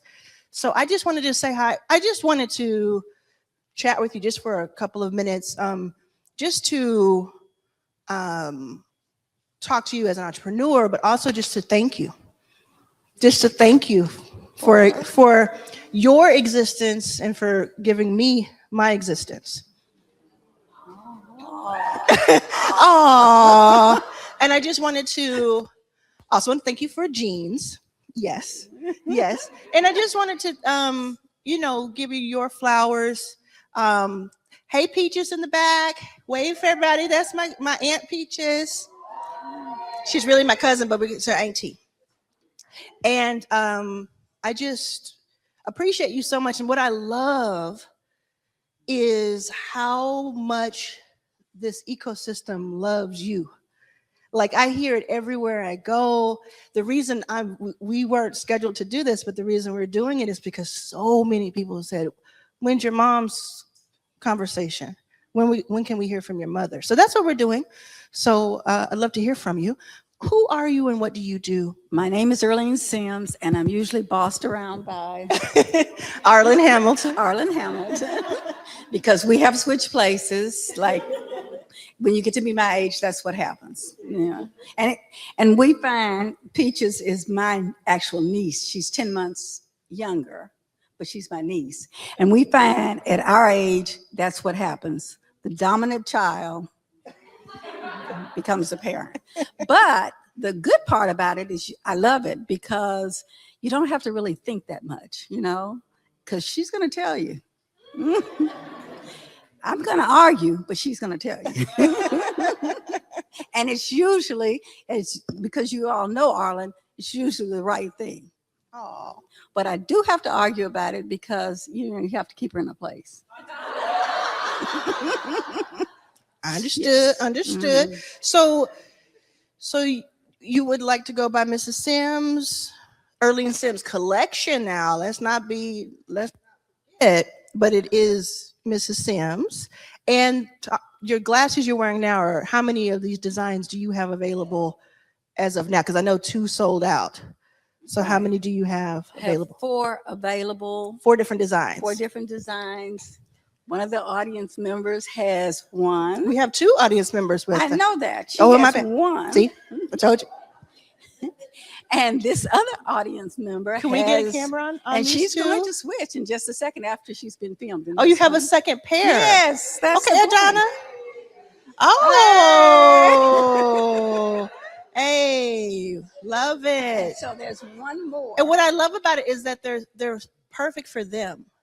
Like there are 3 different styles they're showcasing right now, Right, and exactly. they're the right ones for them. And I can't remember, like usually you sell them in person, so you are able to look at their face and say, I think this is the one that would work for you. And I think it's more the friends and the people that are around, because they look at them and go, yes, yes, yeah. And that's what does it. Hasn't that Because been, I can tell you, oh, you look great, but she's sitting next to her and she knows she looks great. Yeah. Right. Hasn't that been fun? Like when we Yeah. have you have a pop-up and you have a mirror. Yes. And what is the number one thing people say when they walk up to it? One of the things they say. You want me to tell you? Uh-huh. They're like, oh, I don't look good in these kind of Exactly. big glasses. my face doesn't fit for it, or I don't look good in. One of the audience members said she doesn't do. Go ahead. What did you say, Nicole? me. I said, I went up to your mom and I said, I love your glasses, but I'm not sure how they're gonna look on my face because I feel like my face is already round. Yeah. And she told me, don't worry, I got you. Yes. Tomorrow, you're gonna try them on. Yes, tomorrow. Yes, because what happens, like I'm going to say more than 9 times out of 10, I've seen it happen in every city, different demographics, everything. They'll try it on and they think it looks beautiful. And then we'll say like, okay, just walk around with him. Just walk around. Don't say anything. Just walk around. And then when they walk up to somebody, oh, I love your glasses. So just to see people have a reaction Yeah. to them feeling great about themselves. I think that's something that I did not expect to experience with you on this journey for the past 3 years. And I think it's because most people, you know, they have their face, you see their face, but when the glasses bring you into their face, then you really see their face and you're like, oh, yeah, she looks good. Yeah. And they're stylish. Like when you look at this ensemble, I don't have to say it, but I am not stylish. Okay. I love my shoes. I'll do my shoes and I love that. But I was wearing the same thing that DJ from Roseanne's wearing on day one, you know. I'm just not a stylish person. He's stylish, but but you have always, no matter what our circumstances are, you have found a way to be just fabulous. Even if the thing that you're wearing costs like $5, it is put together. I don't know. Do you think about it, or is it just thinking about hiring you? That's what I'm thinking. I'm just so it's so true. I've said it before. Cheerleader. It's just so true. Like, do you think about it though? Like in the morning, because you know you have your grandchildren who will change clothes 15 times a day because the sun is at a certain degree in the sky and it has to reflect on their clothing. They are the style. Yeah, they get that from Rook, from their dad. But do you think about it in the morning? Do you say, okay, I'm going to have this and I'm going to lay this out, or how do you think about it? No, I don't really do that. You just put whatever's on, however you're feeling, whatever color. So that I everything. can get out. Yeah. So you can go outside and do stuff. I don't have the gown on and Okay, you mentioned the gown. I didn't mention the gown, but since you mentioned it, it's open season, right? So I can say, so she's talking about the moo-moo. So one thing we're gonna do is wear a moo-moo and go to the mailbox way away from the house, right? That's what people, okay, maybe not. So say that again. Like the gown, you know, the moo-moo. Kaftan, yeah, the Kaftan. Yeah. Yeah. You're gonna go to the lanai, like Rose Devereaux. Or Blanche Devereaux. Yeah, okay. Yes. But you saying you just put on what feels comfortable. And is that what everybody should do? Or no? With Devil Rose should do what everybody feels like doing, not what I recommend they do. Oh. Or you recommend they do. Oh. What they feel like they're doing. Yeah. Because you're not going to be around to watch them all day, and I'm not going to be around to watch them all day. And so if they're not comfortable, you know. Yeah. It really is about being comfortable if you're comfortable in your clothing, then you're more comfortable in your skin. Yeah. And if you think about what Sam said from the CEO of Skool, what he said yesterday is that was that moment, by the way, when things started to shift in our conversation. At first, it was a normal CEO conversation. And then when I said, oh yeah, you were wearing those suits in your very popular YouTube videos, by the way, we didn't get into it, but very popular, referenced. And he said, yeah, because I'm insecure. And that's when that conversation started getting really, really real. And so it's like, I won't get into who, but I just like when people stand their ground when it comes to what they want to wear. And I remember people used to thank me for wearing sneakers to like very fancy VC venture capitalist events, because they were like, there's like that one person or those two people were like, I could hear you because you weren't wearing a costume, you know, because I felt just you know. So yes, well, thank you so much, Mother. I appreciate you. Is there anything else you would like to say to us? She only paid me for this. Yeah, we can sit up here for another 10 minutes, but I wanted to respect your wishes. Okay. Yeah. Is there anything else you'd like to say to your audience? No. Is there anybody had any questions that they wanted to ask me before? Yeah. Anybody have any questions? Yes, Selena and Kiana want to ask a question. Miss Arlene, I'm wondering if, because I want a pair, but I wear really big prescriptions, and so I can take them and get them put in, or how does that work? I am so from childhood blind. I am so blind. Now I'm better, but it's like 175. I'm blind. Okay. And yes, I have they change colors. They're progressive. I have everything put in them. And this is advertisement. I was going to Costco's.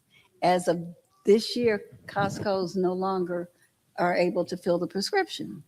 But someone in the audience yesterday told me Lens Craft can.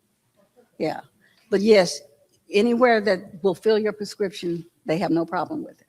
And that's it doesn't look like it's whatever, but when I wore glasses, they always said it was Coca-Cola bottles because they're so thick, right? Yeah. So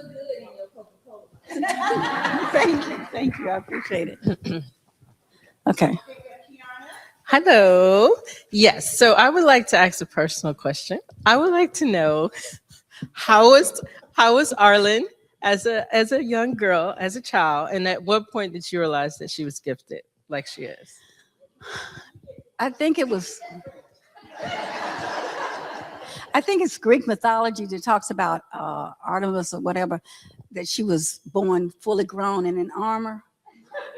Arlan was always what we said back then as grown. She always, she didn't do bad things. She was the one that said, it's wet paint, don't touch it. And she's like, where? She was that person. So yeah, I've known all along that she was in charge. She started babysitting her brother. He's 4 years younger, when she was 8, because I had babysitters, but I asked the babysitter who was my niece or whatever, and she was like 13.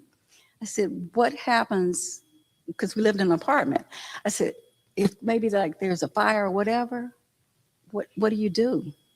And she said, oh, I get out of here. I run like the Dickens. I run, da, da, da, da, da, da. And I said, Felicia, I said, well, what about my children? And she said, they better be behind me if they know it's. So I sent her back home. But before that, I said, what if there's a fire? And she said, oh, well, you drop and you roll, and I grab my brother and I go.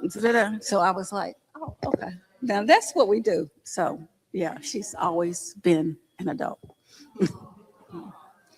I need some mom advice. I have a daughter similar in the sense where if you say it's wet, she's gonna touch it just to make sure it's wet. How do you nurture that so that I can make her sure she turns into someone who's confident in herself and is, confident in speaking her mind, as opposed to feeling like she needs to shrink in some sort of way to fit in? It was, at first it was like, she's this whatever, but I realized that there was nothing bad about what she was doing, that she was just thinking beyond the box, and I probably wanted to think beyond the box. So I allowed her to do that. And this story she never tells, and she's gonna be all upset or whatever. When she was in the 7th grade, she took the SAT, not the PSAT, but the SAT. She scored exceptionally high on the SAT for the average senior. They sent the package home. She had a full 4-year scholarship, skipping 8th, 9th, 10th, going straight to college. They had a special program for the gifted, and she was to be in it. And I was so excited because I'm a single mom and college is paid for. Like, oh, that is so wonderful. That's so great. Thank God. And I said, okay, so Arlan, you're not going to go to the 8th grade. You're going to go to college. No, I'm not. I said, yeah, because she said, I'm not going. I'm going to the 8th grade with my friends, the 9th grade with my friends. I said, yeah. Just like that. Yeah, I'm going to the 8th grade with my friends, the 9th grade with my friends. And I said, no, Arlan, because see, you're going to have college, they're special, they're not, you're going to be okay, it's going to be great. It's going to be, I think it was West Virginia or somewhere, it was going to be great. And she said, no. She was in Dallas, so man. So I said, Arlan, she said, we're not going to talk about it anymore. I'm not doing it. She didn't do it. Right. So she's always talking about, I didn't go to college. Da, da, da. She did not do it. And I didn't. I dropped it because, like most things, if she said she wasn't doing it, she wasn't doing it. Okay, it's acceptable. There is another side to it. Yeah, I know the side about it. I was worried about the finance and blah blah blah. But no, she was just. Well, it's also true that what was it, Hockaday? Mm-hmm. Where the Bush daughters went. They wanted me to be this private like school in Dallas. And I really, the real reason for that. No, it's the dress. They had to wear a dress every day, and I was like, not going to. I was like, no, we're not doing that. We went out for the tour. We saw the ducks in the pond. We saw the piano and the and it was crazy. I was like wonderful. Rory Gilmore. What do I have to wear? And I said, you have to wear a uniform, like a little skirt, Yeah, I'm not going. And she did not go. No, that would have been a disaster. It would have. I would have hated every moment of that. And I would have done, can you imagine me like at a mostly white, like private, whatever, where the Bush daughters went? I would have been holding like town halls and standing on tables, and it wouldn't have worked out for anybody. Like I just. Later on, you became friends with the Bush daughters. I did. Well, I became friends with. Yeah, actually, both of them follow me on Instagram, but I did become friends with Barbara. Yeah. Because we met and we were like Hockaday. Yeah, we were talking about that. Wow. Well, this has been an illuminating time, and I didn't know if we had any questions in the chat, but we have time for one more if we do. We do. What is it, Brendalyn? You'll find it for me. Okay, I'll read it to you. Alicia says, question from, well, I'm going to skip what she called you because she doesn't like to be called that. From Miss Sims, his mama, my work is all about the wisdom we get from our mothers and grandmothers. As the mother who laid the foundation and now seeing everything your children have built, yes. What is the one piece of wisdom that you are most proud to see living and breathing through them today? I just want people to hear you. I think it's the fact that both my children are so concerned with other people, and that's been their whole life. They have always been either for the underdog, for the crowd, for whatever. It's not how is this going to affect me, it's how it's going to affect other people. They're concerned for humanity and wanting to make sure that everybody gets a fair chance. And I think that's, I think there's a saying that no river outgrows its origin, but I think that's totally not true, because you want your children to grow stronger and better and achieve more and do more. Because my late husband, he was always, he's not going to be better than me. But yeah, you got to be better. You got to have your children be better. You want them to be better. That's where we end that. Thank you. All right. How are we feeling in person? You feeling good? I'm going to check my text because I had an Inner Circle member write to me. I'm just not going to say who it is, okay? I'm going to read. This was at 12:47, which was less than an hour ago. They just wrote to me out of the blue.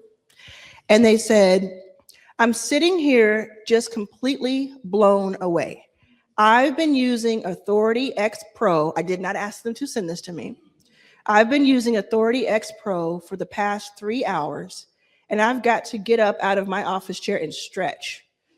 This is a person in their, I believe 60s. This is amazing in so many, she may be watching because she just said, yes, I can say her name. This is amazing in so many different ways, but especially helping me move from strategist to doer because the money is in the doing. It is one of the best AI I have seen. And I am an AI certified consultant, so I have tried and worked with so many different tools. This is one of the best. Thank you for this opportunity, and I look forward to talking about it further. And this is Dr. Geneva in our inner circle. And if we could have Authority X Pro website on the chat, I'm sure we do. Has anybody had a chance to use it over the last couple of days and we want to talk about it? Anybody, one person want to pop up here? Jen will come on up. Hey, Jen. Hi. Just remind us what you do, who you are. I'm Jen Posick, the ads maven. So I help coaches and wellness professionals and subject area experts grow their email list, fuel their launches, and get more clients through Facebook and Instagram ads. Great. So we had you up here maybe day, like the bonus day. You've been using it since? Well, I did the beta. Yeah. So I've been using it a few extra days. Extra days, that's right. Mhm. Yeah. So And- what has been the latest for you? Yeah, it's been great. The first question that I asked was kind of like, I don't even know where to start. And it very quickly got me like on the path, and it gave me very much the same advice as what you were telling me. Yeah. Which was really nice to like have that similar. Yeah. It helped me. It's so funny because so I run ads, but sometimes shoemaker's shoes type of thing. Yes. And And we've talked about this. Your ads would be more forthright with your ads. Yes. Yes. And so I'd been putting it off. And very quickly it was like, you need to run ads for yourself to get people to schedule a consult call. Yeah. And so I used it to help me create my own ads. And I got those running. It created that's a script something for YouTube. I couldn't do for like a year. It got you to do. That's so great. That's so great. Yeah, that's Yes, great. It's not that you don't exactly. do ads at all. Obviously, you're an ads person, but it's just sometimes it's like you say, if you're the doctor, doctors are the worst patients. Yes. Yes. And I put my clients' work before my own. And all of that all type the of stuff. things. Yeah. So I got some ads going, and then I was like, okay, I have that. And then what's the next step? And it was like, hey, I started talking to it about, because I've been debating about, do I focus on my ads management or do I focus on my membership? And it got me very clear about focus on ads management, but I've been in all these bundles and other things where that's not really a good fit for ads management. So it's like, okay, for the bundles, focus on your membership and make sure that you have your funnels in place, which again, it's the stuff that I know to do. It's just confirming it. But I don't always do it for myself. And then and by the way, we're talking about since Sunday and it is Friday. All of this has been worked out for you. And this is, if you had a consultant, if it were even me, it might've taken you this long to get back to the first message, first of all, or if you were paying someone a few $1,000s, that's what you do. And this is just one conversation of many throughout the year. Yeah. And I gave it emails that I've sent out during launches, and it helped me rework them to put them into an email welcome series that I'm like, okay, let me get back to the people that have already signed up from bundles. Yeah. So it's just pushed my productivity forward really fast and helped me just cut through the noise and do the thing. So this is Authority X Pro, which you can go to authorityxpro.com. And this is the new online brain, essentially, that I have been working on for 8 months, that I announced on the bonus day and then again officially yesterday. And Inner Circle members get it included. So there have been Inner Circle members testing it. And now we have, as of yesterday, we have new people coming in who have purchased it. And I'm getting 30 minutes later emails from people oh, this is amazing. It's already worth it. It's so good. It's already paying me back, because of something, some nugget, some detailed game plan for them. Amazing. Well, thank you so much for sharing that. I appreciate it. All right. So now I'm super, super, super excited to bring on a dear friend of mine and maybe a friend of yours. Y'all know Nicky Saunders? And I know I'm saying her name, I say it differently every time. Well, she is beaming in from New York right now. And let me tell you, Nicky was literally the first person I asked to be part of your First Million Live, like 2026, like in 2025. She was the first person I asked because she just has like a really like eclectic base of knowledge and is so real. That's my favorite part. So not only was she the first person, but she was also the first person to say, I got you. Yes, what you need. So Nicky's the kind of friend where you ever have the kind of friend where you say, can I ask you for a favor? And then they say, whatever it is, the answer is yes. Whatever the favor is, not the question. That's Nicky. So I said, That's me. Can I ask you something? And she's like, yeah, whatever you need, I got. And I was like, can I borrow $50,000? I ain't got that. You hear me? What we do? So hey, Nicky, let's welcome Nicky. What's popping? How's everything? How's everything? That's awesome. And I don't know if she has like little sound effects and stuff. I don't know if we can make sure that's being played. I come ready. I come ready, okay? Yeah, I'm prepared now. Yeah. We outside. What's up? Is Cam here? And can y'all still hear me? Is Cam here? Where's Cam? Anybody see him? Oh, he's floating. I just want him at some point during this conversation to see this background. Cam, come look at this background real quick. Cam's in my family, and he's a production assistant for Your First Million Live. He just came in from Mississippi. Come around here, Cam, and look at her background real quick. This is one of his favorite things in the world. Look at that. Isn't that amazing? The fours. I got a few. I got like 7 pairs. I got like 7 pairs. Don't worry about it. You got 7 pairs of the yellow fours? No, I got 7 pairs of sneakers. I'm lying. Sneakers. I'm Yeah. lying. How many do you have, Nicky? Over 200. Yeah, that's cool. You didn't have to brag about it. I didn't. You asked the question. That wasn't a brag. Thank you, Cam. Thank you. Okay.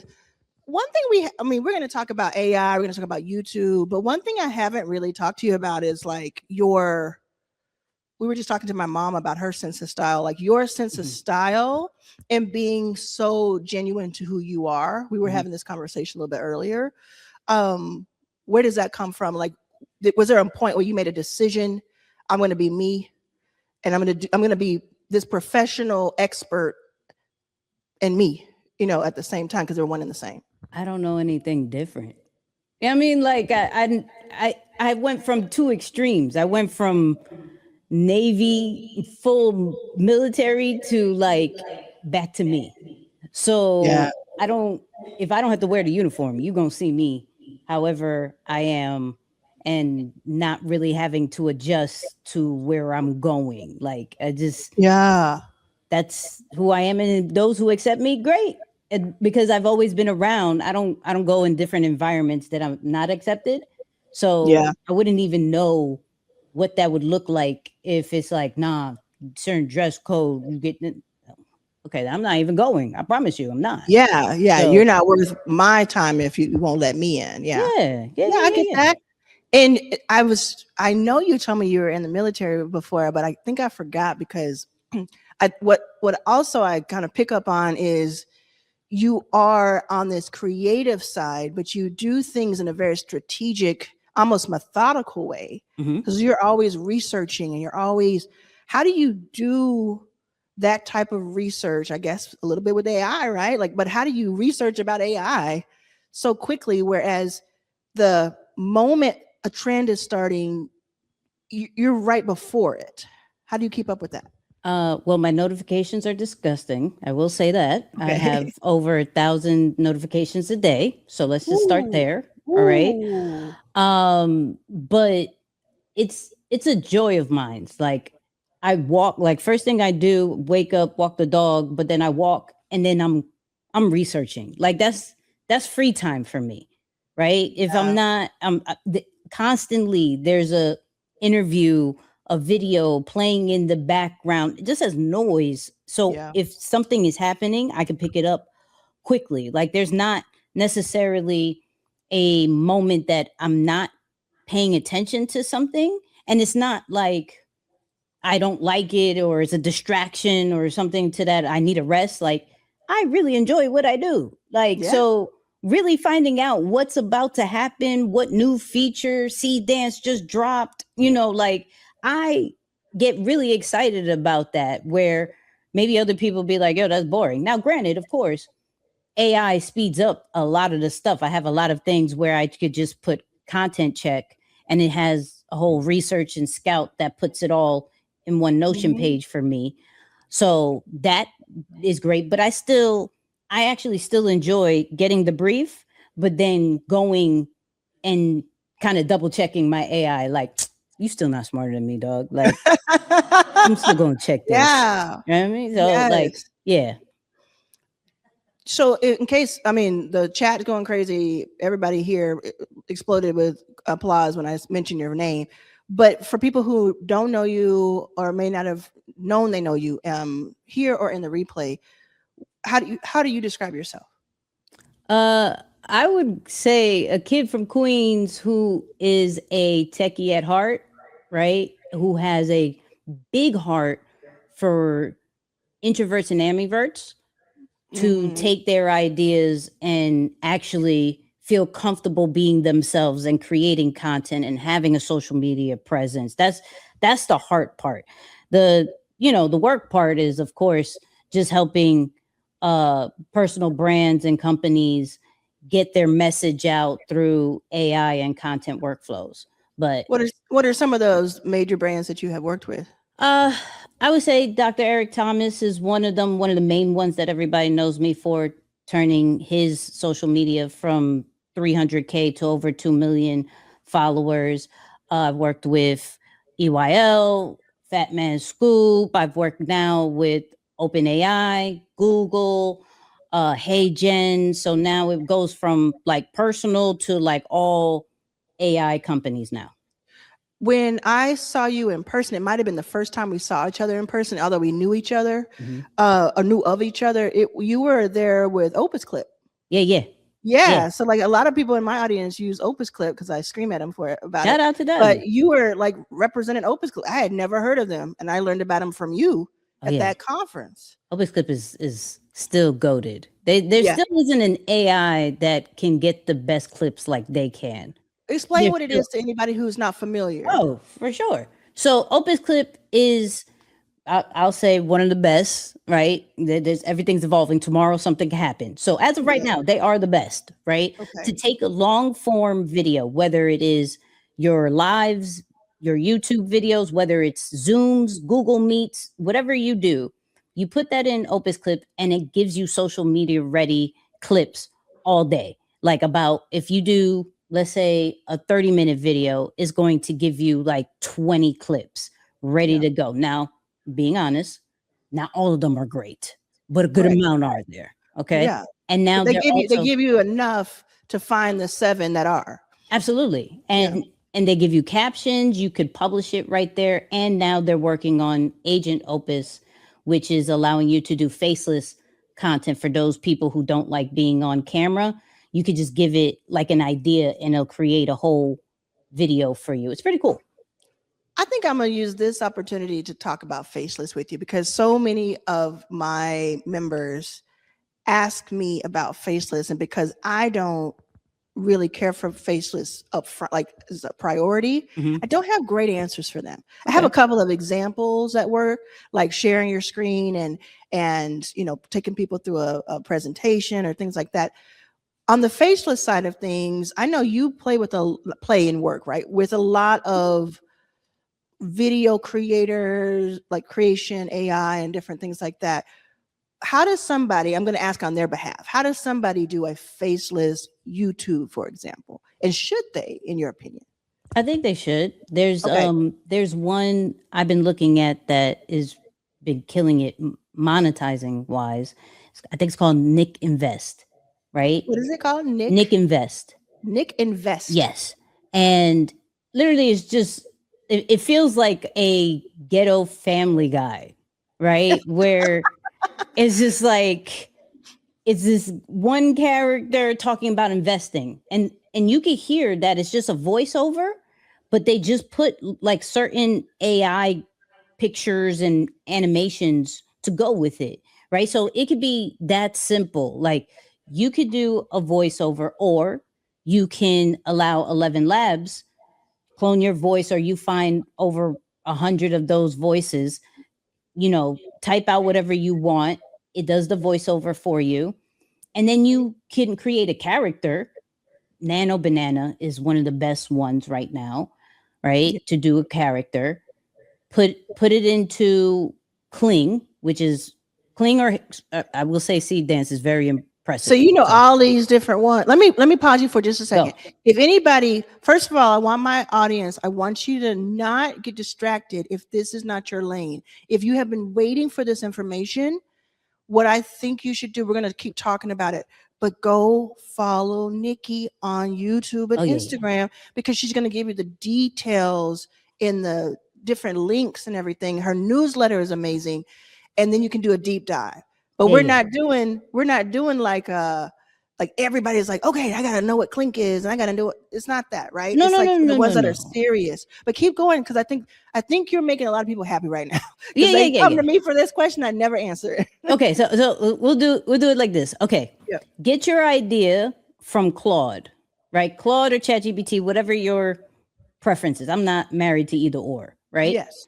Get your idea, create a character, right? So if you could talk that out with Claude or ChatGPT about that too, or you can just look up inspiration and see if you could find something. Create it in Nano Banana. Nano Banana, like you literally could say, I want a cat in a suit and a tie. Boom, it's going to make it, right? Then you're going to put that into, let's say, Higgsfield. Higgsfield is great because it has all the video models, right? So if you hear me say Kling, Seed Dance, VO, like don't get caught up in that. Put it in a AI video generator and tell it what you want it to do. It's pointing at this.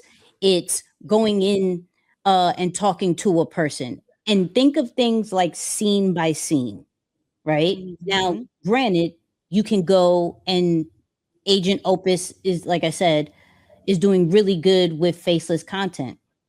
In video is another one that you could give an idea and it could do faceless content. Me personally, like a little bit more control of faceless content, because sometimes when we do prompts, especially if we're not really good at prompts, it can kind of be there and then not really. And so you're almost settling for like mid type content. So I would say, probably look into that. Or if you are trying to be still like the face, but faceless, right?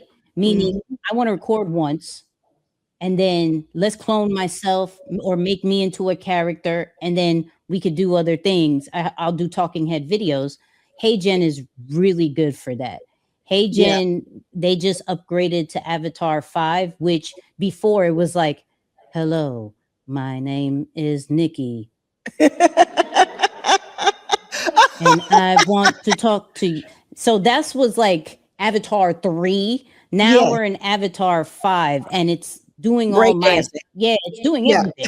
So HeyGen is probably really good for faceless content if you still want to be the face of the brand. So when you say if you want to be the face of the brand, it's like we have Nicole McCain in the building, so she's teaching us about cloning yourself. And we're learning about that. But you mean like if you want to be the face, which I think is very important. That's why I don't talk about faceless so much.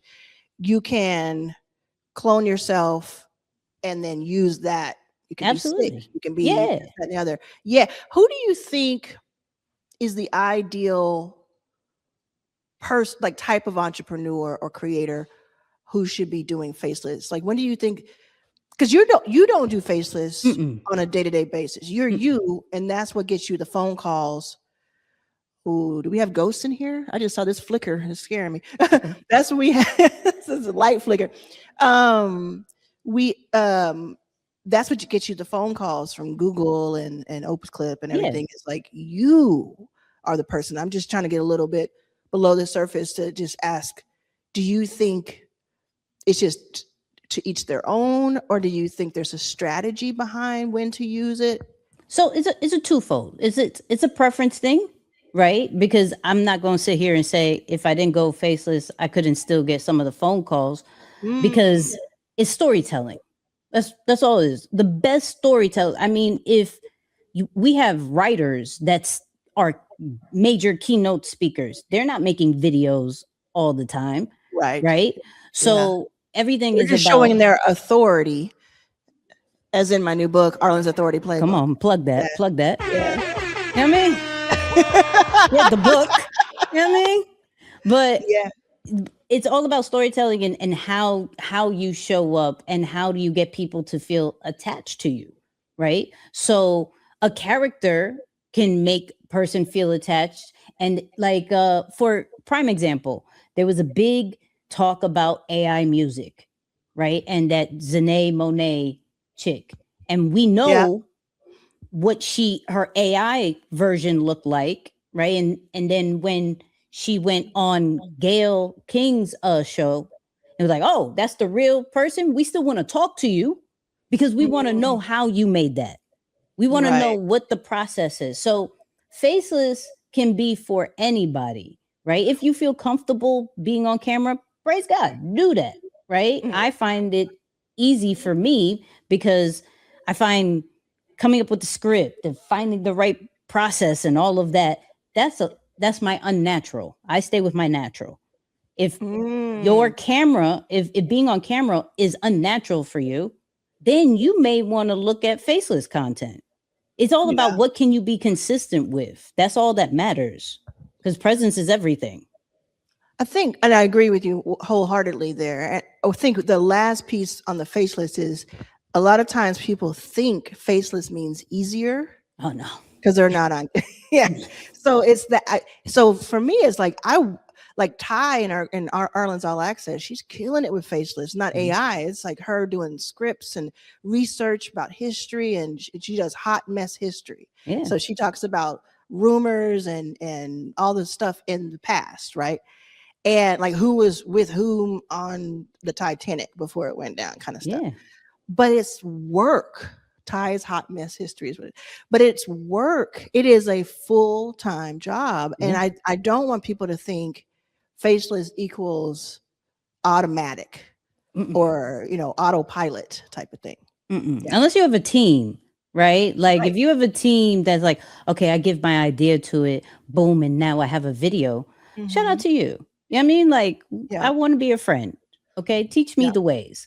For me, no, that takes a lot of work. I may do one maybe once a month just to like challenge myself, right? Like, but I stay in my natural. The biggest thing I know is the presence has gotten me where I am now. So if I go to my unnatural self, then the opportunities will go away. So I ain't tripping off of that. Yeah. Is there one, because we're always talking gadgets and the latest, and you always know stuff that I don't know. Is there one thing that's AI powered that you cannot live without? The meta glasses. Meta glasses. Yeah, the meta glasses. Okay. Are goated. I think we talked about privacy when we had our big epic YouTube interview that people love. We talk about privacy when something's always on, or when people like this world where people can always film you and you filming them. And what are your thoughts about that? And tell us why you chose that as your answer. So I'm gonna give an answer that people probably won't like, right? We're getting recorded regardless. If I record you or the lamppost over there gets records you, the traffic light record, everybody, you're being recorded regardless. Like privacy has been out the door when you signed up for Facebook. Like it's true. I'm sorry. Like, yeah, it's weird. But for me, I'm more in like, I'm very respectful of how I use the meta glasses, right? It's not on some like, hold on. I don't intentionally hide the light. Like, shout out to those people who do that. I think that's corny, but I don't intentionally, like, you're not gonna never know when I'm recording you, because it has like a light that shines and that like blinks or it shows goes like other you stuff. when somebody's recording you. It's cool. And the problem with me, I am a walking AI. Like, I have the glasses, I have this low key that looks like a monster situation. You're gonna know, hey, don't say nothing sensitive around me.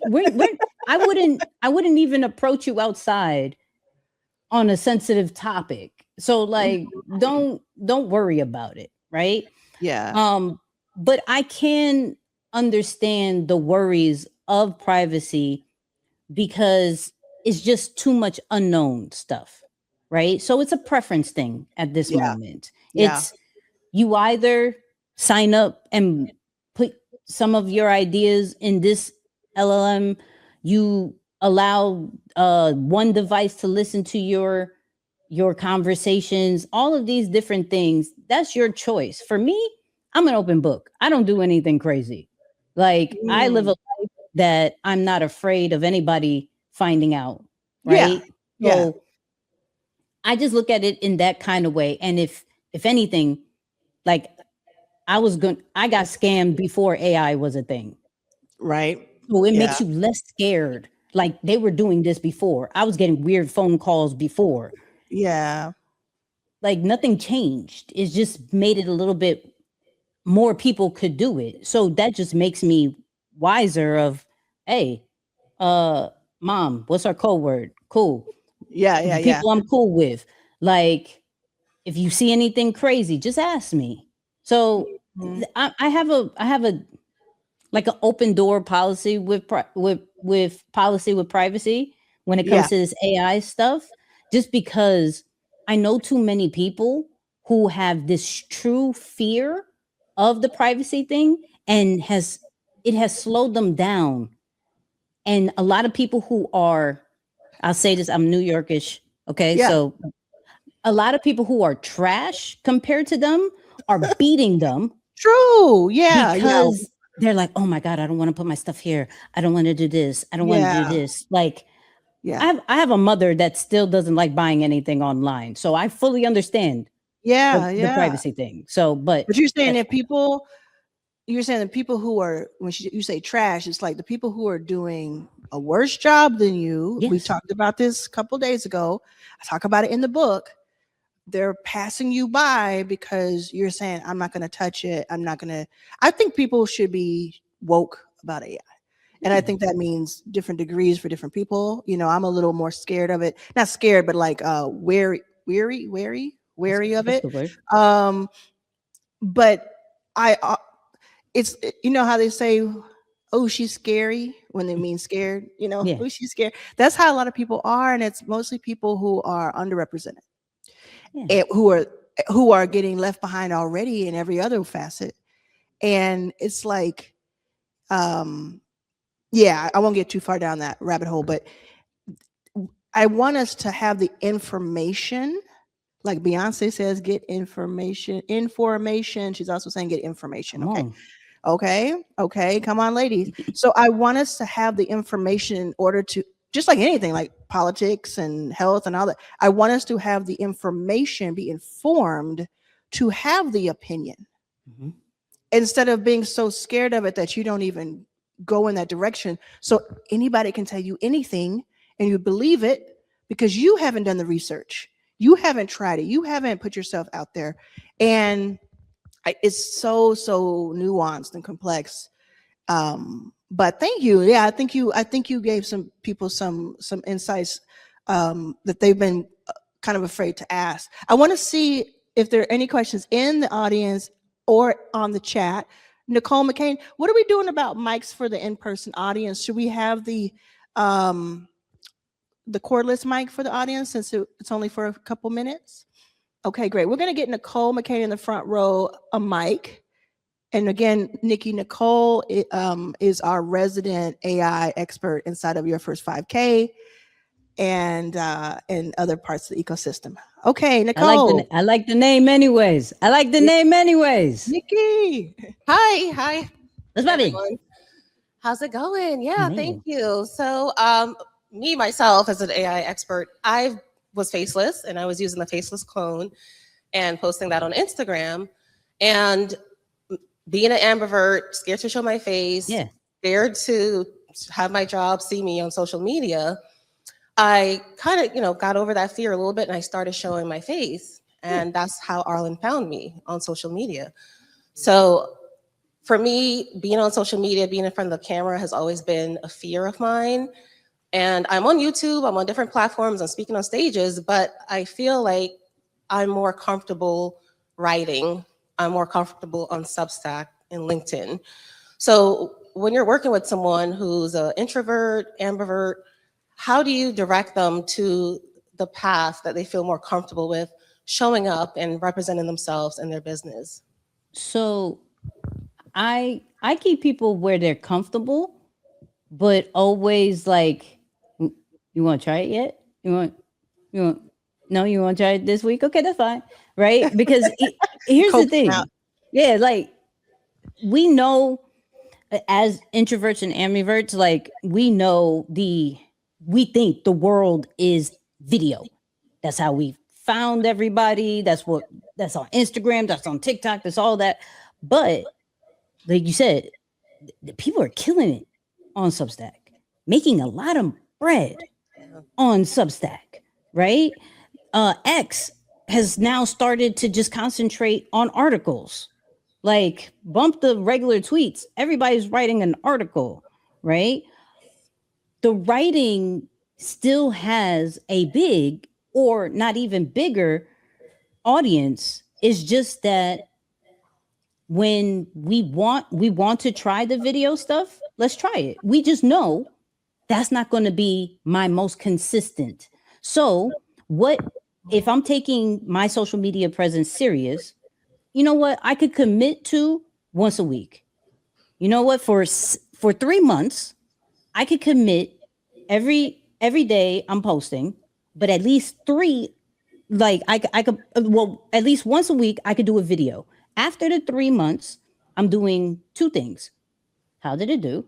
And how did I feel? If I didn't feel too straight, okay, let's do 2 tree, right? Let's do that. Let's try to up it. And then you're going to be like, okay, I got best of both worlds, because there's an audience that likes to read and there's an audience that likes to watch. And I'm now present in both of them, but it's a process. It's not like I'm posting videos every single day. That's how we burn out.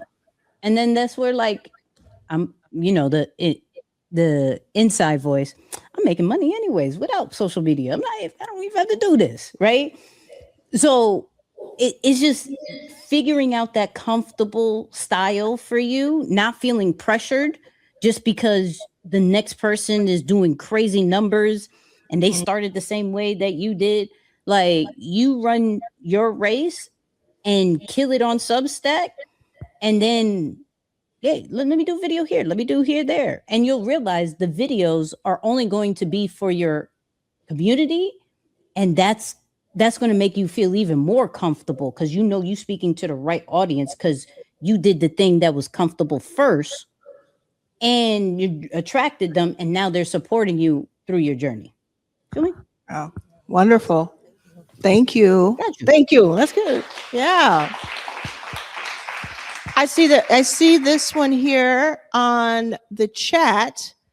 Alicia, let's keep the in studio mic ready for the next one. Alicia Smith says, Nikki, can you read that? Can you see it? Yeah. Alicia. Yeah, curious about alignment. You mentioned some huge brands, hip hop, sneakers, Google, etc., that appear to align with your style, brand, and essence. When a brand wants to work with you, how much does alignment matter, or is it more important to go where the money resides? Okay, so all right, all right. I'm gonna talk my value, even though I know where we are. I know where we are. This is called first million. Be you. Right. I don't care about money. I care about happiness. Okay. I care about what is going to impact others, right? And what's going to keep me excited. Money comes. It's not hard to make money, right? I'd rather work with a brand that I'm excited about than work with somebody who gave me a good bag and I'm like this the whole time, like, oh my God, when is this done? Or when can I charge them more? Because that's transactional for me, right? So alignment is huge for, I say a lot of no's. I say a lot, some more than I probably should, but I sleep good at night. You know what I mean? So it goes, now granted, I understand, hey, I got a goal. I'm trying to get out of this 9 to 5, or I'm trying to get this house. I'm trying to make sure baby girl is taken care. I understand all that, but I think long term, and because I think long term, I'd never have to worry about anything. Like I've never had to check on bank accounts anymore because I know I'm taken care of, because I align with two things. I align with happiness and I align up there. So you can say, you can be forthright, Nikki. Be yourself. I am. But we go there. But yeah, that's just how I move. Now, did I move off of a bag? Of course, I think anybody does in the beginning. You got to go through those like bumps and bruises of like, okay, I ain't never seen that amount of money before. It doesn't, okay, you know what? It's one time, let's do it. I've done that. I'm never doing it again. Okay, so if now for my hard-headed people, I am hard-headed, so I'm speaking based off experience. For my hard-headed people, you're going to say yes to the bag. You're going to, and that's okay. At least invest it right. Okay, that's all I say. You're gonna hate it, but like invest it right. All right, and make it make sense. But I'm more of alignment than the bag. Hey, I love it. Thank you. And thank you for that question. I think Raphael has a question in the studio, so we'll see. Oh, thank you, Colin. Colin is stepping in as thank you, Colin. It's so sweet. And hi, Nikki. What's happening? So I also work in AI. I'm a digital health strategist, and talking a lot about how we have this this window, right, that Arlan talks about this week, about 12 to 18 months. I'm wondering from your perspective, since you're really like deep in the weeds with all the tools, where do you see us? Like if we're looking at where the puck's going to be instead of where it is now, like where do you see us being in the world, in technology, in AI in 12 to 18 months? Can we just talk about 3? Yeah, Lee. 12 to 18 months is a little bit hard to predict because I didn't think right now how quickly we're getting more into agentic, right? Explain agentic real quick to people. So in a very simple term, I need a task done and it does it for me and it's in my Notion and it's already posted and it's great, right? Like everything's done for me. That's great. Like an agent. Yeah. So for me, I didn't think that was possible. I thought we were going to still have certain conversations, get warmed up to it, be excited about certain of these tools. But if we think about it, a lot of the tools that have started are all gone, right? So I think it's not necessarily where do I see in 12 to 18. It's more of like, how am I preparing to get whatever's out in my head into a workflow that will be taken care of by AI? That's the only thing I'm concentrated on. Like I'm not, as much as I mess around with these tools and where I'm seeing and who I work with and all that, that's cool. I'm more like, what system has my second brain that has formulas, thoughts, frameworks, all of that? And how am I turning this into the same way we think about smart homes? Like we walk in, lights turn on, and how do we do that for work? Are we setting ourselves up for that? Is there enough documentations that we're doing with that? I'm thinking of more basic stuff to prepare for the 12 months. Because now that we have, so many people are playing catch up, right? Where okay, 5 coding, I can make anything. I can make an app. Cool. Half of them are trash, right? Let's be honest. So, but it's trash because we're moving too fast. We're going to the next thing where we're like, hold on. Okay, Claude is here. Great. Let's break this down. They got chat, they got co-work, they got code. One, I could talk to you, I could schedule you, and I could build something out. Do I have anything worth doing that? Okay, cool. So for you, it's just thinking about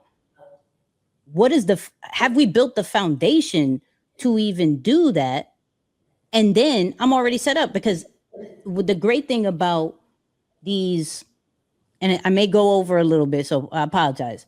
But the great thing about when you hear Claude Code, OpenClaw, all of those things, right, is they follow a certain folder structure. Meaning, what is the foundation that you've built within your business, within your personal brand, and they'll follow all along that and execute on it. So taking a step back and being like, are my files correct? And everything else, because everything is starting to get built on top of that. So it doesn't matter what tool, what process, what event is happening. If I have these foundational files, folders, documents, SOPs, I'm good. We could do flying cars right now. I'm cool. Like, because I have this already taken care of. So I think this is the time where we have to step back and understand the foundation of our business and all that, because now it's just layers. Now it's just harnesses. Now it's just different clothing we get to put on to look good. That's how I'll say it. Wow. Thank you, Nikki. Thank you, Raphael. I'm going to say this again. In the book, we talk about laying that foundation. So it's almost like we co-wrote the book, Nikki. Come on.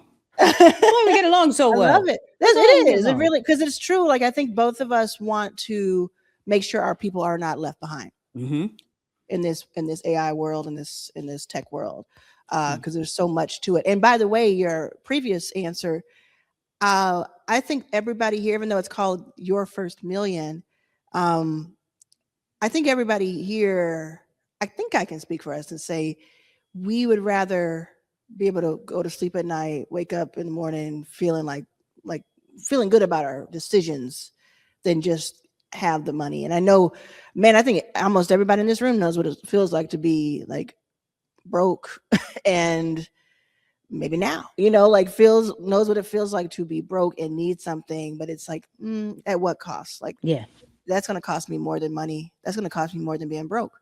Yeah. If I do that thing right there, because then they own me. Even for a little bit of time, they own me, and we're not doing that. You're not doing that. So, Nikki, thank you so much for this. This has been amazing. Chat, what you think about? I'm calling you chat like I'm a youth. Come on, W's in the chat. What do you think? Give Nikki up for Nikki.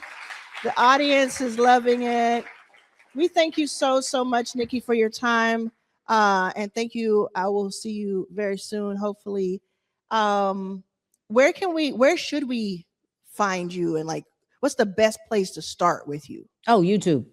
All YouTube, day. yeah. YouTube, all day. Like anything that you want to know. You stream and you do like, how many hours did you do that mega stream? I think that was 6. It was 6 hour hours. mega stream. Yeah. And then every Monday, like not probably just talking, but 3 hours. We do 3 hours every Monday. 2 or 3 hours every Monday. Very smart. Very smart. Okay, we'll do a part 2. We'll talk about YouTube next time. All right, let's give it up for Nikki. Thank y'all. Okay, so what I think is happening now is that we're gonna have a very special guest come up and talk to us. Is that what's happening? You ready for that? Is that happening? Okay, let's give it up for Jani.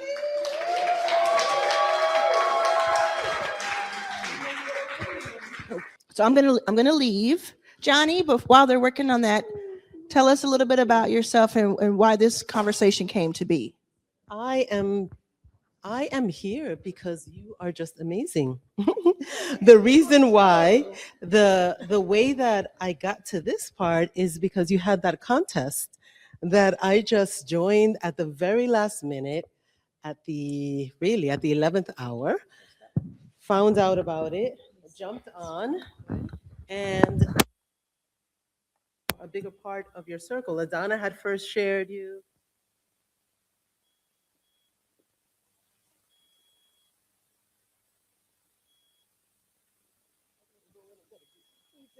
Hang out, and it's just been amazing. I am so desperately looking forward to spend time with the Authority X Pro, because what else are we going to need? Yes. I can already call you. I'm a little scared.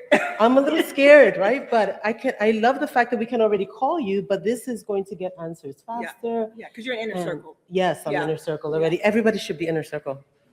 Like, I don't know what we're doing, because I'm gonna leave. I it have for never you. gotten this much information, this much support, this much access with any other coaching. And I've been doing coaching, I feel like, all my life. I'm a listener, I'm a learner. So she didn't pay me for that. Yes, I'm gonna try to get the mic here. So I am going to step away. We're gonna give Jani our full attention just for a few minutes here, and she's gonna get your mind right. Let's give it up for Jani. Hey, okay, thank you. So I'm going to be sending signals. Which direction the signals? Okay, so I'll move forward. Signals for the moving of the slide. So, my people, look at what we have been given in this room. Like, this is just, we are witnessing legacy in motion. Like, can we agree? We are witnessing legacy in motion. Arlan has given us the tools, the training, the systems, the community, daily content, literally, right? Were you shocked when she said every single day I post a video? Daily content from somebody who built a venture capital fund while homeless. This is exceptional, extraordinary access. Your first million live. Can we agree that we are getting what we came for?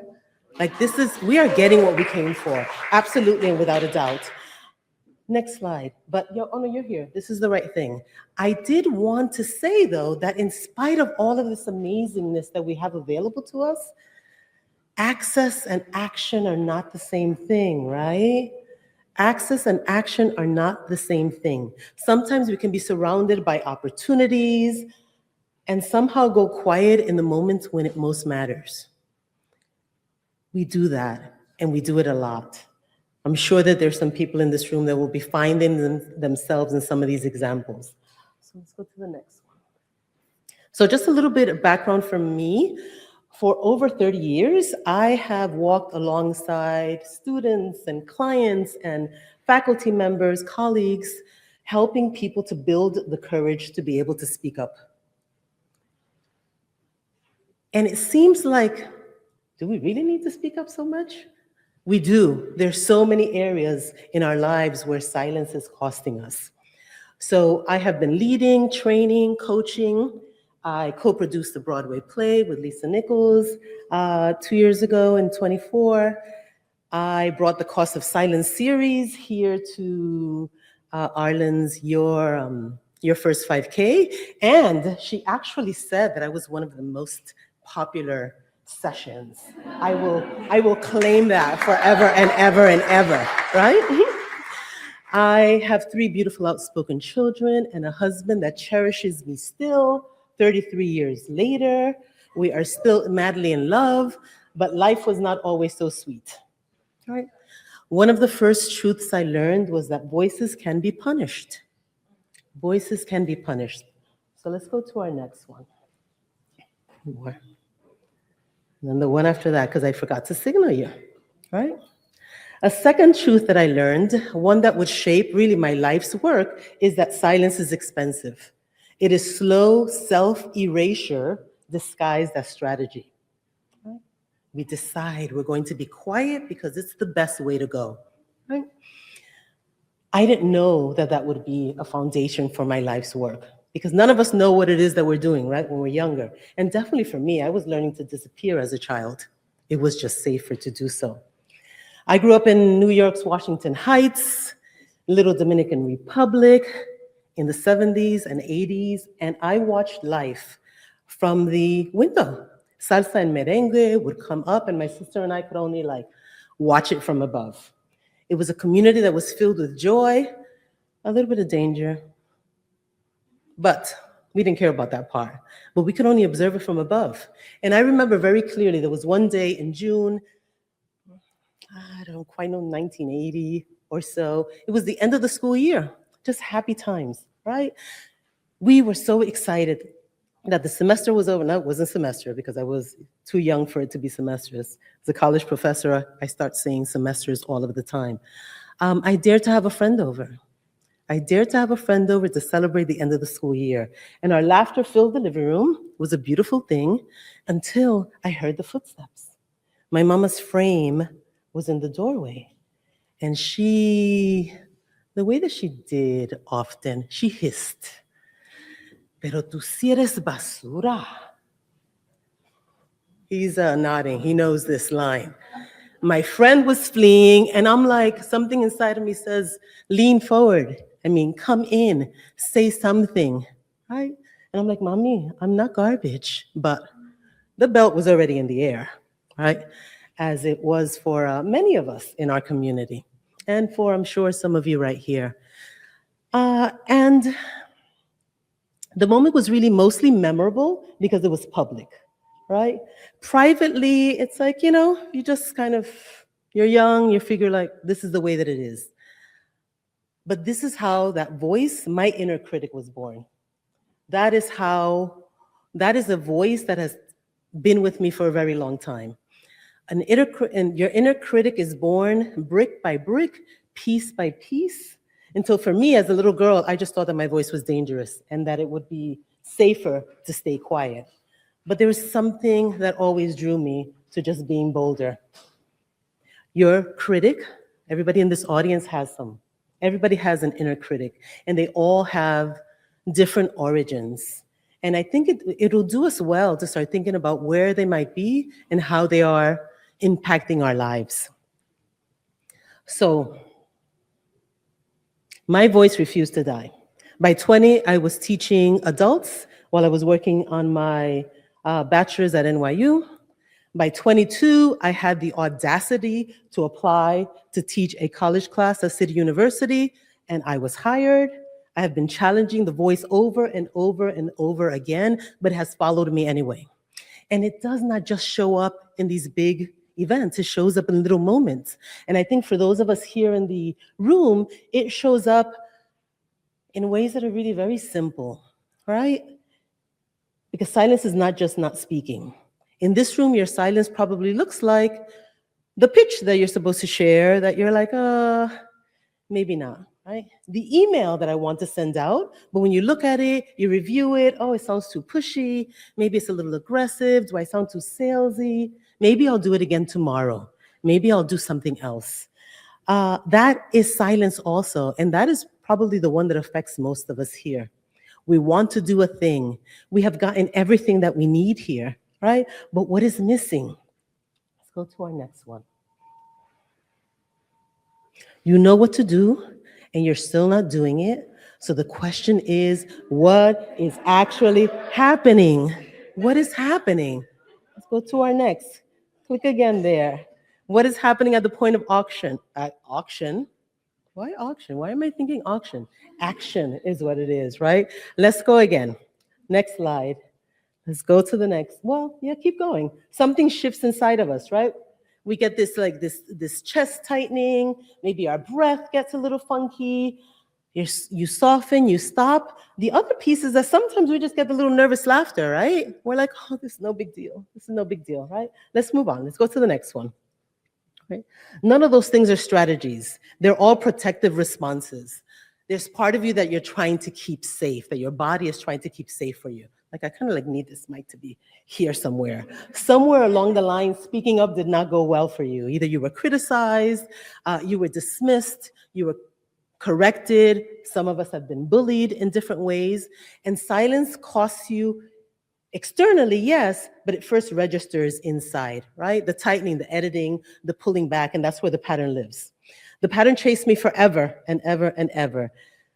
So much so that what I'm trying to say is just that you don't outgrow it, right? You'll have this balance, right? The pattern chased me. I knew, and this is thanks to Adana, right? She would say, Jani, you have some paralyzing indecision happening, right? Back in August, I'm like, I don't know what I'm going to do with this job. Like, I'm so done. I realized that I was done with academia years ago, but something inside of me, in spite of me being bold and courageous and all these other things, I think I speak up in any situation, something inside of me was like, who do you think you are? Who do you think you are?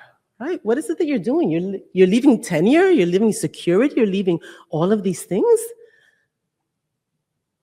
That is how this inner critic stays after you, right? Like, you can be great in one side and not so great in the other. Let's go to our next one. This protection. Next. Right?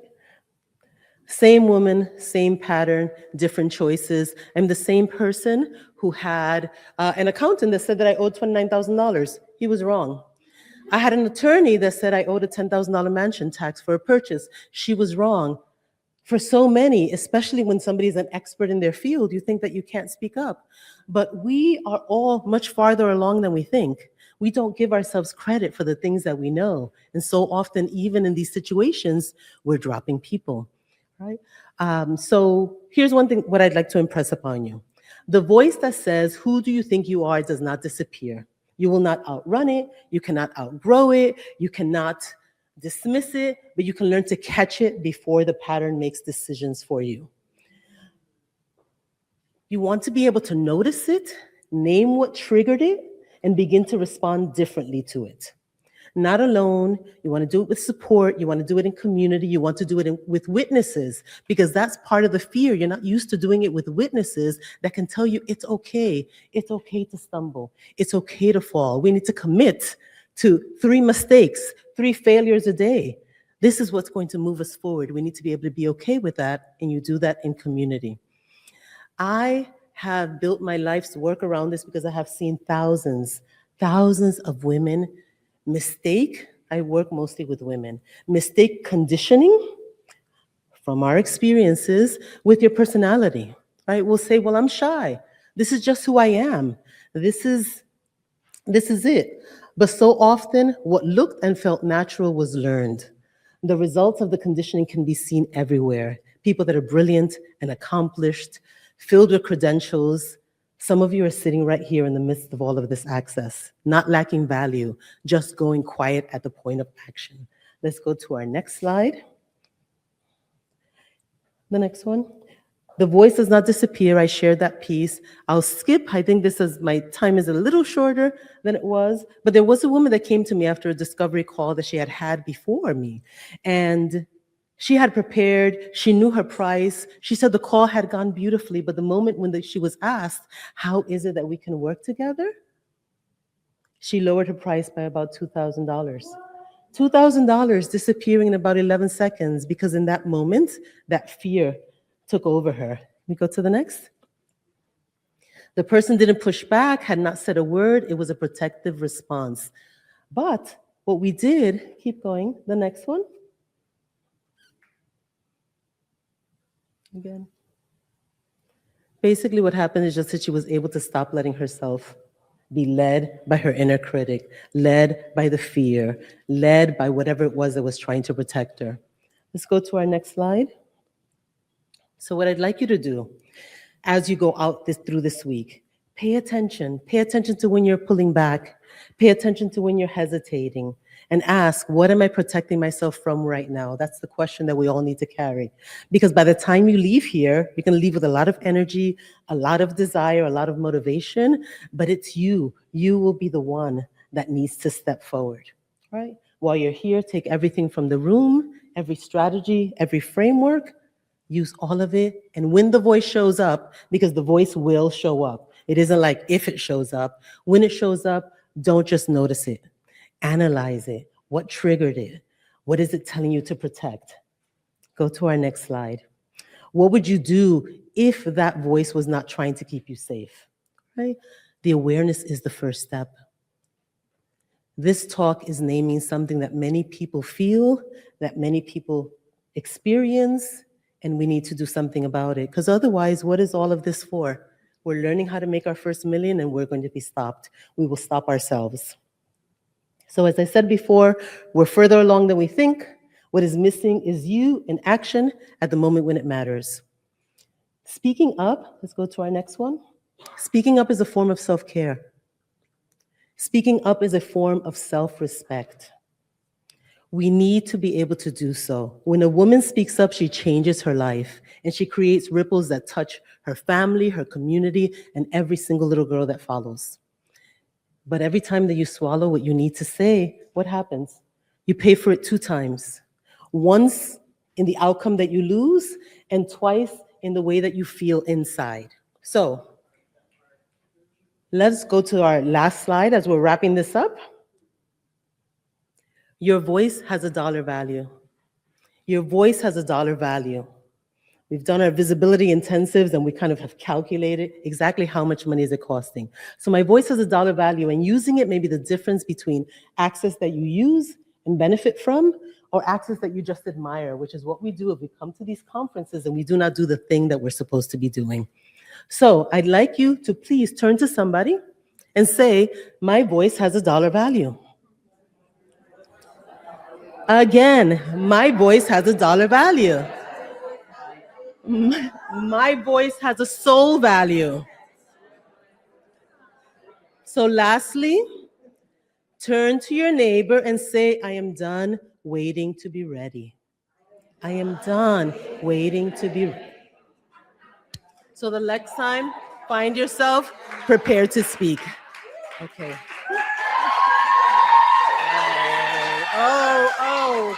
Oh.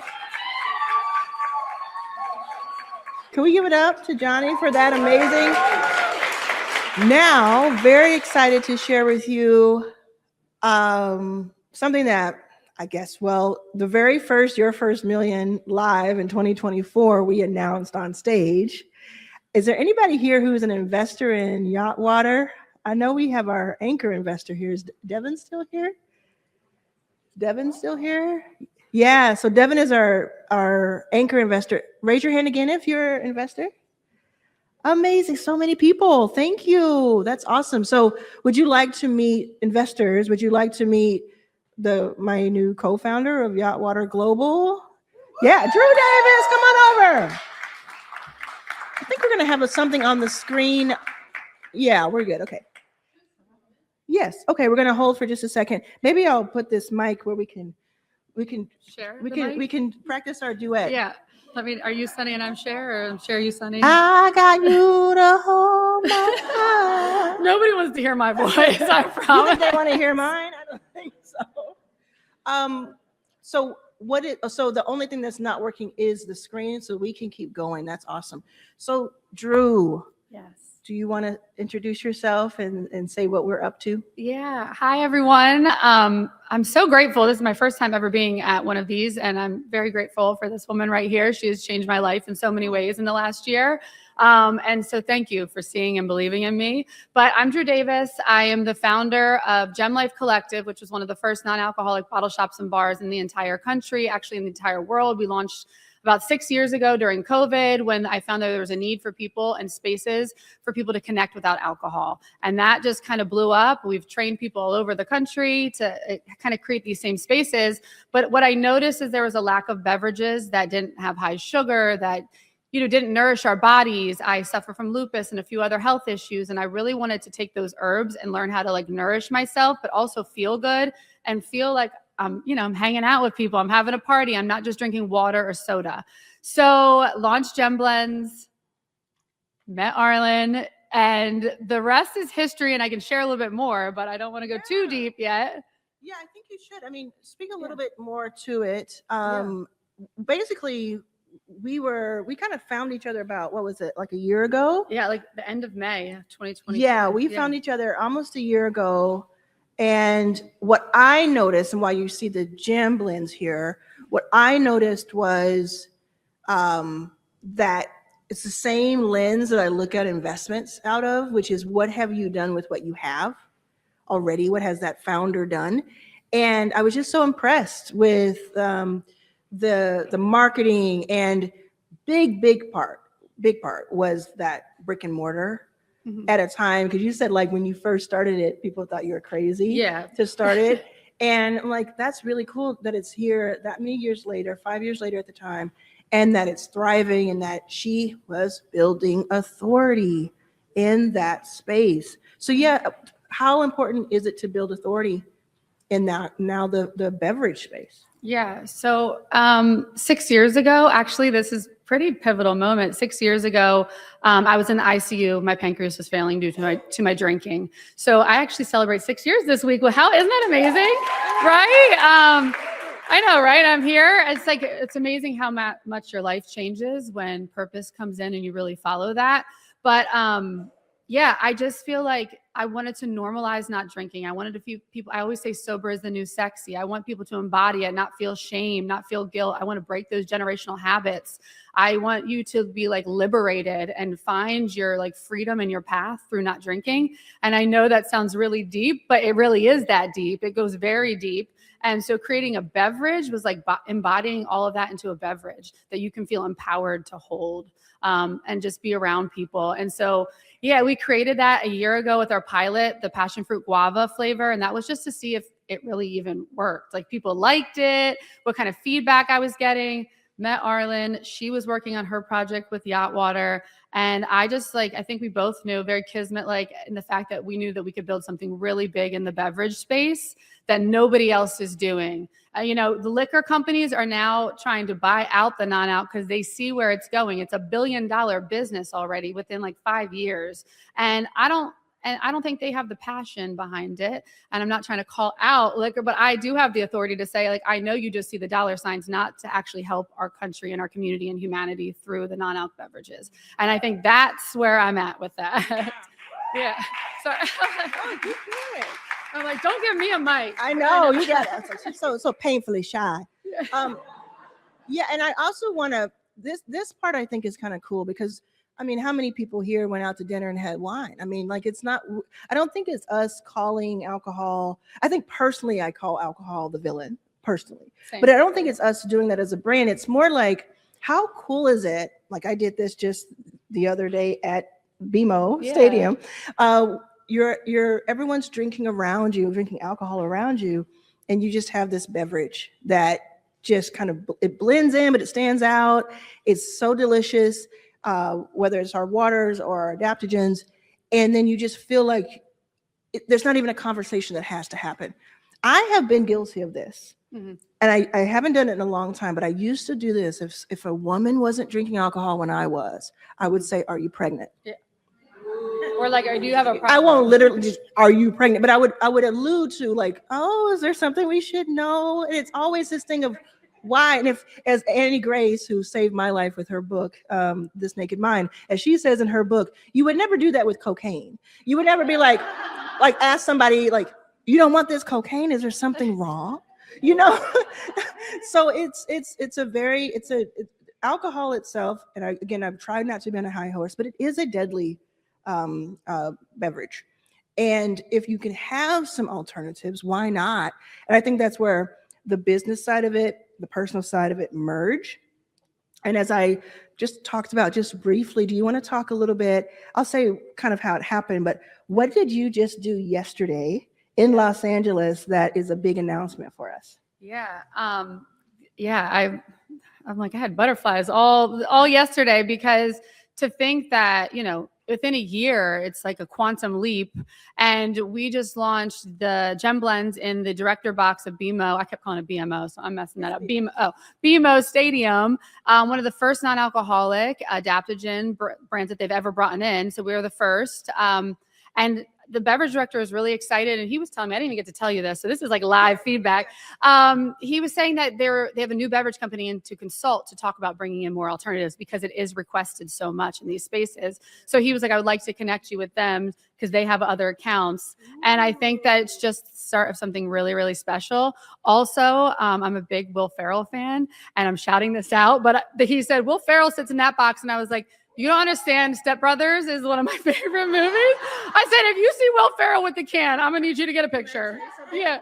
I met Will Ferrell at an Angel City game. Okay. See, yeah, I gotta. Okay, I'm BMO, coming back. at BMO. Yeah. So he was saying that he might have a can. Like he was telling me, like the people who sit there, and I think that this could be so pivotal for us. Yes. Yeah. This is all because of No, I'm saying Arlan. I sit Yeah. there. I sit Oh there. yeah. Yeah. So no, I'm not pointing. It's No, all it- because it of me. is, though, it No, is. I'm one of the people that sit there, and that's what happened. Is like I was bringing yacht water cans, and do we have that poster with our? Okay, first I was bringing yacht water cans that were empty because we hadn't filled them yet, and we had this whole trademark thing, which is a whole nother story, but we talk about it in depth on our WeFunder page, and hopefully we have the WeFunder link up. When we talk about that in depth, right? But I was bringing it to the Angel City games, which are women's pro soccer games. So a stadium has thousands and thousands of people. And I was bringing the yacht water, and I was talking to them. And then I started bringing Gem. Yeah. And again, I was so happy to bring it because I was like, it's just so comfortable in it. I watched a game at home with Anna, and I just got the Gem out, right? I was like, it just feels cool because she drinks like non-alcoholic beer. I'm drinking this. So I just love this. So there is a woman who works at BMO Stadium in the director's box, which I have season tickets next to Bob Iger and everything. And I glare at him every once in a while. So I hug him and then I glare at him. He knows. He knows what he did. So he runs Disney I think he was there when you took me to the game. Oh Sit yeah, next to me. yeah, and so he makes some really stupid decisions sometimes, and he makes some great decisions. And I've talked to him about Black Panther, and I've talked to him about the worker strike, and about Jimmy Kimmel. But I was there, and there's this woman who works there who is a server, and she has like, I'm not gonna get too far, but she has like like in Colorado, I think she has like a home that I could never afford, and all kinds of. She just really likes being at these events. And she came up to me and she saw me with it, and we talked a little bit, and we're talking about it. Next thing I know, the person you met is at my seat, and he's like, I heard you were looking for me. And I said, yeah, we need more non-alcoholic options because we look for that when we come here, my wife and I. And I said, I happen to have a solution for you. And he said, okay, here's my card, let's talk. And I think that was figured out in like, a week? Yeah, solid. So we want to give them a shout out, BMO Stadium. We're going to test it in the director's box. And then if it does well in the director's box, it could go stadium wide. And we'll see. Yeah. It's very cool. It will go stadium. That's right. It will. It will. Yeah. I mean, I think it will. And I think what's going to be really cool about it is going to be super merit based. Because there was no really, there's a lot of people in there who could ask for a lot of things. And I don't think that I had much pull there, but I was in the room. And I also made the ask because closed mouths don't get fed. Okay. And so we'll talk just a little bit about Rock Grace, and then we'll talk about WeFunder, and then one last little thing that I want to mention to this in-person audience. Yeah. So part of my business, I've helped brands launch from the ground up since we were one of the first brick and mortars. And Rock Grace was an adaptogenic brand. She was amazing. She launched very early, almost too early. Sometimes when we're the first, it doesn't hit as hard as when you're like the third or fourth. But she had something called Rock Grace. She had a partnership with Goop, 4 Seasons. It was an upscale adaptogen water wine alternative. So you know, when you meet people and you create relationships, she wanted to sell me the brand. And I always tell this story because this is the power of relationships. She decided to gift me the brand about a year later for $11.11 because we're very spiritual in that aspect. And so I bought the brand for $11.11. And she said, I just want you to have it. I don't care what you do with it. I just want you to take this legacy for me. And like, I trust you with it. And that was at the same time Arlan and I were meeting. So fast forward, we are now putting Rock Grace in a can. So we will get our. Well, yeah. I'll come here so I can be on. Yeah. Yeah. Yay. So Yeah. I gotta do this. Yeah, now we gotta go back. So if you want to. Well, what's really cool about it is these, you may recognize these as the original yacht water cans. And because we lost our trademark in the US, but we have 30 plus countries that we're trademarked in.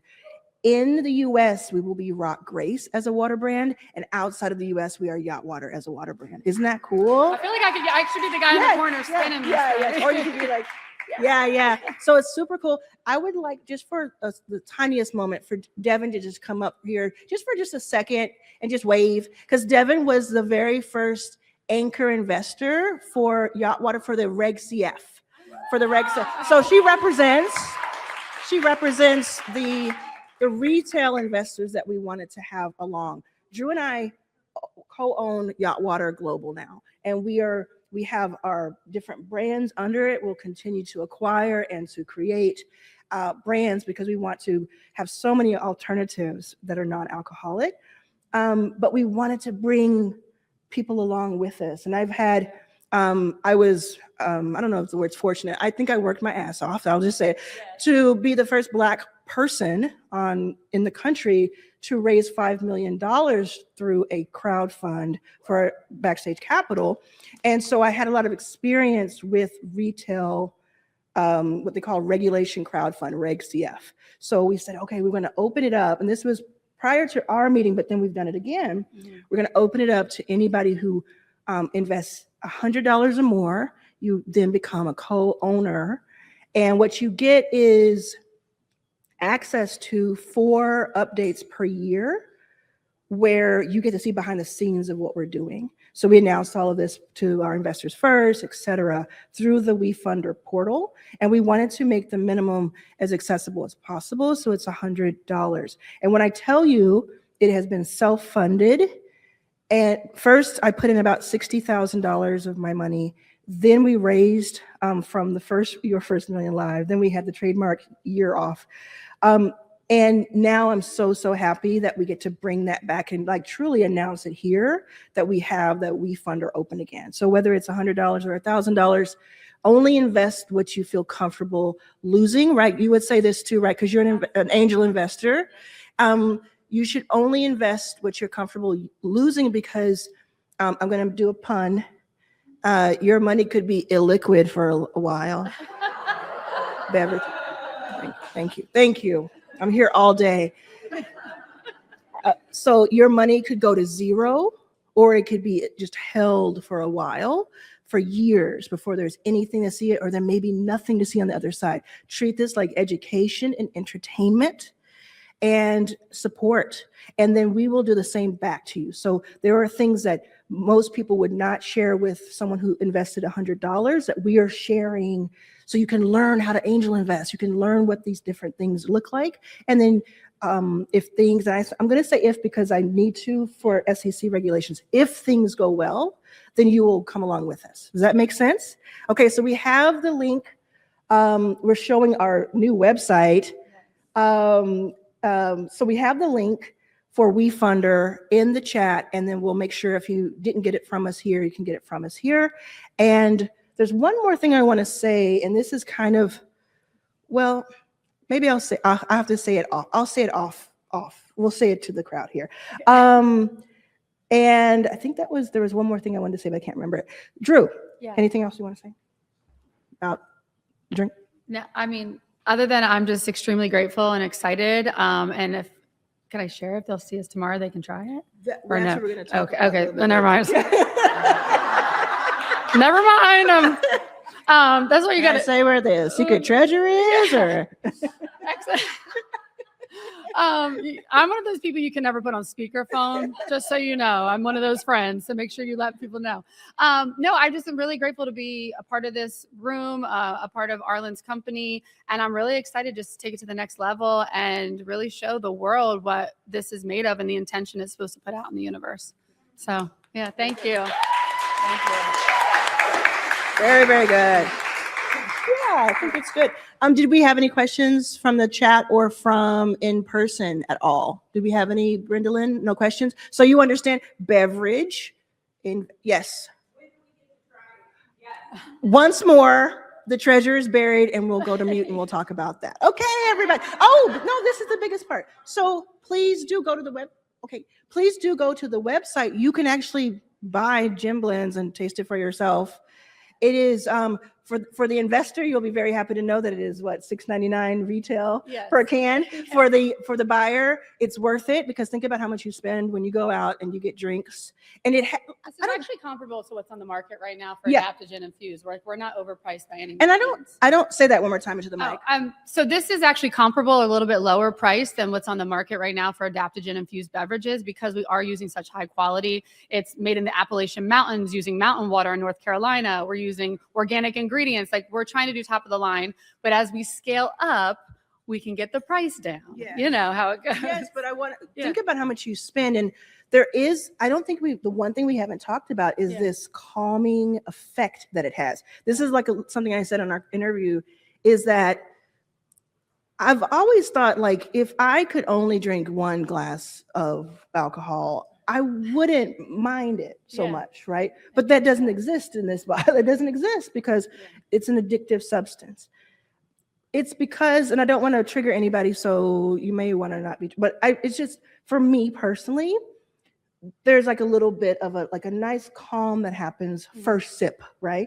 But then it's all downhill from there, and you regret the rest of the night. With alcohol, this has that first 5-minute feel. And it's all natural properties. And for me, that is so exciting. And like and I can have one, because I was worried a little bit. So I was like, I had one, I got a little calm and light, and then it goes away. There's no crash, there's no feeling. And then I was like, this is the big test. Do I need one the next day? Like, no, like a week can go by and I'm not thinking of, it's not like that. No. So please, like, as we say, talk to your doctor about any of the ingredients. And if you know adaptogens, you know kind of what goes on there. But it is, I also think it's like this alternative in that way, where it kind of has the best of what the alcohol is supposed to be. Yeah. I mean, I have 4 children and a husband, so I have 5 children. God bless him. But no, and I work full time and I have multiple businesses. And what I can say is that I used to reach for a drink in those moments to help calm myself or numb the stress. This is like a deep breath. This is like a yoga class. This is like a meditation. You know, like you said, the first couple minutes, you're like, whoo, I can breathe for a second. I don't feel up here with my shoulders. And the adaptogens are really, our body adapts to them better than pharmaceuticals. So they're meant for our body. They're from the earth. They're herbs and plants from the earth. So like you said, everybody's different, but I would check just to make sure that, like, you know, you're okay. I'm going to answer two quick questions. If you want to know the ingredients, please go to the website. And then, is this different from investing in yacht water? No, it's the same investment. If you've already invested in yacht water, you get all this, anything that we acquire, all of that is part of that same investment. You can invest more, but it is part of that investment you already made. That's why I brought Devin up. So what I would love to do, well, let's just give it up for Drew. Oh, thank you. Give it up for Drew and her authority. What I'd like to do is we are going to take our scheduled break. We can take it just a few minutes early. And I do want to go mute to the audience. And Brindalyn's going to be your host. She's going to answer questions for you. May pull me aside during our break to ask any questions that we may have. And then once I'm muted, just let me know. So we're back on. So hi, everybody. How's the break going? How did the break go in the chat? So do we have a second microphone? I can share if not.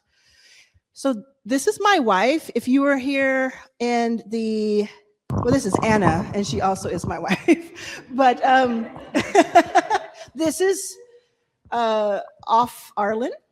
Does anybody get that reference? I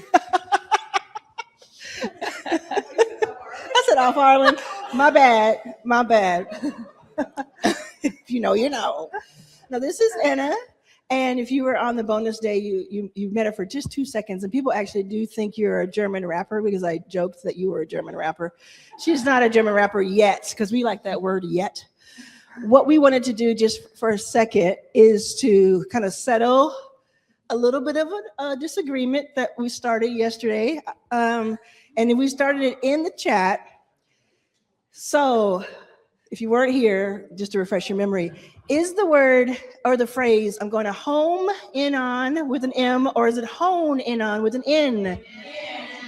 Everybody's saying in, everybody's saying in. What is it? What is it, Anna? You say what your vote is with the mic. Yeah. My vote is the correct one is M. M. And how many languages do you know at all? Like a little bit about? 4 to 5. 4 to 5. Yeah. 4 to 5, including Japanese that she's learning for fun. By the way, German being her native tongue. So we took this light disagreement all the way home last night. And thank you. And she said, you just need to look it up. You just need to look it up. Me too. So this is what Webster's Dictionary, which we know is kind of the foundation. It is home with an M, N on, and hone has been picked up colloquially. So it is acceptable. Home in, like a homing pigeon, home. So do you feel vindicated? If it makes you feel better, I was just as outraged and confused 3 days ago when I came across that. Yeah. I was like, this is rage bait. But then every dictionary I looked it up on was like, no, home in on is the correct one. Home in on. I guess it does when you do that, but I had to see it, even though I trust her. I had to see it for myself. She's usually right about these things. And just very briefly before we introduce our next guest, what is it that you do, young lady? I act, make music, write sometimes, stuff like that. Yeah, you did some music for a movie. I'm going to let you select which one you want to talk about. You did some trailer music, right? Yeah, for Halloween Ends. Yeah, the Halloween Ends. She did the trailer music for it. Yeah. And many other things, including some awesome acting that you've done. She's the third listed person on, it's a movie called Nosebleed, which is a beautiful film. In the Ever is another beautiful film that our friends Yaya and CM have produced. And she was a featured extra in the Ever. Did I say it wrong again? Yes. What is it? Correct? What's the correct? It was a speaking role. So it is just I'm supporting. so sorry. Supporting, my bad. I don't know the lingo. No, it's okay. But I just think the difference is so incredible. Like she was on set, you had a line or two for one day. Yeah. Even though it was like a lot of work. I do understand that. Now this new film by the same artists, filmmakers, she plays the key stars of it, like their former wife. Mm-hmm. She is listed third. It's him. It's this other guy who like is on all the film, and it's her, and then many other people after that. And to go from that in 2 or 3 years, I just think is so cool. And it's a full-length, really cool film that is. Well, they're debuting right now this week. This weekend in Cleveland. This weekend. Film Yeah, they the have the first world one premiere. Yeah, is in the Ever, which is the first one. You can see the trailer on YouTube, and then Nosebleed. We'll see what happens with that. But it's so cool. And then your music is most of the music, 60 to 70% of the music in the film Where in the Hell, which is an indie film, indie coming of age. I guess not really. I would say 80% actually. It's 80. Oh, yeah. And she's very particular too. So she doesn't like to embellish. Sorry. She likes to, no, she does not embellish. So if she says it's 80%, that's even more of this film, Where in the Hell. And when we saw the premiere of it in LA, that "That's my baby girl." That was me the whole time. Every time the music came on, because I said, "Tap me on the shoulder anytime that's your music," and she went, "Baby girl." I couldn't help it, and then she did, and she kept doing it. I'm like, "That's all you." It's so incredible. So, your full name, so people can look you up. Ooh. Good luck. Anna Eichenauer. That's not how you pronounce it. Eichenauer. Yes. Even thank easier you. to look up. Anna Eichenauer. Okay, let's give it Queer up for German Anna. girl on Give it up for Instagram. my lovely wife and we've been together for Thanks for 11 humoring me. years. Okay, everybody. Who here uses Stan Store for their e-commerce? And how many people in the chat use Stan for their e-commerce? Okay. Do we have John? We have John. Hey, John. We're going to welcome John to the stage. Come on over. Come on over. Cool, cool, cool. So we have the chat going in that camera there, but we're going to talk to each other and have a chit chat. We had Sam Ovens here yesterday and had a wonderful conversation, and the audience is really loving the deep dives. Totally. Really loving the deep dives. So, okay, so we've been looking forward to this. I've been looking forward to this. First of all, do you want to say what Stan is in case someone is not familiar with Stan, and a little bit about the backstory of creating it? Totally. Hey, everyone. Great to meet you. My name is John. I'm one of the founders of Stan. Stan is the simplest and easiest way to start an online business. So whether you want to offer a digital product, a course, a subscription, whatever it is that you want to do, we do it for the most affordable price and the easiest way possible. Very excitingly as well, and more importantly, I was just knee deep with the team for the last 8 hours cranking on an AI agent that is essentially going to do all of this for you. So our AI agent, Stanley, in the next few months will be helping you create content, surfacing you trending ideas, repurposing it with your own photos that it knows exactly what font and aesthetic you like to use, which photos it should use in your carousels. It'll edit videos for you as well. It's already 80% there in terms of the quality of the edits for my personal content. From there, it'll help you generate leads. It'll help you optimize your store, all that kind of stuff. So we got a lot of exciting stuff on the roadmap, and it is our mission to empower anyone to work for themselves and democratize this experience as much as possible. And I guess the quick backstory on how I started the company, I grew up, immigrant single mom in the South, very typical like Asian American story of, hey, you have to achieve, you have to do all these things to be happy, to be accepted in society. In that process, went to undergrad, took on student loans, did 4 years of schooling, cold calling to a job on Wall Street at Goldman. In that process, you're like, holy shit, I'm gonna make it now, right? I'm gonna be super happy because I'm like this sick 20-year-old on Wall Street. And of course, you get to those places, and I'm sure many of you as well have been former high-powered executives and realized, wait a minute, a lot of these people are very unhappy, and in fact, I'm not really enjoying this lifestyle. And so I went through kind of a career process where I continued to go into finance more, and I was like, oh, I just need a better job. Went off to a role in private equity, then went off to Stanford Business School. Point being is I checked all the boxes that one says will make them happy or successful or accepted in society, all these things that we're told very subconsciously. And it was through that process during COVID, actually, I was doom scrolling TikTok. And I was like, this creator thing is actually really cool. Why don't I give it a try? And so I asked myself, what kind of content could I make that people would actually watch? What kind of value could I give? And for me, something I'm really passionate about is how do you as an underrepresented kid get your first dream job? Because that was literally just my story. And so I was very lucky. My first few videos went pretty viral, and I was like, this is really cool. I know for a fact that I'm helping people. Also, for the first time in my life personally, it's a little embarrassing to admit, but I was in my mid-20s at that point. It was the first time I ever got to be creative in my life.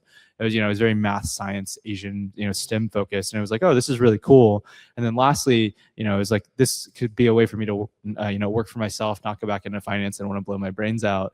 And then the last, and then the last thing there was just essentially, how do I figure out how to work for myself? And so the very first version of Stan I actually built from my own account.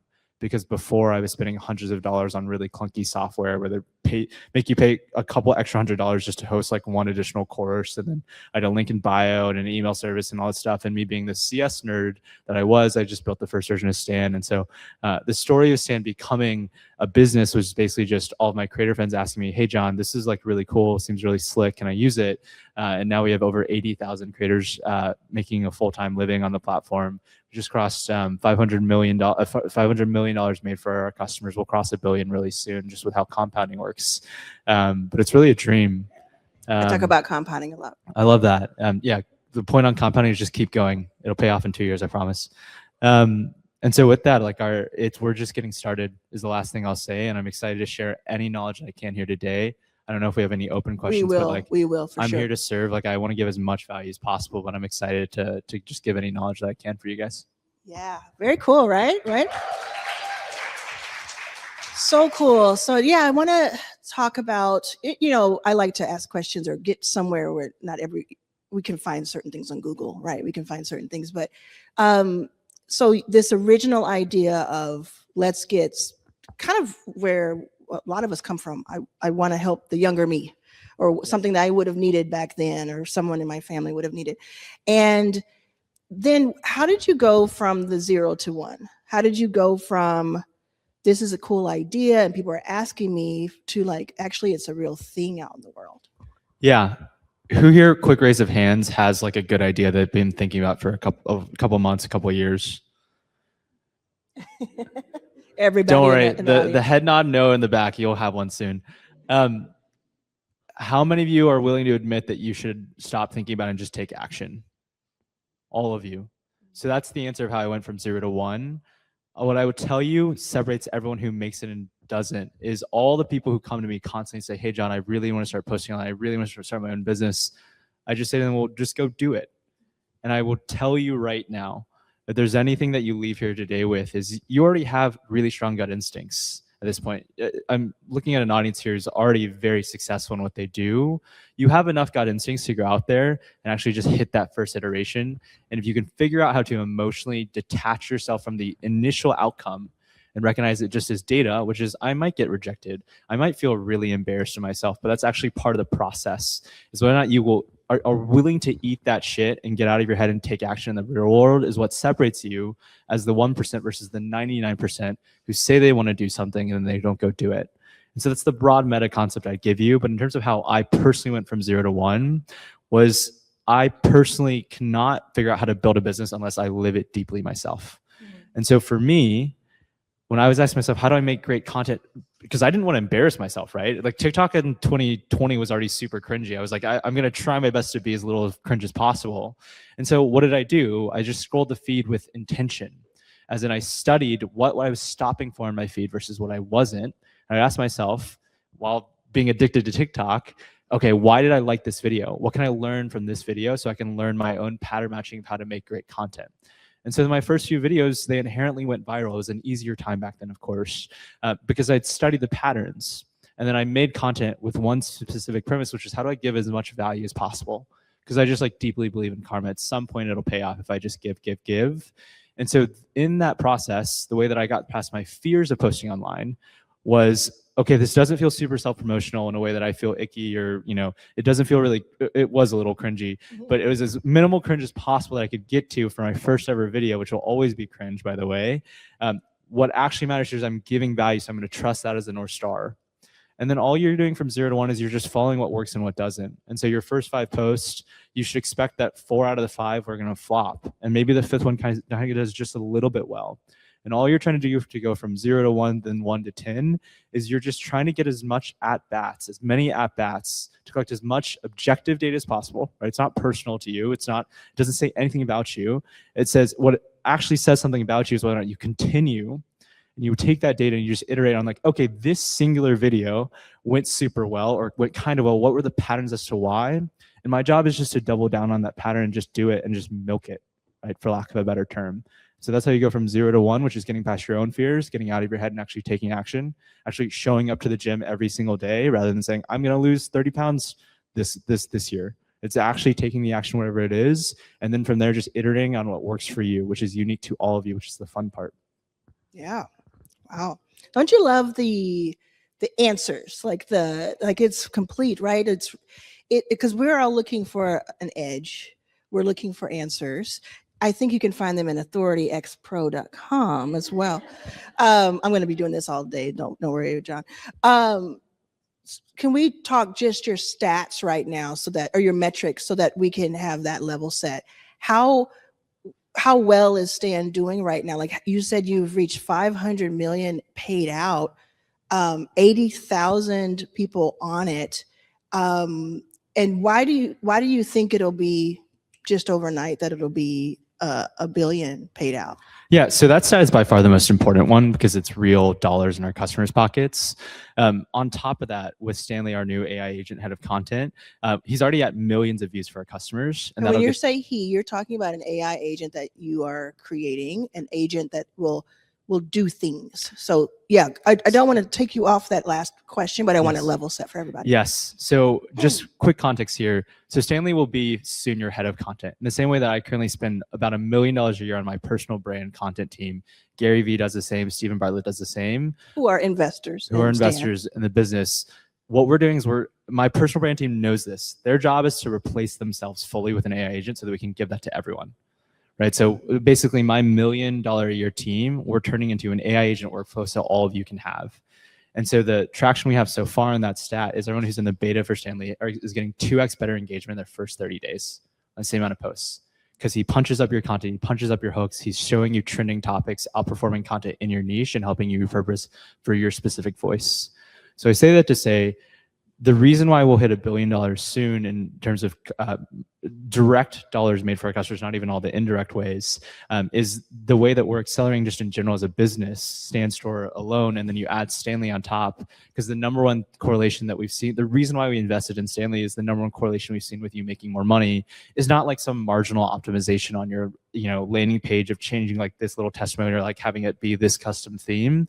The actual answer is no, you just sit there and you make content, you build an audience. Because if you have a content and audience, they're going to convert. Yeah. So let's break that down in just a little bit. So Stan, as we know, where you can sell digital products, and I've made now more than 550,000 on Stan I love it. since last May. Very excited because it's so simple. That's really what I love about it. And you have that. Then you have something called Stanley, that is the AI agent it's very new as far as being out in the market. So it's constantly getting better and better and better. I used it after we met up in your office, and the same night I tried one of the suggestions that it gave me on Instagram, and it would just perform so well. It was so fun. I love it. It was so cool. So you're saying like that early traction you're seeing and those signals you're seeing from that. I'm gonna pivot just slightly. I'll come back. The reason I know so much is not just our one-on-one conversation, but it's because of what you share on YouTube. And this audience is, we're very heavy on YouTube, or I talk about it quite a bit. I want you to talk a little bit about your strategy on YouTube, because it is very interesting. You kind of tell people all kinds of stuff about the business that most people wouldn't. And I want you to explain what you do in that realm and then why you do that. So it's funny to hear you ask me the term strategy, because I was super honest with you all. Earlier you said the point of everyone here is looking for their edge. Is that correct? I think about a quote all the time. It's a very powerful quote, which is, in this world where there's so many people trying to fight for something here and get attention, what have you, I want you to remember this quote, which is escape competition through authenticity. Escape competition through authenticity. And how do you express your authentic self, right? Because at the end of the day, there are so many people trying to be in fitness or in business coaching or in accounting or being a lawyer or a dentist or whatever it is that you're doing online to build a business around. But no one can be better than you. No one can be better at being you than you. And so how do you express yourself authentically online? Like, you just follow your gut. What is it that you want to say? What is it that you want to create? And you just go do that. Because when you think about the most successful creators when they first start, whether it's even a Mr. Beast or an Emma Chamberlain or myself, they were just vibing at some point. They were just like doing what they wanted to do. And over time, your strategy emerges. Over time, you start to think really rigorously about, okay, how do I repeatedly scale this over time? And so what that looked like for me was like, very candidly, I was just a YouTube kid. I just grew up watching Casey Neistat and Emma Chamberlain. I love vlogging. And then also I'm a business nerd. So I love watching Alex Hormozi or Gary Vee, what have you. And so what kind of content did I make? I specifically built in public. Like, I wanted to share the journey in the middle of vlogging, what it was like to run a startup and start a business, because I wanted to do that. And so then, of course, over time, you hire a team, you think about how do you build a scalable business. And so you start to think really rigorously about what patterns emerge and what is my strategy, which to some degree is likely some version of share the hard like lessons in the middle, share the true ups and downs of the journey, which is not glorious at all. I get wrecked every single day. And then lastly is like ungatekeep all the stuff that I think was hidden from a lot of us growing up. So those are our broad strategic notes that we do in our content. I make sure to emphasize those are our values as a team and people that match up with something that also resonates in the market. But what I would encourage you all is just to like really express yourself, because if you think about it, content is just a magnification of you in the world. Like right now, you and I are all at a certain frequency or displaying some sort of emotion or like energy, what have you. All content is just amplifying that to millions of people theoretically. And so the brighter your own light shines, aka the brighter, like the more you dig deeply internally and ask yourself, how do I want to express myself? Right? We all know that feeling when it feels super passionate, feels super real, right? So just imagine your camera is just an amplifier to get you in front of millions of people. So the brighter your own light shines, because you're being authentic, the more successful you'll be. Yeah. I feel like each of your responses, we should take like a 5-minute break to take it all in. And we kind of did. But I feel like that because it's so packed, and I feel like this is going to be one of those ones that gets a lot of replays because it's like, oh, gym after gym. I want to talk about your investors for a moment. Not because this audience, I don't encourage this audience to go out looking for investment. It's more like you're the entrepreneur, you're the person looking at, and your customer is your investor. But I think what you've done is a lot of it reminds me of myself, and that's usually where I go with these. But it is so interesting how you didn't use the excuse of they don't know me, or I'm just this person, I don't have an audience, whatever, to hold you back from just reaching out in volume to people. So you have Stephen Bartlett, Gary Vee, and the Hormozis are investors because they just That's correct. Put you on blast, and probably others that I'm not familiar with or don't know that are investors. That's a big deal, right? Like that's kind of all of them. I know Stephen, I know Gary even more. They get pitched a lot, and it is hard to break through. Even though they feel so accessible, it's very hard to break through to them. Tell us a little bit about that, and how much does it help to have to make the progress, get one person there to be able to point over at? Yeah, I want to talk a little bit about that. I'll start off with this, which is stack days, stack wins. So we did the largest creator round that's ever been done before. I've actually never said that publicly. So we have Stephen Bartlett, Gary Vee, the Hormozis, and many other creator entrepreneurs that are on your feed on our cap table now. So the largest creator round ever done. Investors cap table is like their investor list. So yes, our investor list is the cream of the crop of the top creator entrepreneurs out there. So you ask yourself, how did that happen? And for those of you who don't know how it happened exactly, I'll start with by saying I'm a hungry kid. Like I love shooting my shot. There's something about the thrill of getting after it, of like sending hella cold emails or whatever it is to get that response that I love. I love the thrill of that chase. There's so much hunger. And so for Stephen, for Gary, for the Hormozis, I spent multiple cold emails over the last few years in which there was never any response. But then you have to ask yourself, is that going to stop me? No. Because I know that if I get to work with these people, then we can help a whole lot more people, because I know that this tool that I'm building is so perfect fit for their audience, because they're also trying to help people transform and create a better life for themselves. And so in that process, then you ask yourself, okay, I'm going to send hundreds of cold emails and I'm not going to get a response. What's the next thing I'm going to do? So I'm going to shoot my shot by making content, really cheesy content. And so I specifically did a video where I started with a suit and tie. And I walk in, it was like a Dollar Shave Club like ad. I walk in, I rip the shirt off, and below I'm wearing an acquisition.com tank top. And then I put on a nose strip, I put on an acquisition.com hat, and I pitch Alex Hormozi in a video. The guy's never heard of me before in his life. And I make a video that's hilarious, funny, while also coming up with clear credibility of this business, which is profitable, which is growing really well into $30 million plus in revenue. And what do you know? Alex Hormozi DMs me. And what do you know? A couple months later, he invests. And as you think about how do I land the best investors out there, you have to recognize that it's a domino game. As soon as you have the first domino, the next few dominoes land. Right? At the same time, I ultimately finally managed a way in with Steven. I tried 15 different ways. I emailed him multiple times. I emailed his agent. I emailed his partnerships team, had a conversation with the partnerships team, which then went to a dead end. And then the thing that I didn't expect the most, which I submitted a request on his VC fund website, which by the way, if you've ever worked in VC before, you know no one ever checks that. But I was like, venture capital fund website. And I said, screw it, I'm going to do it. And I didn't hear back. And then 3 months later on Christmas Eve day, I remember getting an email that was an automated email from his fund saying, we're super sorry. All the submissions from the last few months have not been read at all. In fact, we lost them all. I remember being Christmas Eve, I was on vacation with my mom.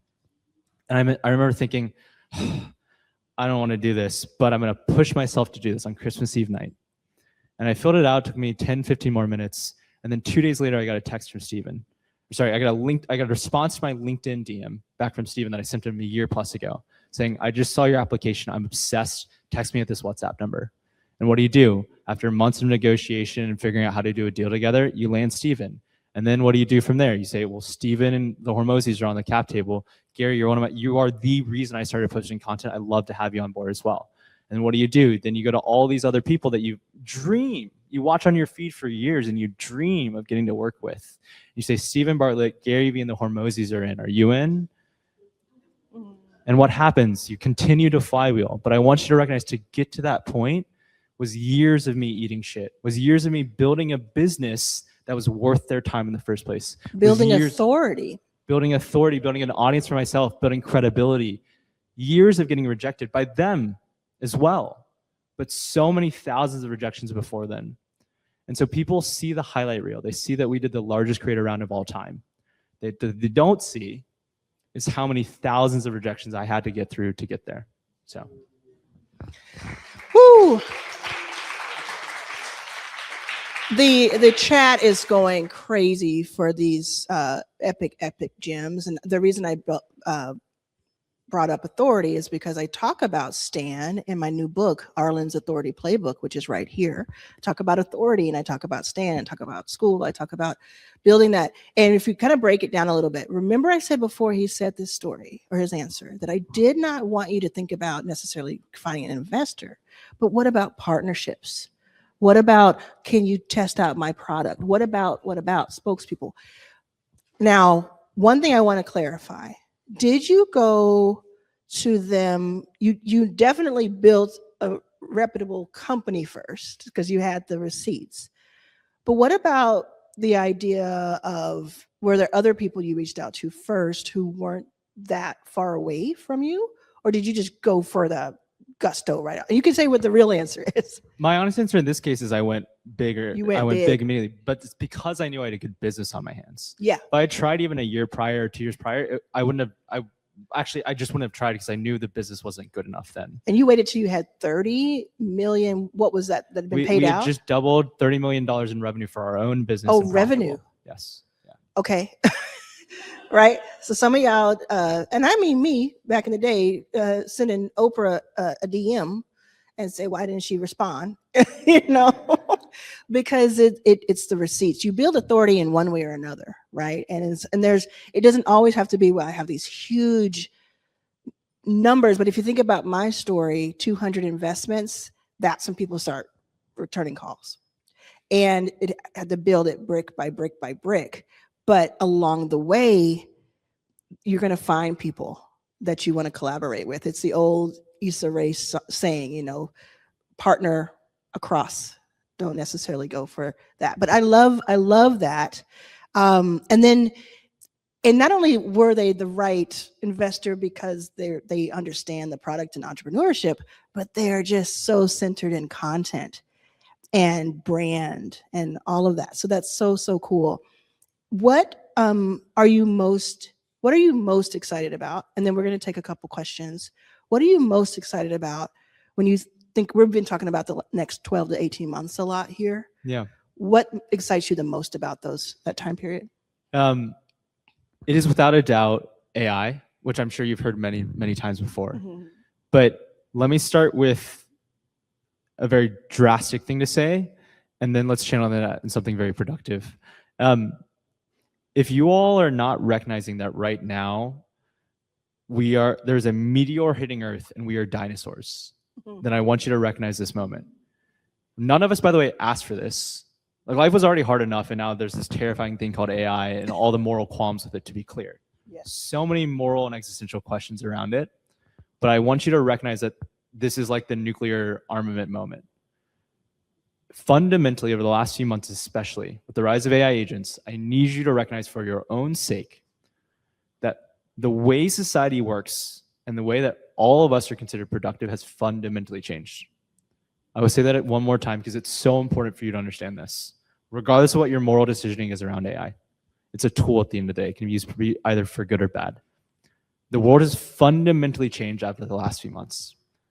I am now able to spin up 1,000 AI agents to go do whatever I want for me. And so as smart as any of us might be, and hardworking as any of us might be, I can't outsend 1,000 sales reps that are AI agents that are customized to that specific prospect as good as I am at this. I can maybe crank out 100 cold emails in a day. All of my AI agents, what can they do? They can send millions theoretically. And so we're talking about another level of scale. So I need you to recognize that.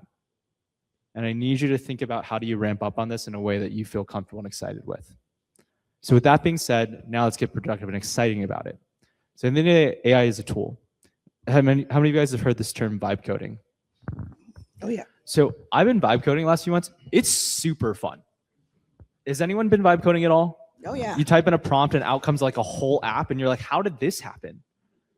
It's actually really fun.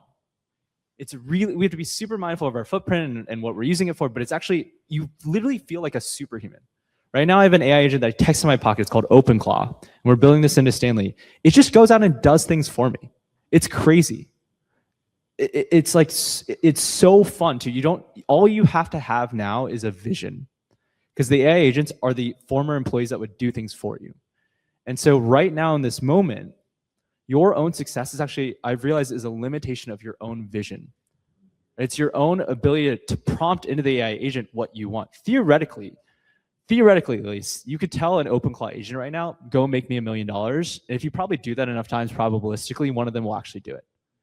And so it's about your audacity, your own vision, and your own clarity of vision to formulate that into a prompt in this case, to request something of the world through the medium of an AI agent, and then for you to actually iterate with it to actually get to that point. And so I want you to recognize that an AI agent is one-for-one an employee of yours, oftentimes one of the best employees you can find. They're better than me at so many things.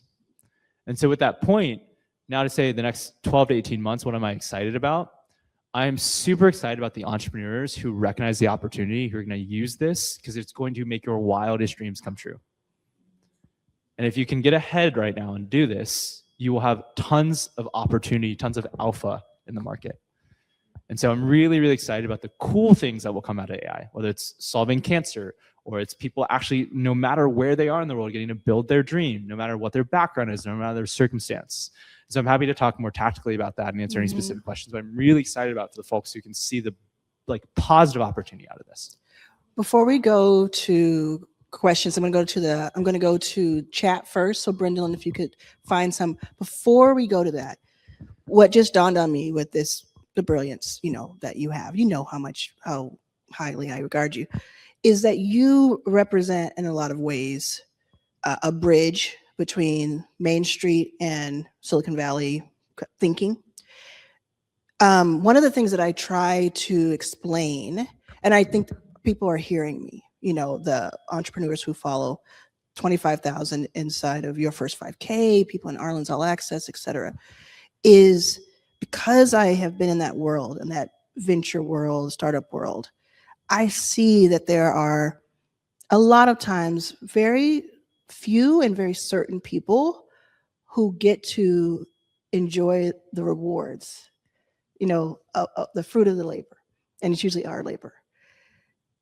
But it's also like a family member telling you something versus their friend who comes over and says the same thing, and you hear it differently.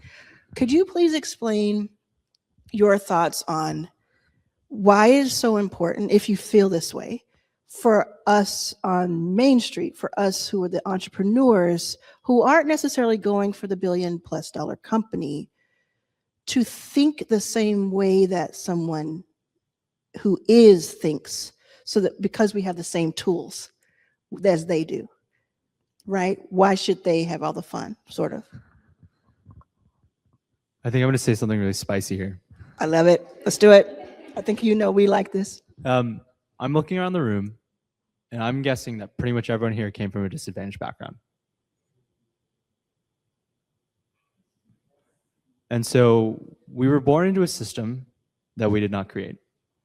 And what I've learned at this point in playing the game at the level that I do is that there are a couple hundred people in the world who have disproportionate effect on the world. And they think a certain way. And in the age of AI, with these nuclear weapons as tools, essentially, when it comes to the game of business, when it comes to the game of politics, when it comes to the game of human influence, when it comes to the game of anything, because that's what an AI agent does, is it magnifies your impact by 1000x. If you think about those people currently in power making those decisions, thinking this way, and you think about the rest of us poor schmucks playing a very different game at a 1000x to a 1x altitude, like, we're cooked. And that's not what I live for. Like, I live for a healthy middle class. I live for like the continuation of the American dream. I live for the story that my mom and I got to live. Sorry, I'm gonna get emotional thinking about that.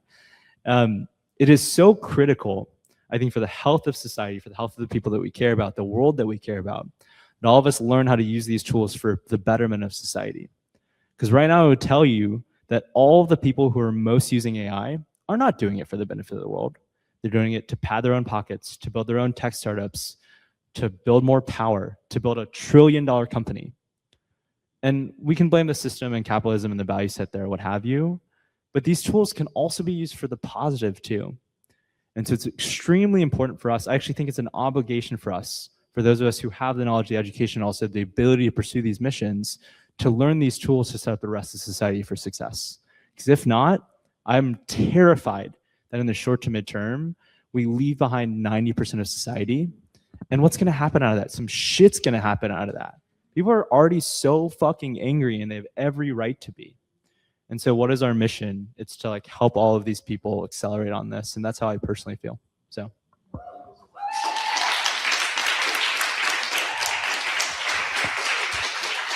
Amazing. I'd love to ask Steven's question in the chat here. I'm going to try to read it here. I'm 45, so we can make that a little bit larger. Thank you, Brenda-Lynn. Doing an amazing job. Steven says, I have a couple of questions for John. What's something you've noticed at scale inside of Stan Store that you've intentionally chosen not to talk about publicly yet? We'll start there. He's trying, you said ask the hard questions, right? Yeah. That's a good question. I'm trying to think of. There's actually 17,000 things that have changed me in ways I didn't expect and that we don't get to talk about publicly. I'll answer the second question and then try to give you some specific examples related to that via the first. So the second part of the question is, what part of building Stan Store changed you in a way you didn't expect? Y'all, when I first got into my career, I remember I was doing it because I was this scared little kid who just wanted to be accepted in society and be happy. Because I was told if I make a lot of money, then I'll find a great partner and be happy in life, what have you. It was me, right? And when you're born into a situation where it is fight or flight, you start that way. And then the first time I thought about entrepreneurship, it was still for those reasons. It was still like to find success for myself. And I think that healthy amount of ego in all of us is probably a good thing, to want to do that, to seek the greatness of achievement of yourself and what you're capable of. But there was a key unlock that I had in the first years of Stan, which is really the difference of why Stan has made it, in my opinion, which is changing from a me perspective to a give perspective. How do I truly serve in some sort of capacity? How do I build something as net we all win? Like, I love the concept of we all get to eat. Like, I love that. And so then to now answer your question, what I did not realize even in that first momentous change in how I perceive the world and what I should be in this world was how much this process of entrepreneurship is self-immolating. What I mean by that is this shit just humbles you so hard. I get wrecked so constantly. And what I've recognized, at least for myself, is that in order to get to the next level, I have to see myself truly for who I am. The ego, the identity, the attachments, right? The things that I'm weak at, the areas for improvement. I think the greatest gift of entrepreneurship is, of course, putting food on the table for your family and your loved ones, creating financial security, having purpose. But what I did not expect about the Stan Store experience, about a business building experience that I hope for all of you, was how deeply grateful I am, and also like tired of it because it's so hard to do the work, is the person that I've had to become to get to the next level. You constantly have to reach inside if you want to get to the next level. And I found myself push myself to levels that I didn't even think that were possible for myself. And boy, was I an arrogant 20 or 25. Boy, did I think I was the shit then. And that person has been demolished. I've been so humbled by this process. And so when I give you examples of things I haven't been able to talk about, I'm happy to talk about pretty much anything in the business, is whether it's me still needing to grow as a manager, whether it's me still needing to grow as a strategist for the business, whether it's me not having the skill set at the right time for this particular moment in the company. There's so many ways in which I can continue to improve, or I am at fault, because I take full ownership of any outcome in the business. I believe that's what a leader has to do at the end of the day, is take extreme ownership over any outcome in the business. And so there's like 15,000 different things that I haven't spoken about within Stan, but they're all rooted in, shit, like that wasn't the best version of me. Like there's some way that I could have changed that outcome, or there's some way I could have been better, and how can I learn from that process? So. Wow, thank you. I would love to have a mic ready for in person. I'm going to go to Claudia, and then we'll make sure to get the other two for sure. Claudia first, please, hand up. And say your name and a little bit about you, and then, or if you use Stan. Hi, I'm Claudia. I do use Stan. My niche is so weird. I'm a medium. It's not weird. That's not weird. It's also the second most profitable niche on Stan. Wait, what? How?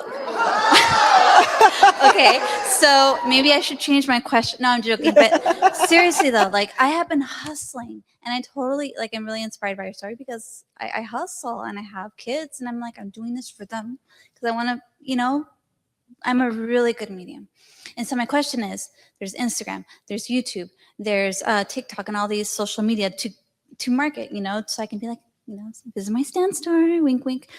That being said, I just got into YouTube, and I noticed the difference from YouTube and Instagram, where Instagram is like, it's a lot of, it's like Facebook.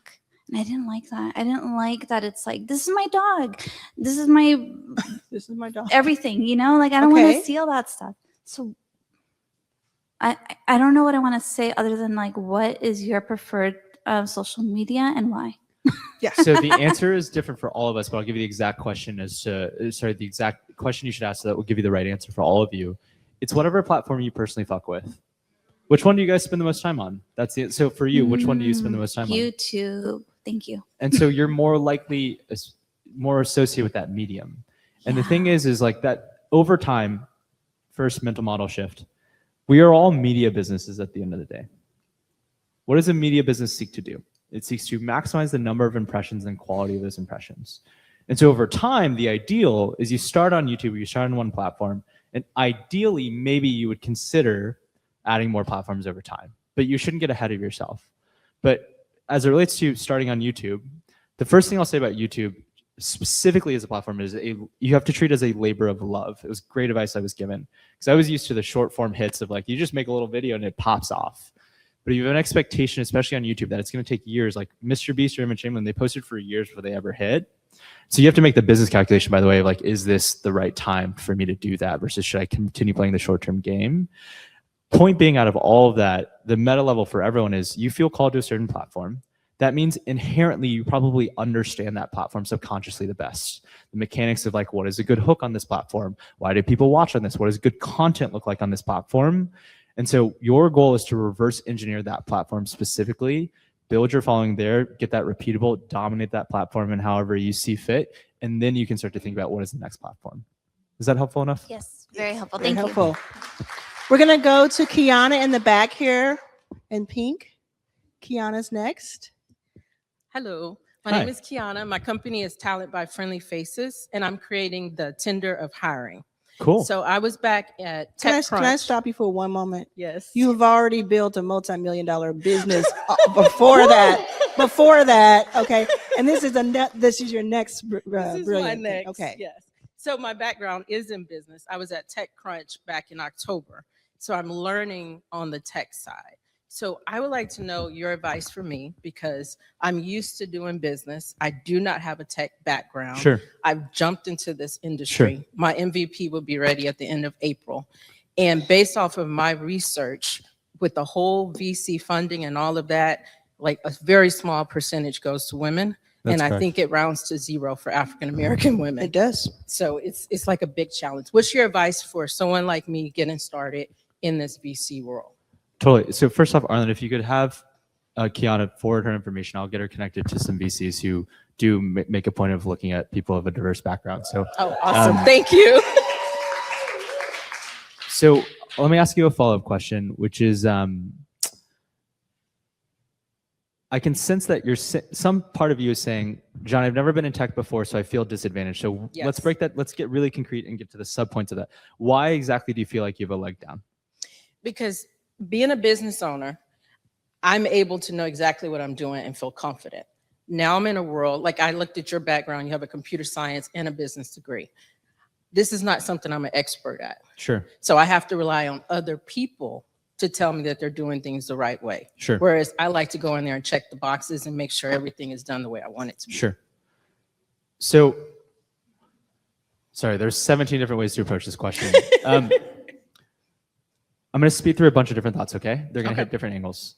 So the reason I first asked you about you're saying I don't come from tech, so then I feel like I'm a leg down. I wanted to understand what exactly about that was intimidating to you so we could address the actual subcomponents. So one of the subcomponents here that you said here is basically like, I don't know if the people that are working for me to build this app likely are doing a good job. Is that part of it? Yes. So in that front, before, I would say you're kind of cooked unless you know other people who are in the space, which is answer number one, which is find and build a network of great engineers, great product people. I promise you know at least a couple to have conversations with, and then keep connecting with other people. So after the conversation, ask them, hey, who are the other 1 or 2 or 3 people you know that you recommend I talk to? They will always be a sounding board for you on any of this stuff if you're not an expert. 2, though, now I say why you're definitely not cooked is ChatGPT and Claude are really freaking smart at a lot of this stuff. Yes. And so, by the way, if anyone says that they need more than a month to build anything nowadays, they're like, in terms of like specific features within a larger product, of course, they're lying to you. As in Claude Code can do it in like a week. Interesting. With a smart, capable 10x engineer. If your developer is saying it's going to take 3 months. You can shit test. That's very interesting. And you can basically use ChatGPT and Claude as your thought partner in this. They understand code really well. So they can break things down for you. When someone on the engineering side or product side says something, you can use ChatGPT or Claude as a translator for you. So then now to give you all tactical advice on this, when it comes to entering tech, if you don't have that background, is the good thing about techies is that they talk a lot on the internet in general. They all have an ego and they all want to make a podcast. There are some really good podcasts out there though that will help you ramp up on how do you think about building a successful product and tech business. There's a bunch of free channels. I talk about the best book in the world right now is YouTube University. We all have access to it. I remember when I was still ramping up on this stuff, I was so hungry to make it. So you have to have the hunger. During my dinner breaks at Goldman in banking, because I didn't have tech building product experience, during my 20-minute to 30-minute break to go get like chicken tenders from Whole Foods before I went back and worked till like midnight or 2 a.m., I would put in a podcast on 2x speed. So the first podcast I would listen to is 20 VC. So write that down. 20 VCs. It sounds like you already have to do it. That one's great. The Y Combinator stuff on YouTube is really, really good too. There's a bunch of free game online basically at this point that within a year, if you're consuming this content and living in this ecosystem, then I promise you, you'll be completely fine. There's a lot from women and people of color too, that are in the space, including me. Yes. Thank you. You're AI. What do you mean? It's not artificial though. You process very quickly, and then you output very, very succinctly. I love that. Can I make a little adjustment to your? I'm not going to take away any blessings, love the idea of introducing her to VCs, but it sounds like it'd be really interesting to have her talk to maybe one of your engineers. True. Yeah. Maybe not for somebody to hire because it's work, but I mean 30 minutes of, am I on the right? Does You it sound good? just to you? shoot Arlan a note of what I can be helpful Yeah. with potentially, or what you're thinking And about, and I can figure out how to I'm be going to helpful. just say this real clear. Nobody does that. As on a founder who has all these investors, they don't share it. Yes. So that's a big deal. So I appreciate that. And I know you mean it too. We're going to take 2 more questions. One will be from the chat and one will be, I believe Nicole did you have your hand up?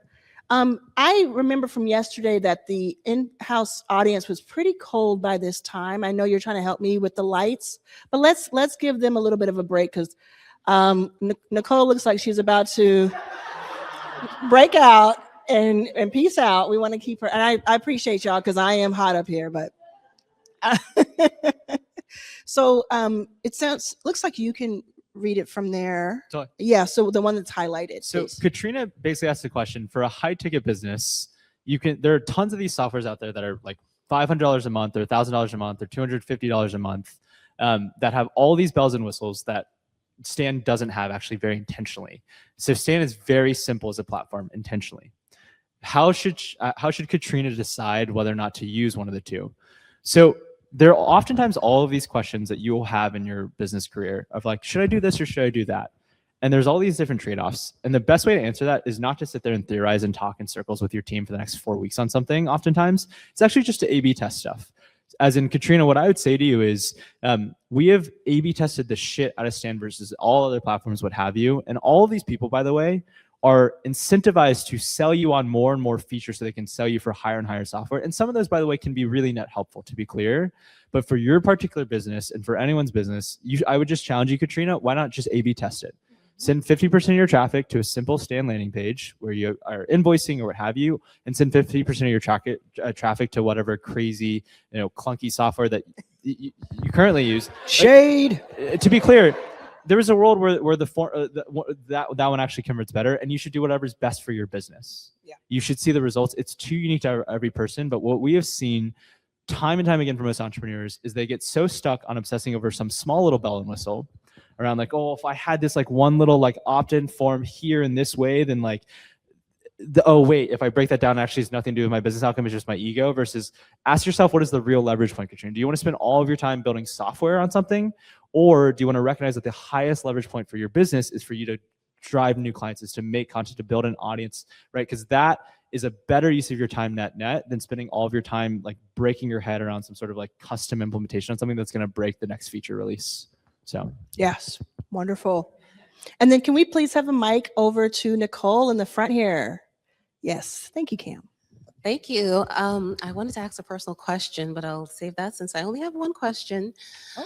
So I'm intrigued. I love that you're building this new feature for the AI Stan, where we can grow our media companies and grow our visibility. I love that, and that's the direction that Gary Vee, he advises. But the community aspect is something that we also need in the age of AI. So how do you plan on integrating that with the new Stan AI? yeah, so within Stancer, we've got a bunch of exciting stuff for the community feature in general. So we're going to make that 10x better over the next few months. That is essentially, for those who don't use it, it's like a simple way for you to host a community of people, either free or paid. In that, I think there's 2 ways to think about community. One is the community on social, on these platforms.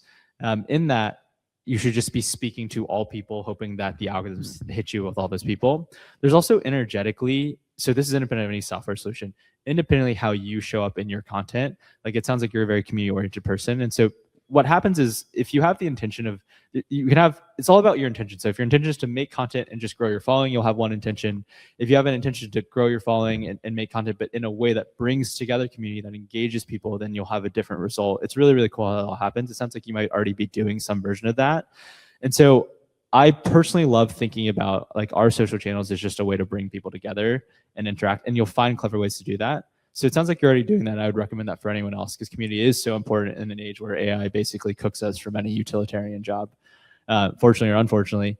And then on the other side of that, what's really important for anyone to think about is really just is really just around how do I make sure to own my audiences and own my community? Because you don't actually own that thing on social. You should think about your social channels as top of funnel.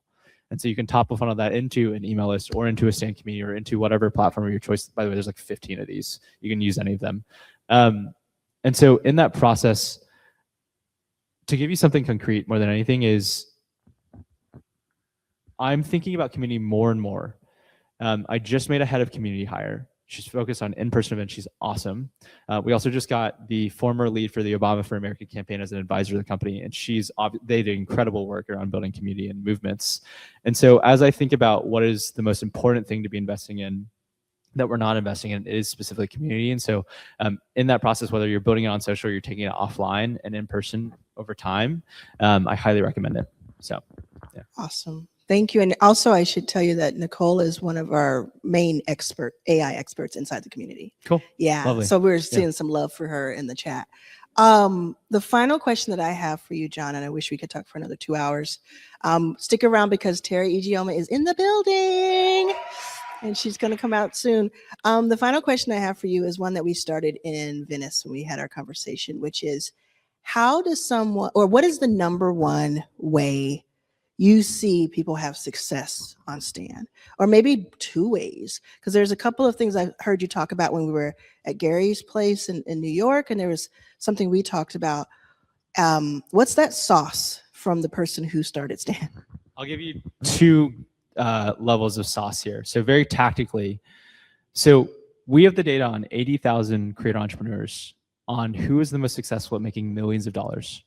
And so we see the corollary activities that lead you to succeed online and make money.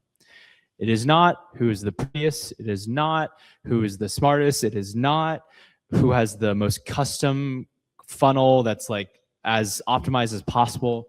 There's a singular variable with all of our most successful creators. And that is that they post every single day. That's it. That means if you think about it, they fight their fears. They don't make excuses. Oh, I was too busy. You know, I had this and this and this. Because so many of them, by the way, are single moms, full-time parents, are 18-year-olds who are moonlighting, going to college at the same time. Whatever it is, they didn't make excuses and they kept posting content every single day. It's actually that simple. Everyone always asks me for a silver bullet answer. Everyone's always like, well, how do I do this to make this? It's like, just do the input that matters. We always overcomplicate it, and it's so hard for us as human beings to like do the simple things every single day. But all you need to do to succeed is if you build the audience, which is you post content every day as your input, and you improve that content every day, right? You iterate, you observe how did that content do, and then you actually make sure to post every single day or whatever cadence is right for you, but you understand the point of volume and velocity here. If you do that every single day or as many times a week as you can, at some point, you will build the actual input, the audience that will convert into whatever output you'd like to. So the input that matters in today's world is you show up and you create content that's helpful and valuable. So that's at the tactical level. That truly, guys, that's it. That's like actually, when you look at everyone who's made $1 million on Stan, there's only a single correlate pattern there. They were good at it over time. It's because they put in the reps. You're going to be really bad at it for your first 30 to 100 posts, but then you'll be good at it afterwards. There's a more meta concept that I'll leave you guys with that I will owe it entirely to my mom. If you think about what is the mindset required to even show up for the first place every single day for years on end on content, it is just this. If there's anything I leave you with, it's just to never, ever give up. Truly, I've spoken to so many billionaires. I've spoken to so many top athletes. I've spoken to so many entrepreneurs, so many celebrities. The ones who are most successful, once again, I'll meet some people and be like, damn, like really? But in that, truly, there is a single pattern that you can respect all of them for, which is they never, ever gave up. People don't see most of these people's journeys truly. They will over time because of social to recognize how fucking hard this is, whatever journey or path you're on. So there's only one thing to do, which is to never, ever, ever give up on what you're doing. And if you continue to stack days, if you continue to stack these small wins, I promise you, you'll look back in a year, 2 years and be like, I fundamentally changed my life. But in the moment, it does not feel that way, and it feels awful, and you get wrecked and wailed on. Cool. So just please never give up.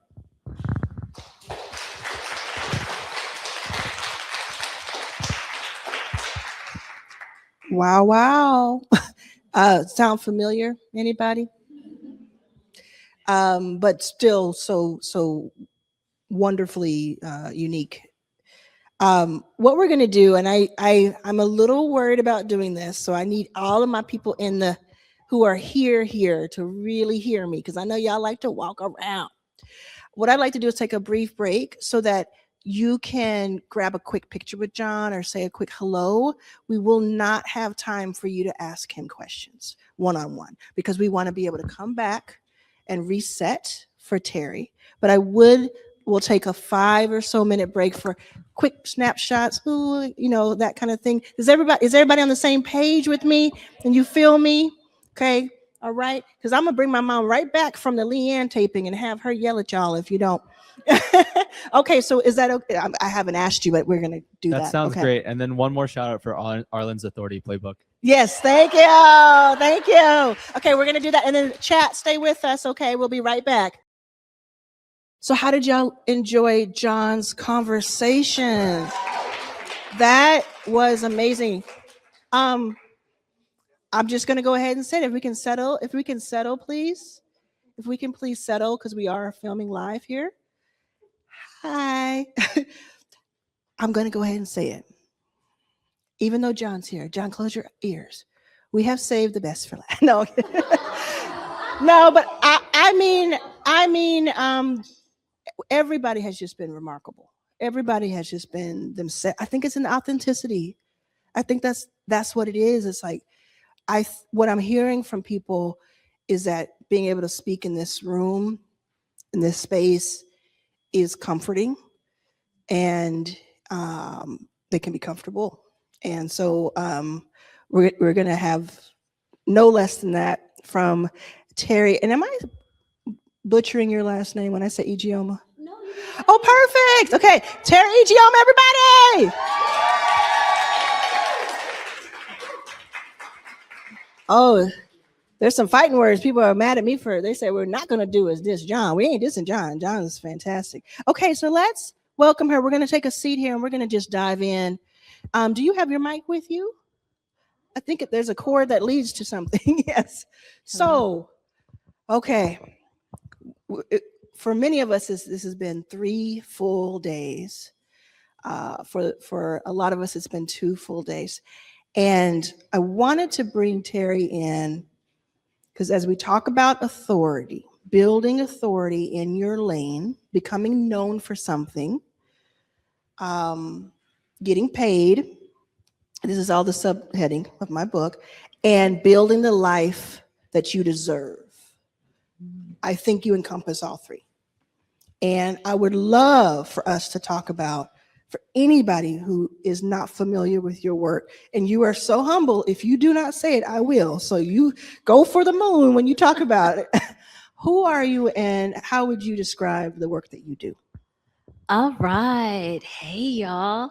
Oh my gosh, this is so exciting, by the way. Arlan, thank you for letting me be here. Just seeing everyone's faces, talking to people live instead of just on a screen. Yes. Like, and you flew in today from Texas, and I want to thank you for that. I want to thank you for doing that. My pleasure. I would do anything for you. I appreciate you.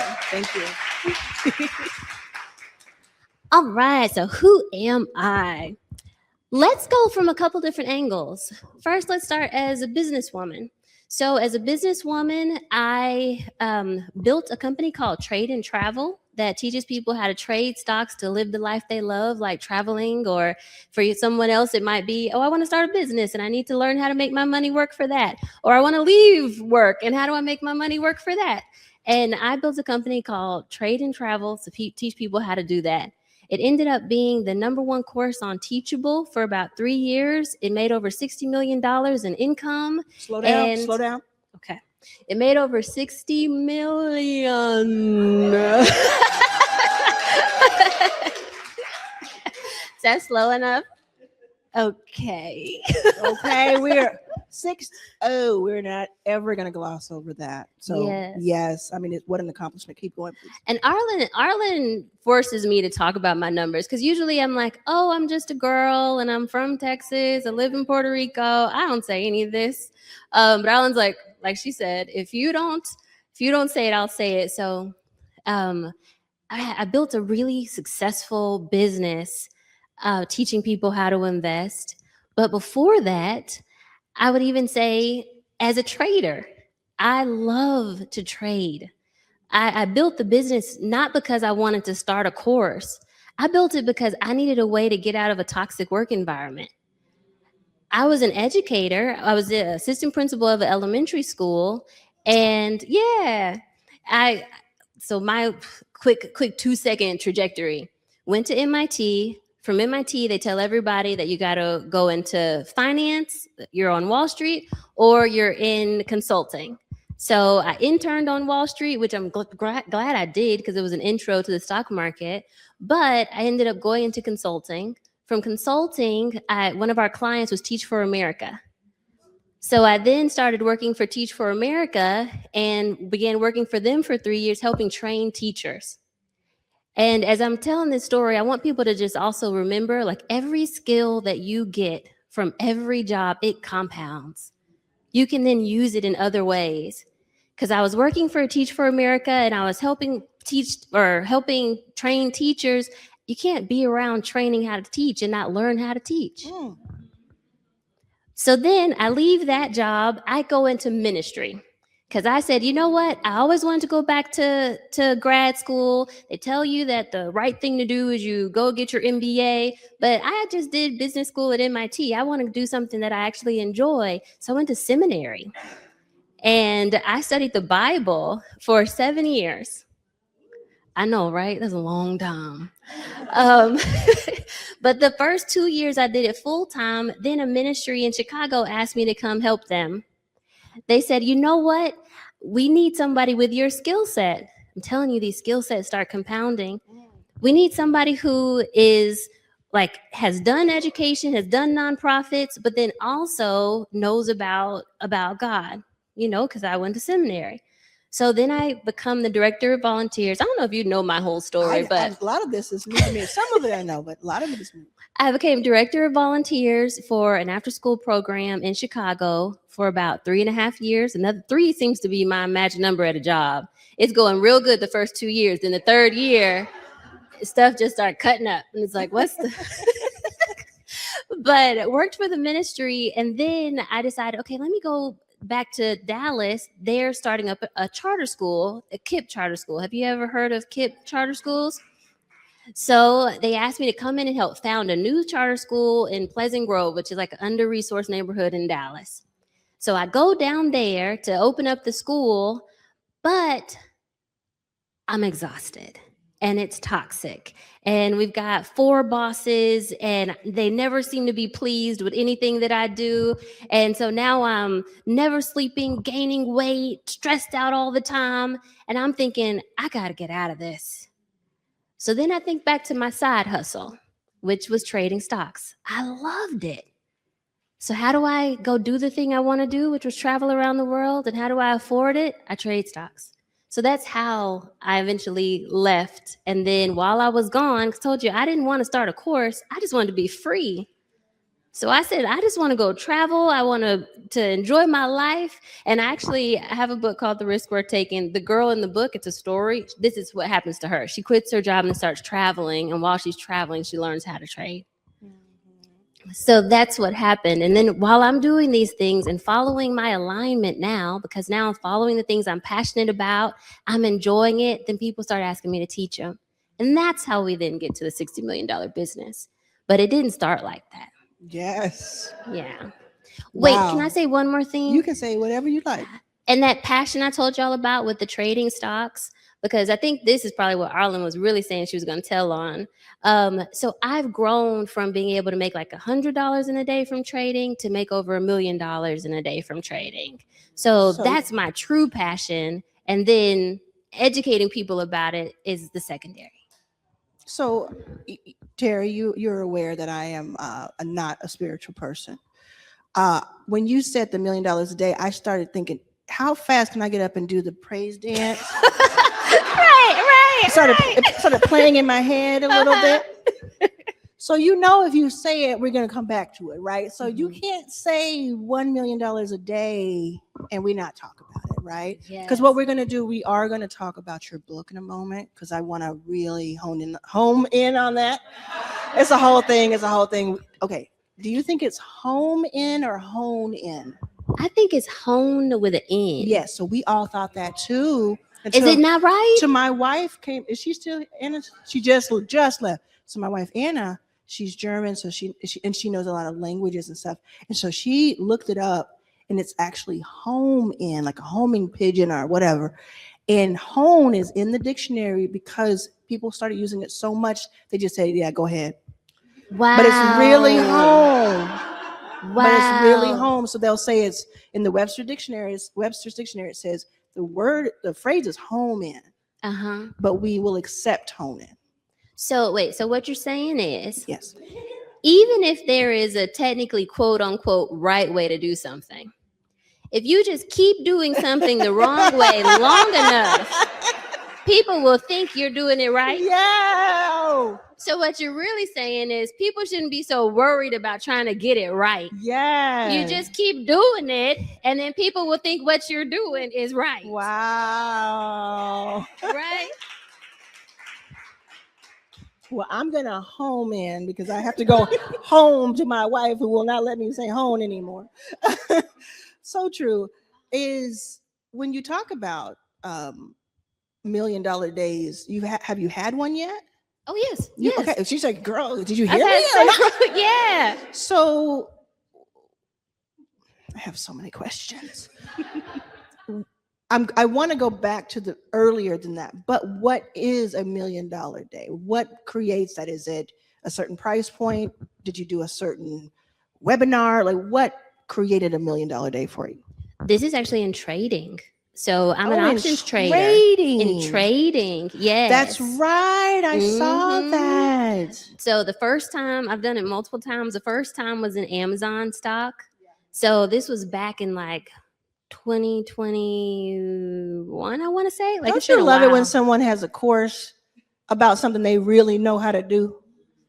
Instead of just let me figure out how to just turn this into a course. Right, that they've been Yes. doing for a couple days. And now Yeah, they're, I love no, that. and that they're really Okay. passionate about too. That makes sense. Like I random story. So I fainted in the bathroom at the end of 2024. Okay. And I bumped my head when I fainted, and my whole eye swole up. Yes. Probably information I should have known. True. But we got you. Next- we got right? her right? So you'll see all these videos of me in 2025, because it happened to me in December. 2025, you'll see all these videos of me on Instagram. I'm talking about trading with Trump, but I have on sunglasses. Trading with Trump? Mm-hmm. We'll come back to that. And I have on, like, if you're Instagram, Teri Ijeoma, you can see this today, and YouTube too. Okay. In the shorts. I'm talking about trading with Trump, and I've got on my sunglasses. And the thing is, I just loved it so much that even with like my eyes swollen shut, I still wanted to talk about it. And I think like that's the kind of passion I have about trading. Yeah. I just love it. Just love it. So I have many questions now, more than I had before.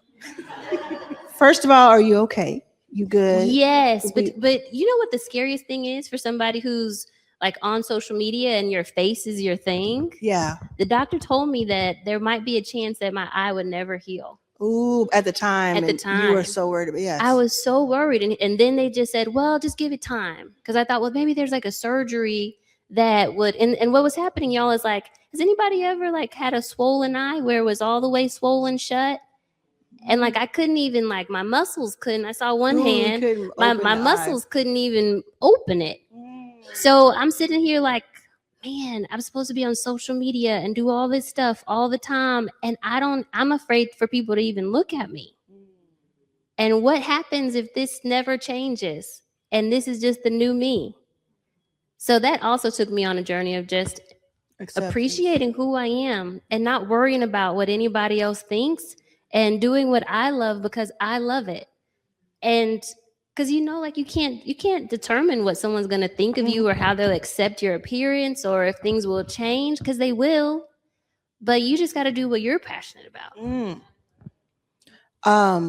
So right now what I'm doing is a fork in the road in my mind. All the questions. Which is, if I ask you the question I want to ask you, this conversation will take a very sharp turn. And so what I'm thinking is, to keep it as high quality as possible, I will ask a light version of this question. You will answer, and then we will move on. How about that? I cannot promise anything. Okay. No. Well, because we've never gotten to controversial, like I don't know. Why trading with Trump when Trump is such a horrible human being? That's all I want. Because as a trader, he moves the stock market. Right, his words. So what actions. so what we were talking about at the time, because think about April. So this is, at the time we're filming, this is April. Yes. April of last year, we were going through tariff wars and the stock market was starting to fall. So we were having the same kind of craziness in the market as when the Iran war was happening. Yeah. So I had to kind of give people, I determined that I had to. I made myself responsible. But to keep people informed of what to do from day to day. Right. Because he would say one thing about like, okay, we're going to have 20% tariffs on this country and we're going to have 15% tariff. Never mind. We're just playing. Actually, it's 30%. Yeah. The thoughts and words of a maniac. Yes. Exactly. So trading with Trump was trying to help people know how to trade, even though he was saying craziness. And I mean, it's honestly, let's be really honest. It's a masterclass in branding. Of course, people are going to look over and say, what do you mean trading with Trump, right? You're getting people's attention. That's why you've made $16 million, because you know the time and the trend. So I totally understand that. Okay, cool. Well, and the truth of it was, I wasn't even doing it from a marketing perspective. He literally was just doing such crazy things that it was him. Like it's just, so it wasn't even really a marketing. And he makes money from it and his friends make money from it. So you're like, let's go ahead and make money from it too, because we need to know. At least inform the people. At least inform. Understood. I understand that 100%. Can we go back to a couple of tactical things? Sure. There are a lot of coaches and consultants in the room, course creators, all the C's. What do you think is the thing, the inflection point, the momentum that you got, that where you started making 10,000 a month, 100,000 a month, anywhere in that time frame? Okay. What works there, and does it still work? So let me actually say the time where I realized, this is a thing. Yes.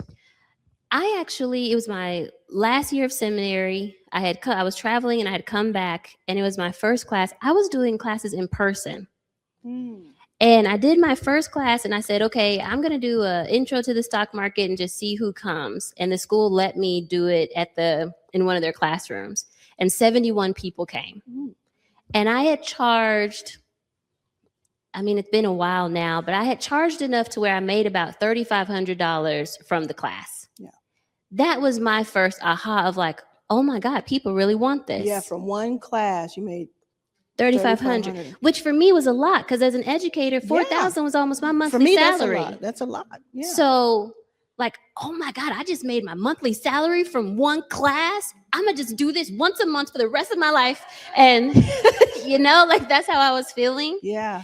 And then Danielle Leslie had a webinar. Yes. And a friend had sent the webinar to me and said, you should put it online. And I told them, oh no, never. So they sent her webinar, and they said your teaching should be online. Yes. Because her webinar was about how to do online courses. Exactly. And so I just did this in-person class, and they told me, well, you should do it online. And my limiting beliefs, I'm not going to like online as much. I only like teaching people in person. So I told them no for the longest. But then in her webinar, she said, even though you don't have it yet, just offer in your class that you have this course. And if anybody buys it, then you should go and build it. So at the end of the course or end of the class that I was telling you guys about, I tell everybody, like, I have this class and it's $2,000, but I have 50% off. But I'll give it to you for $1,000. I'm thinking nobody's gonna buy this. No one's gonna pay me $1,000 to learn from me. 2 people bought it. Ooh. So now I got to go build this whole course.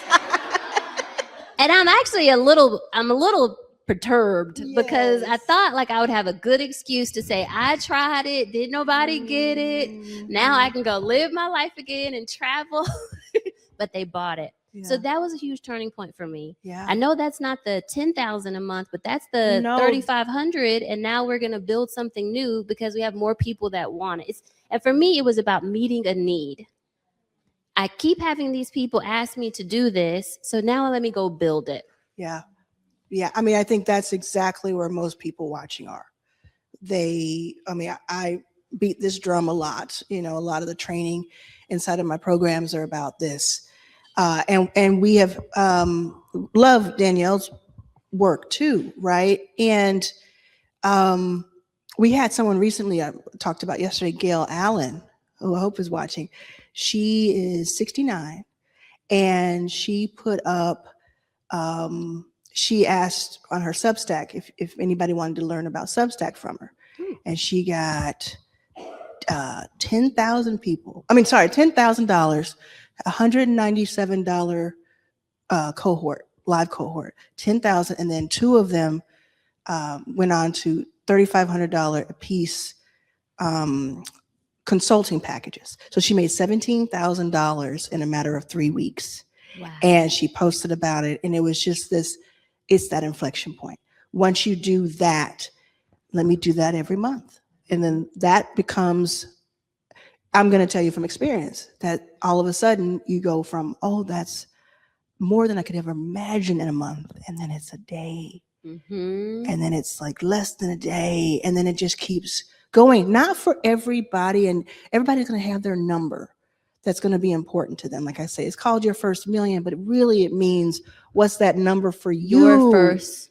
Yes, exactly. So I think that type of information is so important. We will have a chance for a couple of questions. So if you have a question around that, I really want us to drill down on that. What I'd love to talk about is you mentioned in your intro this book, and you said the character, she does XYZ. So the book, tell us about, is this your first book? It is. It's my first book. Can you hold it up and say what it's called? Hold it towards the camera right there. Okay. And we've had it on the screen as well. Oh, nice. Yeah. So this is a little journal we made, but the book is called The Risk Worth Taking. Can you all see it? Which screen did you tell me to point it to? It's this one. They have it on screen too. And when does that come out? It comes out July 14th, but pre-orders are available now. So you can go to Amazon, Barnes & Noble, all the places. So we're going to take a pause there. The pre-orders are available now. As someone who's had 4 books out, but 2 books that were from a publisher, all of your sales up until the first day count towards the first week.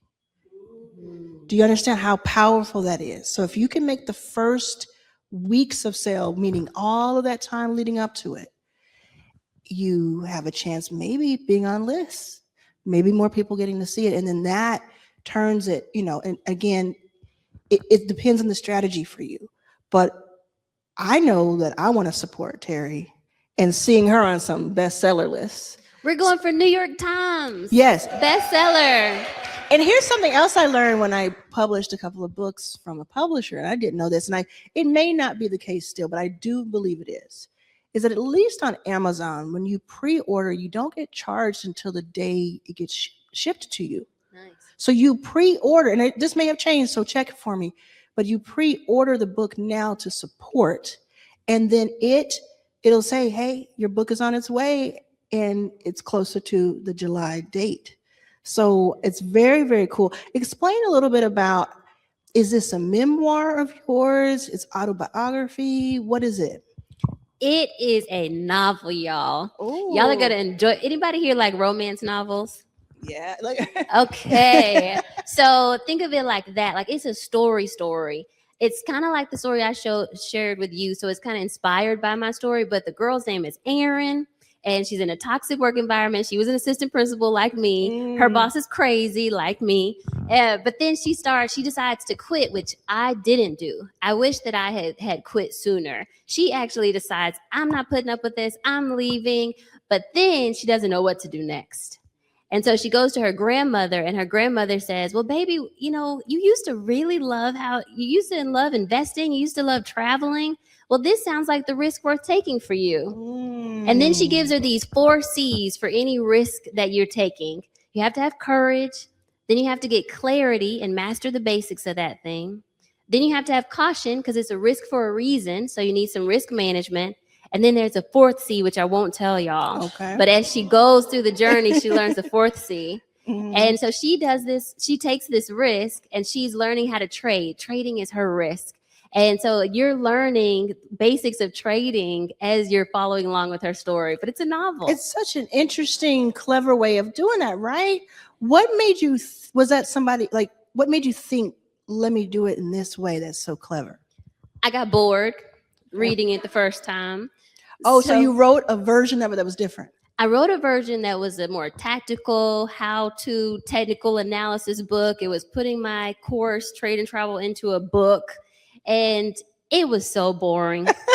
It was boring. If I could just be transparent, like every time I'd read it, and in these cycles, like this book has taken 4 years. So in these cycles, you have to like keep reading it and then giving it back to the editor and then read it again. And I was like, I don't want to read it, but it was my own book. So, so then I said, okay, if I'm feeling this way, I know other people are going to feel this way. So how can I make this more fun? And I started thinking through like, well, what's the story of when I was learning how to invest? Like, what was I doing? And then I started thinking about, I was traveling. So let me make it a story. Do you know what else is so clever about that? I wonder if you've thought about this. Is what my first book, It's About Damn Time, was optioned, or the option was purchased to turn it into a TV show. And that's a whole other story. I bought it back because I didn't like the direction, but it was not built like that. It was an autobiography and it was optioned. And let me tell you, somebody guess, I'll come back to the point, but somebody guess who they wanted to play me. Anybody? You be real. Anybody have a guess? I'll tell you who I wanted to play me. Oh, yes. Well, we talked about that. She's 10 years older, so she just didn't think that would work. But we are working on something else. So, Ooh, nice. I wanted Retta. Or I wanted somebody who was a larger woman, certainly Black, and someone funny, like someone who could be serious and funny and all the, because being homeless is funny. Like it's not funny, but it's funny. It's so sad that it's funny. Wait, what? It's so like, you know what I'm saying? It's like you have to laugh or you're going to cry all day long. I had to find humor in all the stuff that was going on for me to keep going. That's my answer. How did you do it? Humor. I had to. So, and we did that too when we were broke as a family. We would just be laughing and finding that joy. So I wanted somebody who could have a little bit of like a little wink to certain things that were pretty sad. And it was not literally based on my story. It was actually, the idea was more like Scandal, which is based on the story, the life of, but not like this happened in their life. Yeah. But let me get to the point. Hollywood is interesting. And Hollywood didn't want necessarily me on camera. So what they said was, and I love this woman to death and we know each other and I love her, but they wanted me to turn into Janelle Monáe. Really? And they wanted her to have a motorcycle and a leather jacket and be homeless. Tell me how. Tell me why. Houseway. Because it was cool and it was sleek and it was this and it was beautiful and glossy. Now, saying all that, it was wonderfully written and I really appreciate the people who worked on it. but it just didn't feel right. I was like, why don't you just make that and not have it attached to my book? Just make that, because I want to watch that, but it's not attached to my book. But the whole point, I'm just being vulnerable with that. But the whole point is the way you've written it is perfect for somebody to come along and adapt it. Yes. For television, or How Stella Got a Groove Back, or a whole series. What have you thought about that? And I wondered if you thought about that as you were writing it. What's crazy is several people have said this is going to be a movie. This is going to be a movie. Yes. And then I've had someone even reach out already and want to write the screenplay of it. And they were like, just from the description, we want to write the screenplay. So we'll see what happens. Brendolyn, I'm going to ask you to just show me the latest, if you wouldn't mind. Thank you so much. Okay. Wow. So I see it. I haven't read a word of it yet, and I see it. It's like Eat, Pray, Love meets The Big Short. It's a story, but Teri, you learn about stuff. Teri, tell me you are represented. Are you represented like a talent manager? Should I say that on like live TV? It's okay. I mean, it's okay. Yes, it's okay to say, but you don't have to. You don't have to say who. Okay. I'm just saying, tell me are you represented by a talent manager? What's happening with my mic? I'm bending too much. Are you represent? I just want to know. You don't have to answer. All I want to know is, all I want you to know is you should be. If you're not. It sounds like you are, but this is good. This is juicy. I like it. So July, did you say 14th? July 14th. July 14th. The risk worth taking. The risk worth taking, which again is on that screen. If you want to support, if you want to hear what that fourth C is. Yes. If you want to just kind of, it sounds so fun. I could also see it as a vertical, because Issa Rae just got a TikTok deal with verticals. That's an interesting place too. I saw that. I'm kind of excited to see. Yeah. Or not kind of. I am excited to see her series. Yeah, that's so cool. Okay, I'm over here interrogating you. But the truth is, it's an amazing story from so many angles. One, it's like the most fun way you've ever learned how to invest. Yes. So a whole group of people who never would have thought about investing, I think now they'll be more open to it. But then also it's a story about believing in yourself and taking risks and stepping outside of jobs that you're not comfortable with, or any situation that's broken, and getting more aligned. It's yours? Oh. And choosing yourself. Like, those are the risks. Deciding to travel, deciding to do something where she had to pay money when she really didn't feel like she had enough. Like, those, so many risks that she conquers. So I'm hoping that people come out feeling like encouraged to go do the thing that they've been afraid to do. Love that. Love it. I think you turned me off. Thank you. So I've seen you preparing for this. We saw each other at Afrotech and had that amazing conversation. And you showed out at Afrotech. I loved it. It was so cool. Y'all gotta see the booth. Yeah, not only did she speak, but she had this booth it looked like a living book. It was a big structure. Was that your vision for it? It was. I wanted people to be able to walk into the book, and then in the back it had all these affirmations. Yes. So that people know, like, it's okay to pivot. Like, God's been calling you to more. Like, we had all those, and then we had like inside the book where the grandmother was saying, like, baby, like, there's a point in everybody's life where you make a decision that changes everything. And so they got to read that in the book. It was cool. I'm going to ask you a question that I asked Rachel Rogers, if that's okay. And I'm kind of kidding, but mostly I'm not.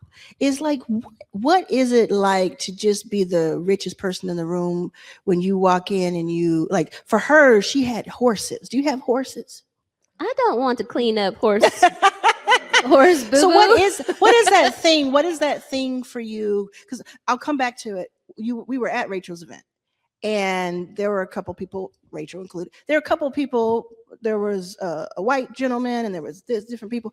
And you come in so kind of humble. This is like the second time we were there, and I went up to you and I said, not Rachel, but this other person thinks he's the richest person in this room, but you are, right? Like, I was, because I'm nosy, but I'm like, you are, aren't you? And she said, mm-hmm.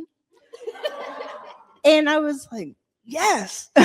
And so it's not like the glam part of it, but how do you treat yourself? Like, what is the thing that is like, that's that thing that money is no object for me for this, because you are, building an empire and you're very smart with your money. Houses and cruises. Okay. Yeah. Houses, because I love real estate. I actually have been a real estate agent for the same amount of time that I've been an investor, but people just don't know that part of me. You're a real estate agent. Well, I'm in Texas. I'm a real estate broker, which means I can have real estate agents underneath me. I thought that I would be a millionaire from owning like a brokerage. And so I can buy stuff, get all the commission myself. And so investing in houses is my enjoyment of my life. I love it. Yes. Yeah. Any kind of specific thing, Ellen Pompeo does that a lot from Grey's Anatomy. She loves that too. Just the building and like going into properties and saying, I know what we can do with this, or I know that this family would. So do you have a certain type of real estate that you like? Big. No, just play. No, I like this side of you, Teri. I do. I like, so my aesthetic is a mix of like modern, but also with lots of woods. So I love building things that have like this like traditional but clean aesthetic. Yeah. I love things that are unique. So like in Texas, we have one that has like a courtyard in the middle, but that's usually an Arizona thing. Okay. So it has to have something like unique and special about it. And then, so you have, can you say how many properties you have? You don't have to, again, you can say whatever you like. A good amount. A good amount. That's how rich people talk. You say a fair amount, a good amount. So Rachel has horses, or had horses and ranch and all that. And you love real estate. What about the cruises? How do you walk around with like a long thing, like a train as you walk, and it's it's winding, blow. It's like, yes. And you're like, no, move. but I can imagine it. Yeah. My hair doesn't flow like that. No, so I have been enjoying the like Explorer cruises or Explorer journeys and Ritz-Carlton. Yes. I haven't been on the newest one is Four Seasons. Yes. I think just built one. Yes. Or either they're building one and somebody else just came out with one. Yeah. So I haven't been on that one yet. Yeah. But that's my, because the only thing I heard about that, because that's the next thing, right, with the family. The only thing I heard is that for people like my mother or for my sister-in-law, part of it sometimes is I want to be known that I'm in this class that's all fancy, but everybody is fancy. So it's, but it's pampering, and it's like living the now, right? Well, okay, so I have figured out, and this is important for anybody thinking about alignment. And I do think one of the biggest risks worth taking in your life is getting aligned. Mm-hmm. I have figured out that one of my highest core values is awe and wonder. Ooh. And these are from Tony Robbins. Have y'all heard about the 6 core value or 6 core needs? I think Colin, I would know that. Yeah. Well, if you don't, he has this theory that there are 6 core needs, and whether you like them or not, I think these needs are important. Mm-hmm. So like certainty, uncertainty, growth, contribution, significance, and love and connection. Like every decision in your life is running through one of those core needs. And you're most happiest when all those core needs are met. Okay. When I was at the school, I realized I was hitting significance because I had a title. I was hitting contribution because of the kids, and I was hitting certainty because I had a paycheck. But I was still crying in the bathroom every day because the core needs that were most important to me were growth. I wasn't growing anymore. I was doing the same job all the time, over and over. I wasn't growing. Love and connection. I wasn't getting along with any of the other staff. And although I love the kids, I wasn't in the classroom with them. So I didn't get that love and connection really. So that was missing from me. And then the last one of that awe and wonder I was telling y'all about, I was going to the same school and there was no awe, no wonder. Yeah. Right? So that's why I believe I was crying in the bathroom at the school. And when I decided to go travel, now I'm all of a sudden starting to hit that awe and wonder, and I'm hitting the growth, and I'm hitting, the love and connection. I'm meeting these new friends. And so, and it's coming back to your business because it's showing up. Honestly, at that time, it wasn't even about the business. I didn't have a business. Oh, so you're saying early on. That's interesting. So say a little bit more about that. So you're saying you sought these things out really early before the success. Yes. Like there was this fork in the road for me. You stay at the school and you have significance because you have a title, you have a paycheck, but you cry in the bathroom every day. That's option one.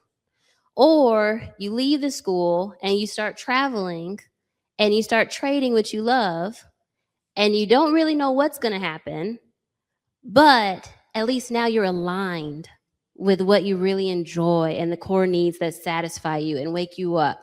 Who does that sound like? Sam Ovens, right? Sam Ovens from yesterday.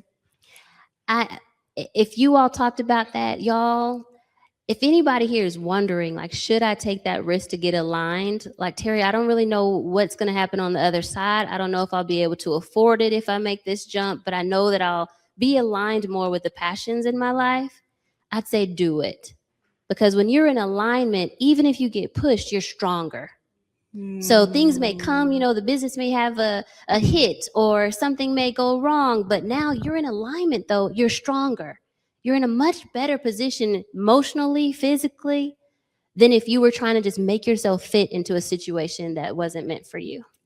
And so as someone pointed out in the chat, one of those pillars was uncertainty. So risk. Yes. Worth taking. Amen. Look at y'all. Yeah, they said it looks like you like the uncertainty a little bit too. I love it. Like that's that's one of the core values I like the most. Yeah. So that's why I was talking about the cruises. For me, the part I like the most on the cruise is when we stop at each of the places and we get to like see new places. Oh, I love that. Awe and wonder. The awe and wonder. Like recently I went to one and I got to go to Thessalonica. That's where Paul preached to the Thessalonian church. It's in Greece. Oh. So you didn't know it was a real place.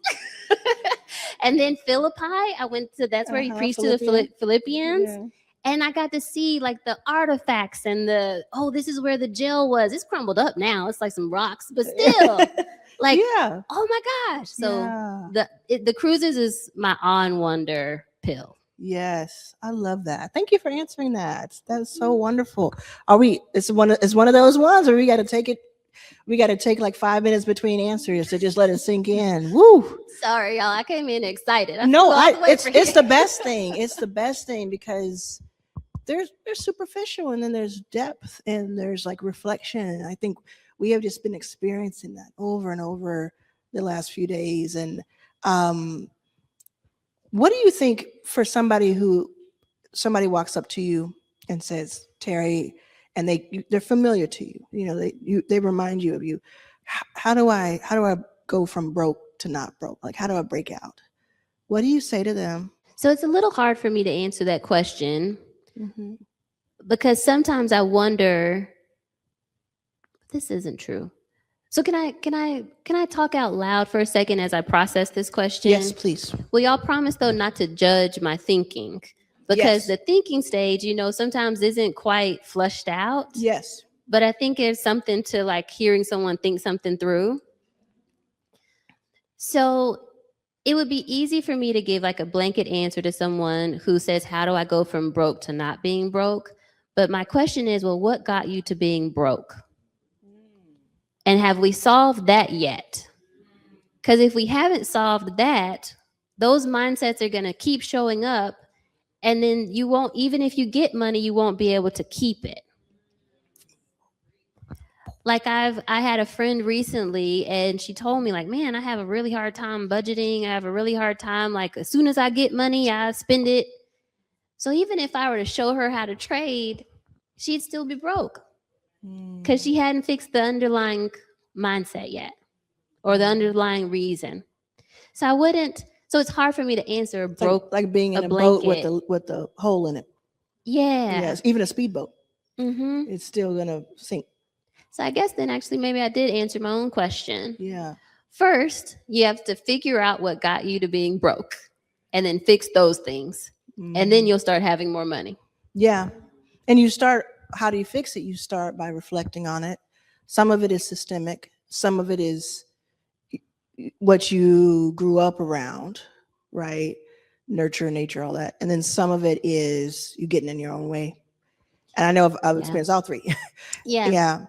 So I'm thinking too, like some of it might be self-talk around, well, I can't do it, or limiting beliefs. Some of it might be work ethic. Yes. Some of it might just be, I just haven't had a chance. But what I've seen oftentimes is when someone says, I just haven't had a chance, there's still something that they've been doing that hasn't allowed them yet to be ready for if the opportunity were to come and show up. Like I think about someone even in my family right now, he has one of the best ideas ever. But I wonder if someone did come and say, we're going to give you $1 million for that idea, if he'd have the business acumen to actually make that idea come to pass. So it's kind of like, yeah. Yeah. To that same point, one thing, like when it came to like getting over my stage fright originally, one thing that helped me with my stage fright, and that also would help with the business acumen lack, is the learning every single day. I call it becoming money, because money attracts money. What do you do when you don't have it? You become it. And part of that is that education that you have control over every day. Is I can control how much I learn, or at least how much I want to learn today. They can't take it from me. And if anybody is like still stuck on, well, how do I do that? You know, part of it is like, I'll take what you learn during this event, but say to yourself, okay, every day I'm going to learn something. That's what I did. Like when I was sleeping on the blow up mattress in Pearland, Texas, before the airport. Hey, Pearland, yes, before the airport. And I couldn't control if we were going to be there the next month, if we could afford it.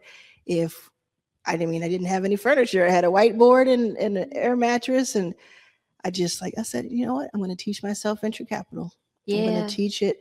And let me ask you, it's a question that I haven't heard you answer before, and I don't know if there is an answer, but in your experience with the thousands and thousands of students that you've seen, it's kind of a cheeky question, okay? So it's a little, but it's true. Like, do you think people can make more money trading or more money teaching something that they know? Because you do both, right? And you made money both ways. Is it just individual, or do you think there's I'll say it another way, if you had to choose one? Oh, I choose investing. Really? Oh, yes. Tell me why. You don't have to have staff. You don't have to deal with anybody else. You just do it by yourself. You can do it from anywhere. You don't have to have a calendar. Like, as long as you have your cell phone in front of you, like I would choose trading over courses every day. Interesting. But I will say speed. When you're thinking about how do you make the most fastest? Yes. Investing, you make a percentage, like your return is a percentage of what you have invested. So when I was in education, I had, after let's say a little bit after education, I had about 25,000 in my account. Real story. I had 25,000 in my account. I had a blockbuster trading year. I had made 300% return. So I 3x'd it. That means that it went from 25,000 to 75,000, right? But so that's 300,000%. But somebody would say, oh, well, you only made 50,000. In courses, 300%. It's 300%. You said 300,000%. Oh, I'm sorry. I'm Yeah. sorry. Y'all, Just so we don't excuse me. confuse anybody. I slipped up my. Yeah. I realized recently, like when I get excited, like I slip up my words. It's like when my grandmother used to call me the wrong cousin's name. Yes. And it just like comes out. And then she'd say, No. like, you know who I'm talking about. No, I wouldn't have stopped you. So- I think some people might. I appreciate that. 300%. So it's a blockbuster year. 3x, 3 times my account. So I made 75,000. Had 25,000, made 75. Yes. Okay. In a course world, you can, like, if my course was $5,000, if I sell 1,000 courses, well, now y'all can do the math. 5 million. That's right. So like, or if you sold 15, that's 75,000. right. So you just Mhm. sell 15 of them. So in terms of courses, there was a time in my life where I was making more from courses, but it didn't mean I was a bad trader. I was an excellent trader. Yes. But trading is a percentage of how much money you have. It's the model. And I think about that is like whatever you're working on right now. We were talking about this with Sam yesterday about this leverage, right? If you think about what am I working on right now where I can give myself the resources, because I'm not going to even ask you what your $1 million day, what you put in to make that, but I would imagine it was some significant amount. Significant, yeah. Right. So in order to be in that position to start making these bets, to be in these rooms, to do those things, to have the resources to even do those things and take those risks is from this sort of, let's get some foundational things today. That's why, again, one more time, that's why authorityxpro.com. That's why the book, you started building your authority everywhere you went. You were stacking skills, you were building authority, you were strategic or not, putting resources together for that, like a lily pad, the next, I'm going to hop to the next thing and be okay. And I think that's really admirable, and it's something that we need to dissect and we need to look at it as a case study, because when we're doing it, we don't realize we're creating a path for somebody else. Yeah. There's definitely a both and to my story. Like, I started trading and that led to me being able to have this course. But then the course started making a lot of money, which then funneled into my investing account. To make the bigger bets. Yes. And so now I can make these bigger trading days because I had money from the business going into my portfolio. And now when I've pivoted, so courses have slowed down, I still know how to trade. So I can still make and live for rest of my life off just trading. So it's good to have both skill sets. I think that's one of the things about the risk we're taking too. Like, even as just an investor, I like having like that as a side hustle for people as they're doing other things. Because when you need to pivot or you need to leave your job or when you need a little bit of extra money, you know, you have a skill set that can generate more money. There's something you said to me. We were in Austin at one point, and you said something, and I've heard you say it publicly, so I think it's okay to say. If it's not, it's live. But you said, I decided I would like to stay at a better hotel, so I decided I would trade to it. I'm trading for a CEO right now. Yes. Say what you mean by that, because I know what you mean, but what do you mean by that? So I really want to hire this lady to be my CEO, but she's expensive. Like, her salary is a lot. So what I told her is, cool thing is though, she's in trade and travel and she's made a lot of money from trading. So she kind of knows about trade and travel. Yeah. But I told her, okay, I'm going to trade for your salary.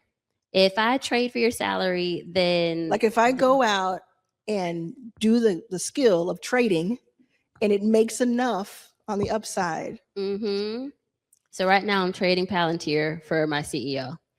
And I was a little upset. Well, no, I was happy today trading with Trump. He said Palantir was good. So I was like, oh, I might get my CEO. Yeah. But it's been going down But for a little bit. So we'll see. We'll yeah. see how it goes. Yeah, but you have, I think, to understand how interesting that is, especially in the investment world, is she has the money to do it. She's saying, why do I need to dip into that when I could use a skill that I have? This is that leverage I'm talking. I'm not trying to say everybody here needs to go out and trade. I'm saying, what leverage do we have that we can do these strategic moves? And the more you do, John just talked about compounding interest. I've been talking about the compound effect. The more you do, the bigger risk you can take. And the bigger risk you take, every once in a while, those risks pay out way more. Sam talked about it too. Sam Ovens at Skool, he had made a bunch of money. He made 10 million. He made 36 million, but he had 10 million in the bank. And he decided, I don't want this life anymore. I don't want to do this thing over here. So I want to do this other thing. So he poured 9.8 million into it. not knowing a business model, just knowing he wanted to do it. And he had 200,000 left. And so he just risked it all. And that became Skool. I need to talk to him about the risk worth taking. That's a great risk worth taking. Yeah. And I don't think until we talked about it that he quite realized how much of a risk that was. I think he just thought, well, this is what I need to do. Like, this is what I need to do to go to that next level. And so what I'm saying is like that, the more skills you have, the more connections you make, the more leverage you have. And the more leverage you have at the right points, inflection points, when you think about what leverage is, the more resources you get, and the more resources you have, the more risk you can take.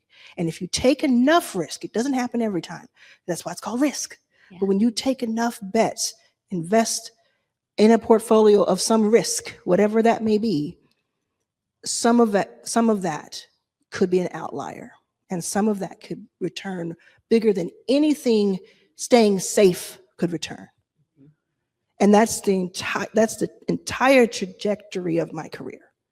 And it's what I think everyone we've had in this seat has some form of, even if they don't realize it. Yeah. Can I come back to one thing that we talked about? Yes, you can. I feel like we need a 2-second pause, though, to absorb what you said, because it was great. And scene. Moment of silence. Okay. Yes. But I wanted to come back to this idea of, so if somebody was to ask us, like, well, what do you do when you're trying to get your skills up? Because we've both said, like, well, I decided to learn. But what does that mean? I think I'd come back to the 4 C's, but I'm only going to tell y'all, no. Don't reveal that. Yeah, okay. One. I can't reveal the 4th one, but let me at least tell you 2 of them. Yeah. So when you're deciding, okay, I'm going to learn something new, start first with clarity. So that's mastering the basics of it.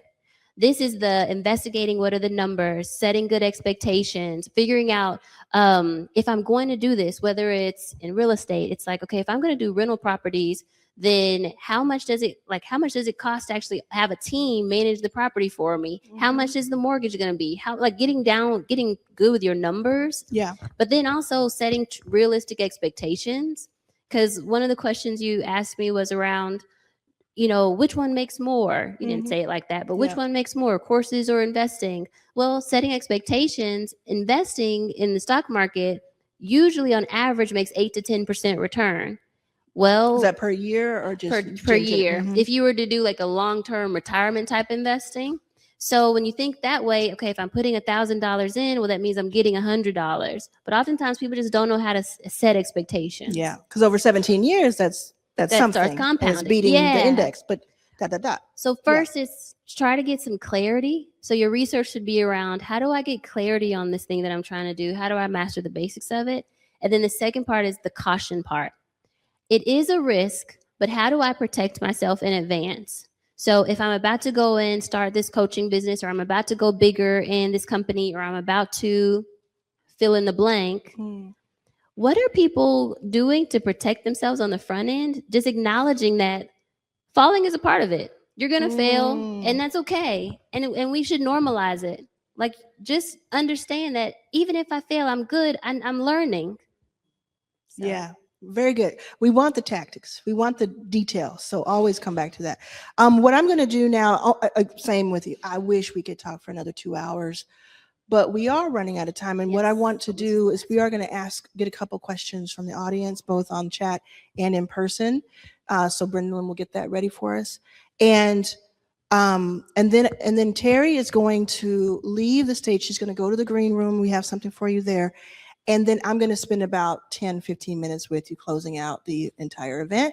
And then afterwards, Teri has agreed to stick around to say hi to people. Does that sound good? Yes. So we're going to do that. And Carly's going to escort Teri in a moment. But first, I want to go to the in-person. Spencer, can we get a mic? We got Cam on the way with a mic. Wow. Okay, yes. Perfect. I am Spencer. Thank you so much for your time. And I really don't want to imply anything with this question, but dun, dun, dun. I know. Yeah, it's already. Did I tell? There we go. I work with a lot of people who do investing, and I hear a lot that they are not willing to invest in a company that gives them a moral pause. You were speaking about Palantir. What do you say to people who might stop themselves from investing in something that could leverage into something larger and move through that moral pause? Yeah. By the way, Spencer is our town hall asker. Because I just say that his questions are like you're a politician. Like, it's like, it's good. It's a very good question. Real thought out. Yeah. Like I'm in a debate. So Yeah. I should answer this as if I was Yeah, in no. But that's a great question. So thank you, moderator, for asking me that question. You know what? I honor it because everyone has their own way of trading. And if someone wants, and living life in general. So if someone feels like, you know what, I just can't invest in that company because morally it gives me pause, I say that is fine. But no matter what, pick a healthy company that is best in class if you're going to invest. So if maybe you decide, okay, I don't want to invest in that one, I want to invest in clean energy companies because I feel really passionate about that, that's fine. But just make sure you're checking the stock price. They're healthy companies. They've been on an upward trajectory over time. They have a good future projection. So my true question is, you don't have to get over that fear. Invest in things that you feel good about. And I'm saying you, but this is to the town hall because we're in a debate. Yeah, you don't have to fix what isn't broken. Yeah, you don't have to fix it. Yeah. But if you're going to choose something different, just make sure you're still using good wisdom. Still make sure they're healthy, still make sure their stock prices are strong, and then move forward. And then just in to be non-judgmental for everyone, like we do in just all parts of our lives. And then I would say, and just don't be mad if someone else decides to do something different. I think Palantir is a good company because it's AI and it's defense and it's going to make a lot of money. It probably does have moral problems, but I haven't thought that bad, does. Yeah, So does. But it's right. it's just like earlier when I asked the question about Trump, I thought to myself, oh, I haven't asked Teri if she's conservative or not. I don't know what your leanings are, and you could be from Texas, religious, ... You could be things that I'm just like, I'm making other assumptions. And I thought that there would be nothing wrong with that. It would be interesting to me. And as long as you can take it, it is, I really appreciate the answer because it's like if you were to invest in Apple, again, I'm sorry to tell you, but your phones are made by children somewhere. So it's like there's all of these lists. Like I personally can't stand Palantir, but that's mine. But there's all these lists, right? There's all these nuances that we have to figure out. And then I don't want to let myself off the hook, though. It's not like, oh, throw my hands up. I can't do anything about that. You do invest. You invest in what you believe in, too. I love, too, that you said, because I've seen you do this. We've worked on a couple of deals together. You are very, very true to your checklist, and this is why you do well. Because I don't think there's a bleeding heart. I think you probably put certain money aside for donations and philanthropic, but you're like, no, this needs to be a healthy company. And I think that's interesting. Yes, I have a 7-step trading plan. Oh. And step 1 is we pick healthy companies. And we pick companies that are moving at least $1 a day. Like we have, to your point, we have a full checklist. Yes. And many of the tech companies, they hit our checklist. And I'm thinking more like a bank, like a Goldman Sachs, a investment bank. Yeah. They're not really thinking morally, they're thinking about profits. And so we just make sure that we're making profits too. This is another reason. I don't know how the character is, but I just had this flash of you in a cowboy hat, and you're like, it's like this show where you have a ranch and you're kicking down doors and you're in these boardrooms and stuff, because it is so on par with it. And I think it would be interesting to see like I don't know. I'm not gonna say conservative, but like a certain type of person you're not gonna think would have that kind of facade. I don't know. There's something to Let it. me just be very clear. Yes. I am a Democrat. Okay. Okay. Yes. My bad.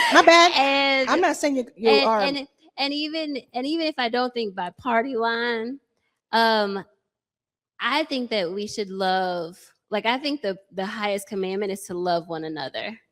And I feel like there's some stuff going on right now that you cannot say is love in any way. And you cannot say that, oh, that's the way that Christians are, because no, we love one another. And so I'm on the side of love. Yeah. Thank you. Thank you. Yeah. Do you know I don't think anybody in this room knows this, but I have a podcast called Demystifying Faith. So I do like a 2-hour-long interviews with people about their faith, and I always like to challenge my preconceived notions, and maybe theirs, and so I'm just always fascinated by it. I know we're running out of time. No, go ahead. If we can turn that air on, though, I'd love y'all. But can I just make one more comment on this, though? Yes, please. And just in the thought of like Iran and what's going on with the war, one thing that I was convicted of recently as a Christian is, if you have, I'm gonna say you, but the general you, if you have not taken a chance to pray for the people of Iran, when a president just said he might annihilate their civilization, then you have to think, am I really a Christian? Because we're supposed to love everybody. And if all of our prayers are just centered on us, then we're missing the point. And I feel like, and this is just my personal opinion. Yes, that's what. But I feel like God is also looking at us and saying, are we passing the test? When all this is happening to other people, how are we handling it? Are we still in our own personal bubble and being selfish and just thinking about us? Or are we actually thinking about the whole entire humanity and wanting the whole humanity to be okay? So just a thought. Thank you. Thank you.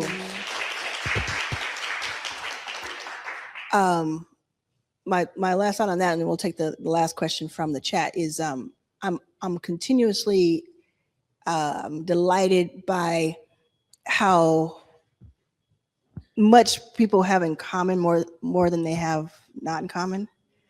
So I'm an atheist, and I still am, many conversations later, but that's it. That's what it's about. Whether you believe in any of the 3,000 gods that are known to mankind or not, that's what it's about. So I appreciate you saying that and setting the record straight, because I was kind of veering off somewhere. I don't know where I was going. You had me in some weird circles. I had with you over here with a cowboy hats hat, and you were. No, that's okay.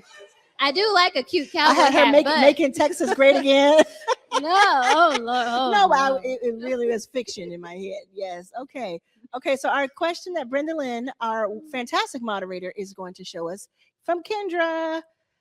Question for Teri. With all that you have experienced in life and in business, what is the one mindset that you can say has carried you from $0 to $60+ million? The shift or the mindset thinking?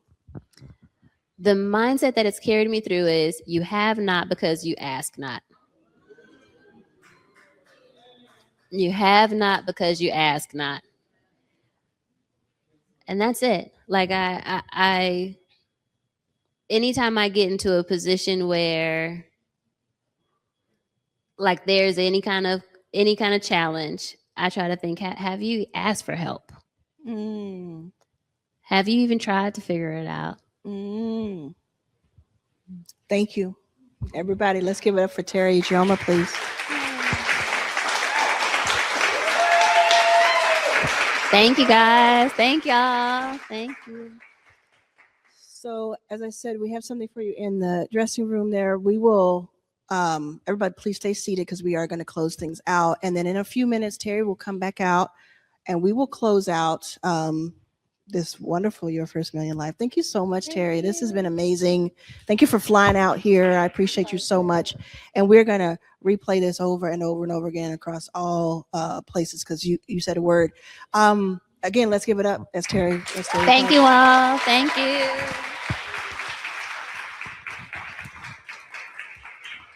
Woo, woo. Oh, I would love to take a picture. Let's do it. Yes. Y'all cheer for him while we do this.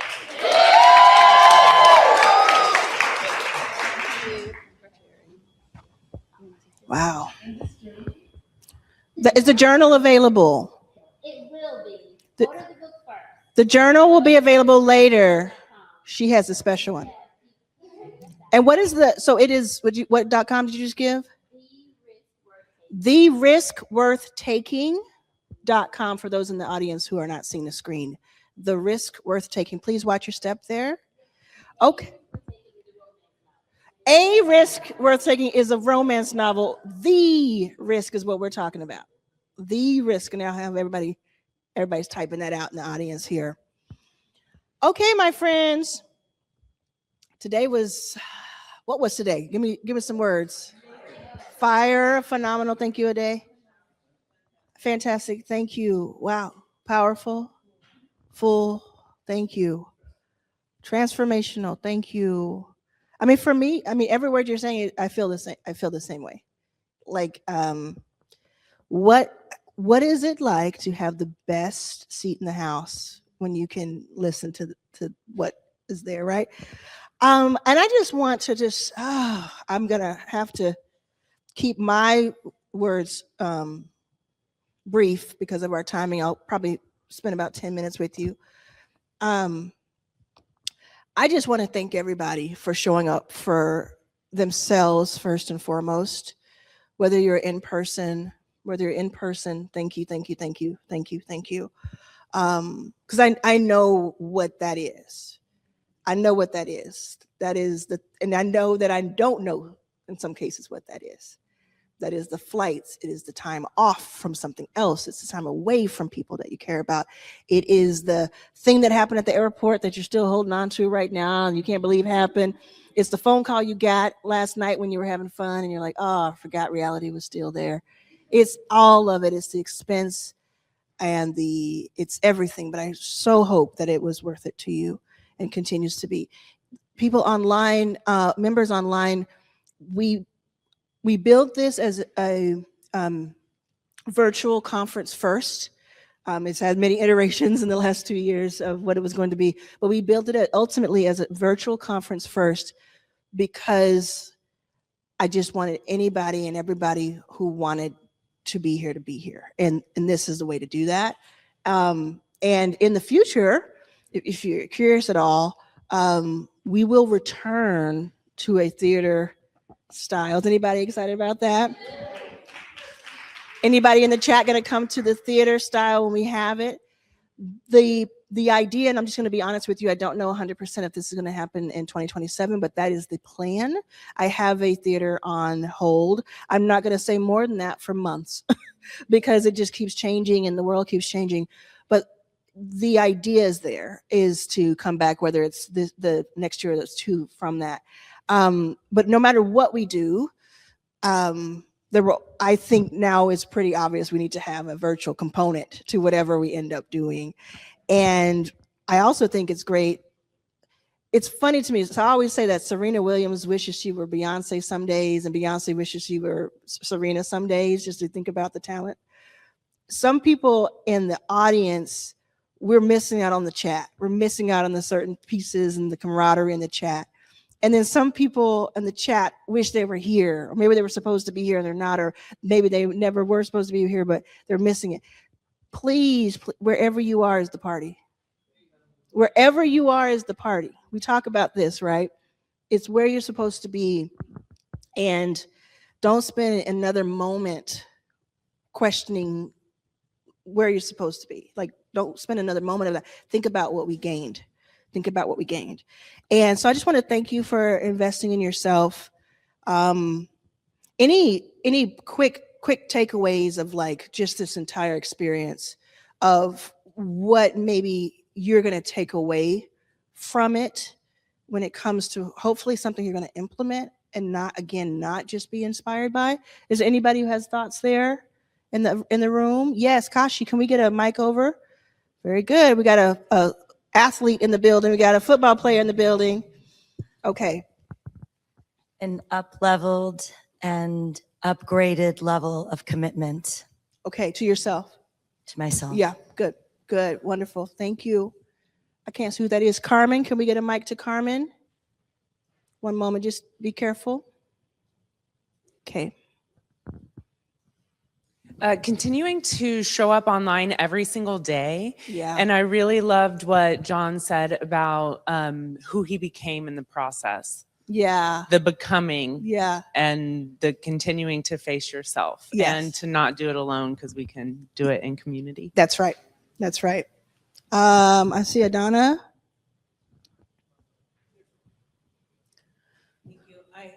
Learned so much about the power of community, not only from the people on the stage who showed us how they got there with others, but the ones that are in the room as well, who helped show me how powerful connection and community is to move forward. And already I've made moves in the days that I've been here, Yes. made offers, moving Yes. forward. Oop. Over here, we'll go to this side, and we'll go here next.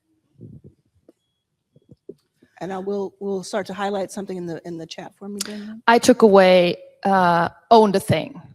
Own the thing. Yeah, because think about the hair, think about the face, think about whatever. Like, no, it's a thing. Nobody cares. Like, focus on the thing, because that's what stops us, right? All the thing. Focus on the thing, and everything else is excuses. So yes, let's film those videos. Love that.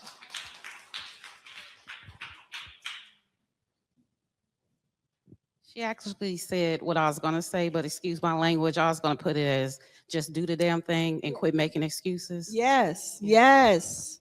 Love that. We'll bring it over to this side of the room. And as we're doing that, and what should I mention here, Brendlin? What do we see? Be delusional, show up daily, don't give up, take risks and be in alignment. Authority, thank you. They know the assignment. Thank you to the whole team. Home in on your goals. This still doesn't feel right, but we're gonna trust it. Take the authority and own it. Do it scared. Focus on AI and scale it. Thank you, Teri. Be delusional. Own the thing. Brendlin, what does that one say? Brendlin and the whole chat team, thank you all. And then Crystal says, silence is expensive and I can no longer afford it. Who do we have over here? Raphael in the audience here? Yeah, the time is now. We've got this window and there's this compounding effect. So just do it now. Yeah. Yeah. We'll come to the front here with the day. Oh, sorry. Let's go to Selena first. Just make it a little easier. Greetings. For me, it was when Teri said about her mindset shift and asking the questions. Yes. Because I will ask a question. So I felt like, okay, I'm doing this right. Yeah. Yeah. I love that. I love that because that was the last question at the very end of the conference. And that's the unlock. I love it. Mm-hmm. A day. So for me, use your uniqueness is what I heard. And also, I don't know who said this, but escape competition through authenticity. That was John. That was John. Okay, yeah, that rang really true for me. Escape competition through authenticity. Yeah. He was, they were, everybody. I wish I had 2-3 hours of everybody on this stage. Spencer? One of the last takeaways from Teri was using your multiple skill sets and have those different skill sets making you money. Yeah, stacking those skill sets along the way, because each one of them is going to help you to the next thing. And they come back. I mean, I was a tour production manager and a tour manager. I use that during this event. Making some stuff happen. Obviously, the team is fire. We're going to have the team come up here, by the way. We're going to have Carly and Rachel and Brendlin and Z. Excellent. And Cam. I said Z. She's not hearing me. We're going to have Cam come up here. I said Z 5 times. Come on. Can we get a round of applause? Well, let's wait for Z to come up. Am I missing somebody? Because it's the heart, it's the head, not the heart. Colin, please come on up. Please come on up, Colin. Everybody on the chat, can we give it up to for Nailoni and Rain and Aaron?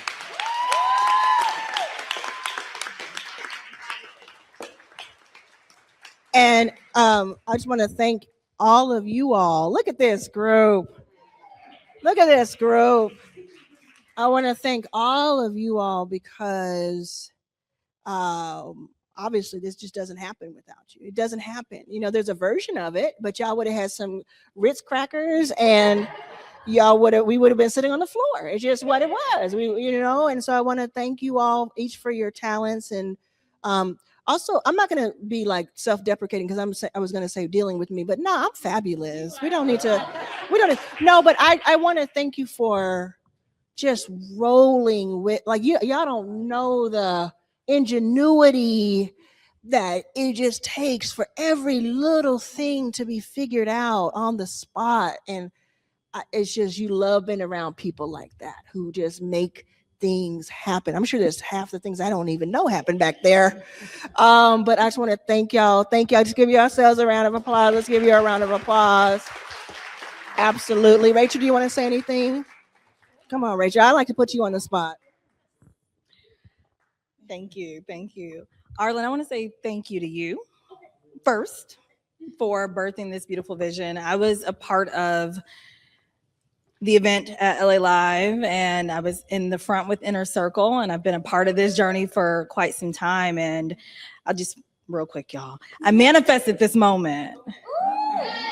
I did, and I just got to tell people, y'all watching, about 6 years ago when I read your book, I made it very clear that I wanted to be a community-made millionaire, and that the model that I wanted to follow was the one that you were putting in the world. And so here I am years later building that vision, and it remains true that you cannot do it alone, and community is everything. So thank you to this whole team for trusting me. Y'all don't know me but from an email. And thank you to my fellow Inner Circle members. And yeah, I'm grateful. Thank you. The last thing I'll say here is that every single person here is an entrepreneur. Like, that's what they do. It's not like this is their full-time thing. They're an entrepreneur. They have an ecosystem. They have, I guess Cam is budding entrepreneur. You think you're gonna do something in entrepreneurship now? Oh, most definitely. Yeah, I think he's been inspired this week by you all.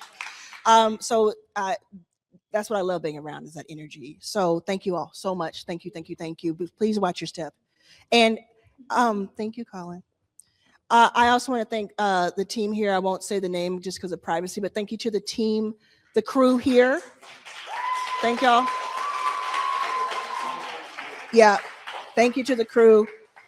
Now, they do have to deal with me. I try to be nice, but I'm particular. So yeah, and thank you all. And thank you to our online virtual audience. For showing up and showing me your pictures and getting the book and putting your pictures of the book up. Please continue to put those up as you receive them. Please buy the book so that you can put those pictures up for us. We're going to be working on this. Those 12 to 18 months and beyond is going to be about building your authority. And these replays will come, and I'll have so much more information later. But what I'll do now is I will have the sound taken down for the audience, and everybody hold for a second. Say one last thing to you all. Shout out to Elizabeth. Where's Elizabeth? Where's she? Elizabeth?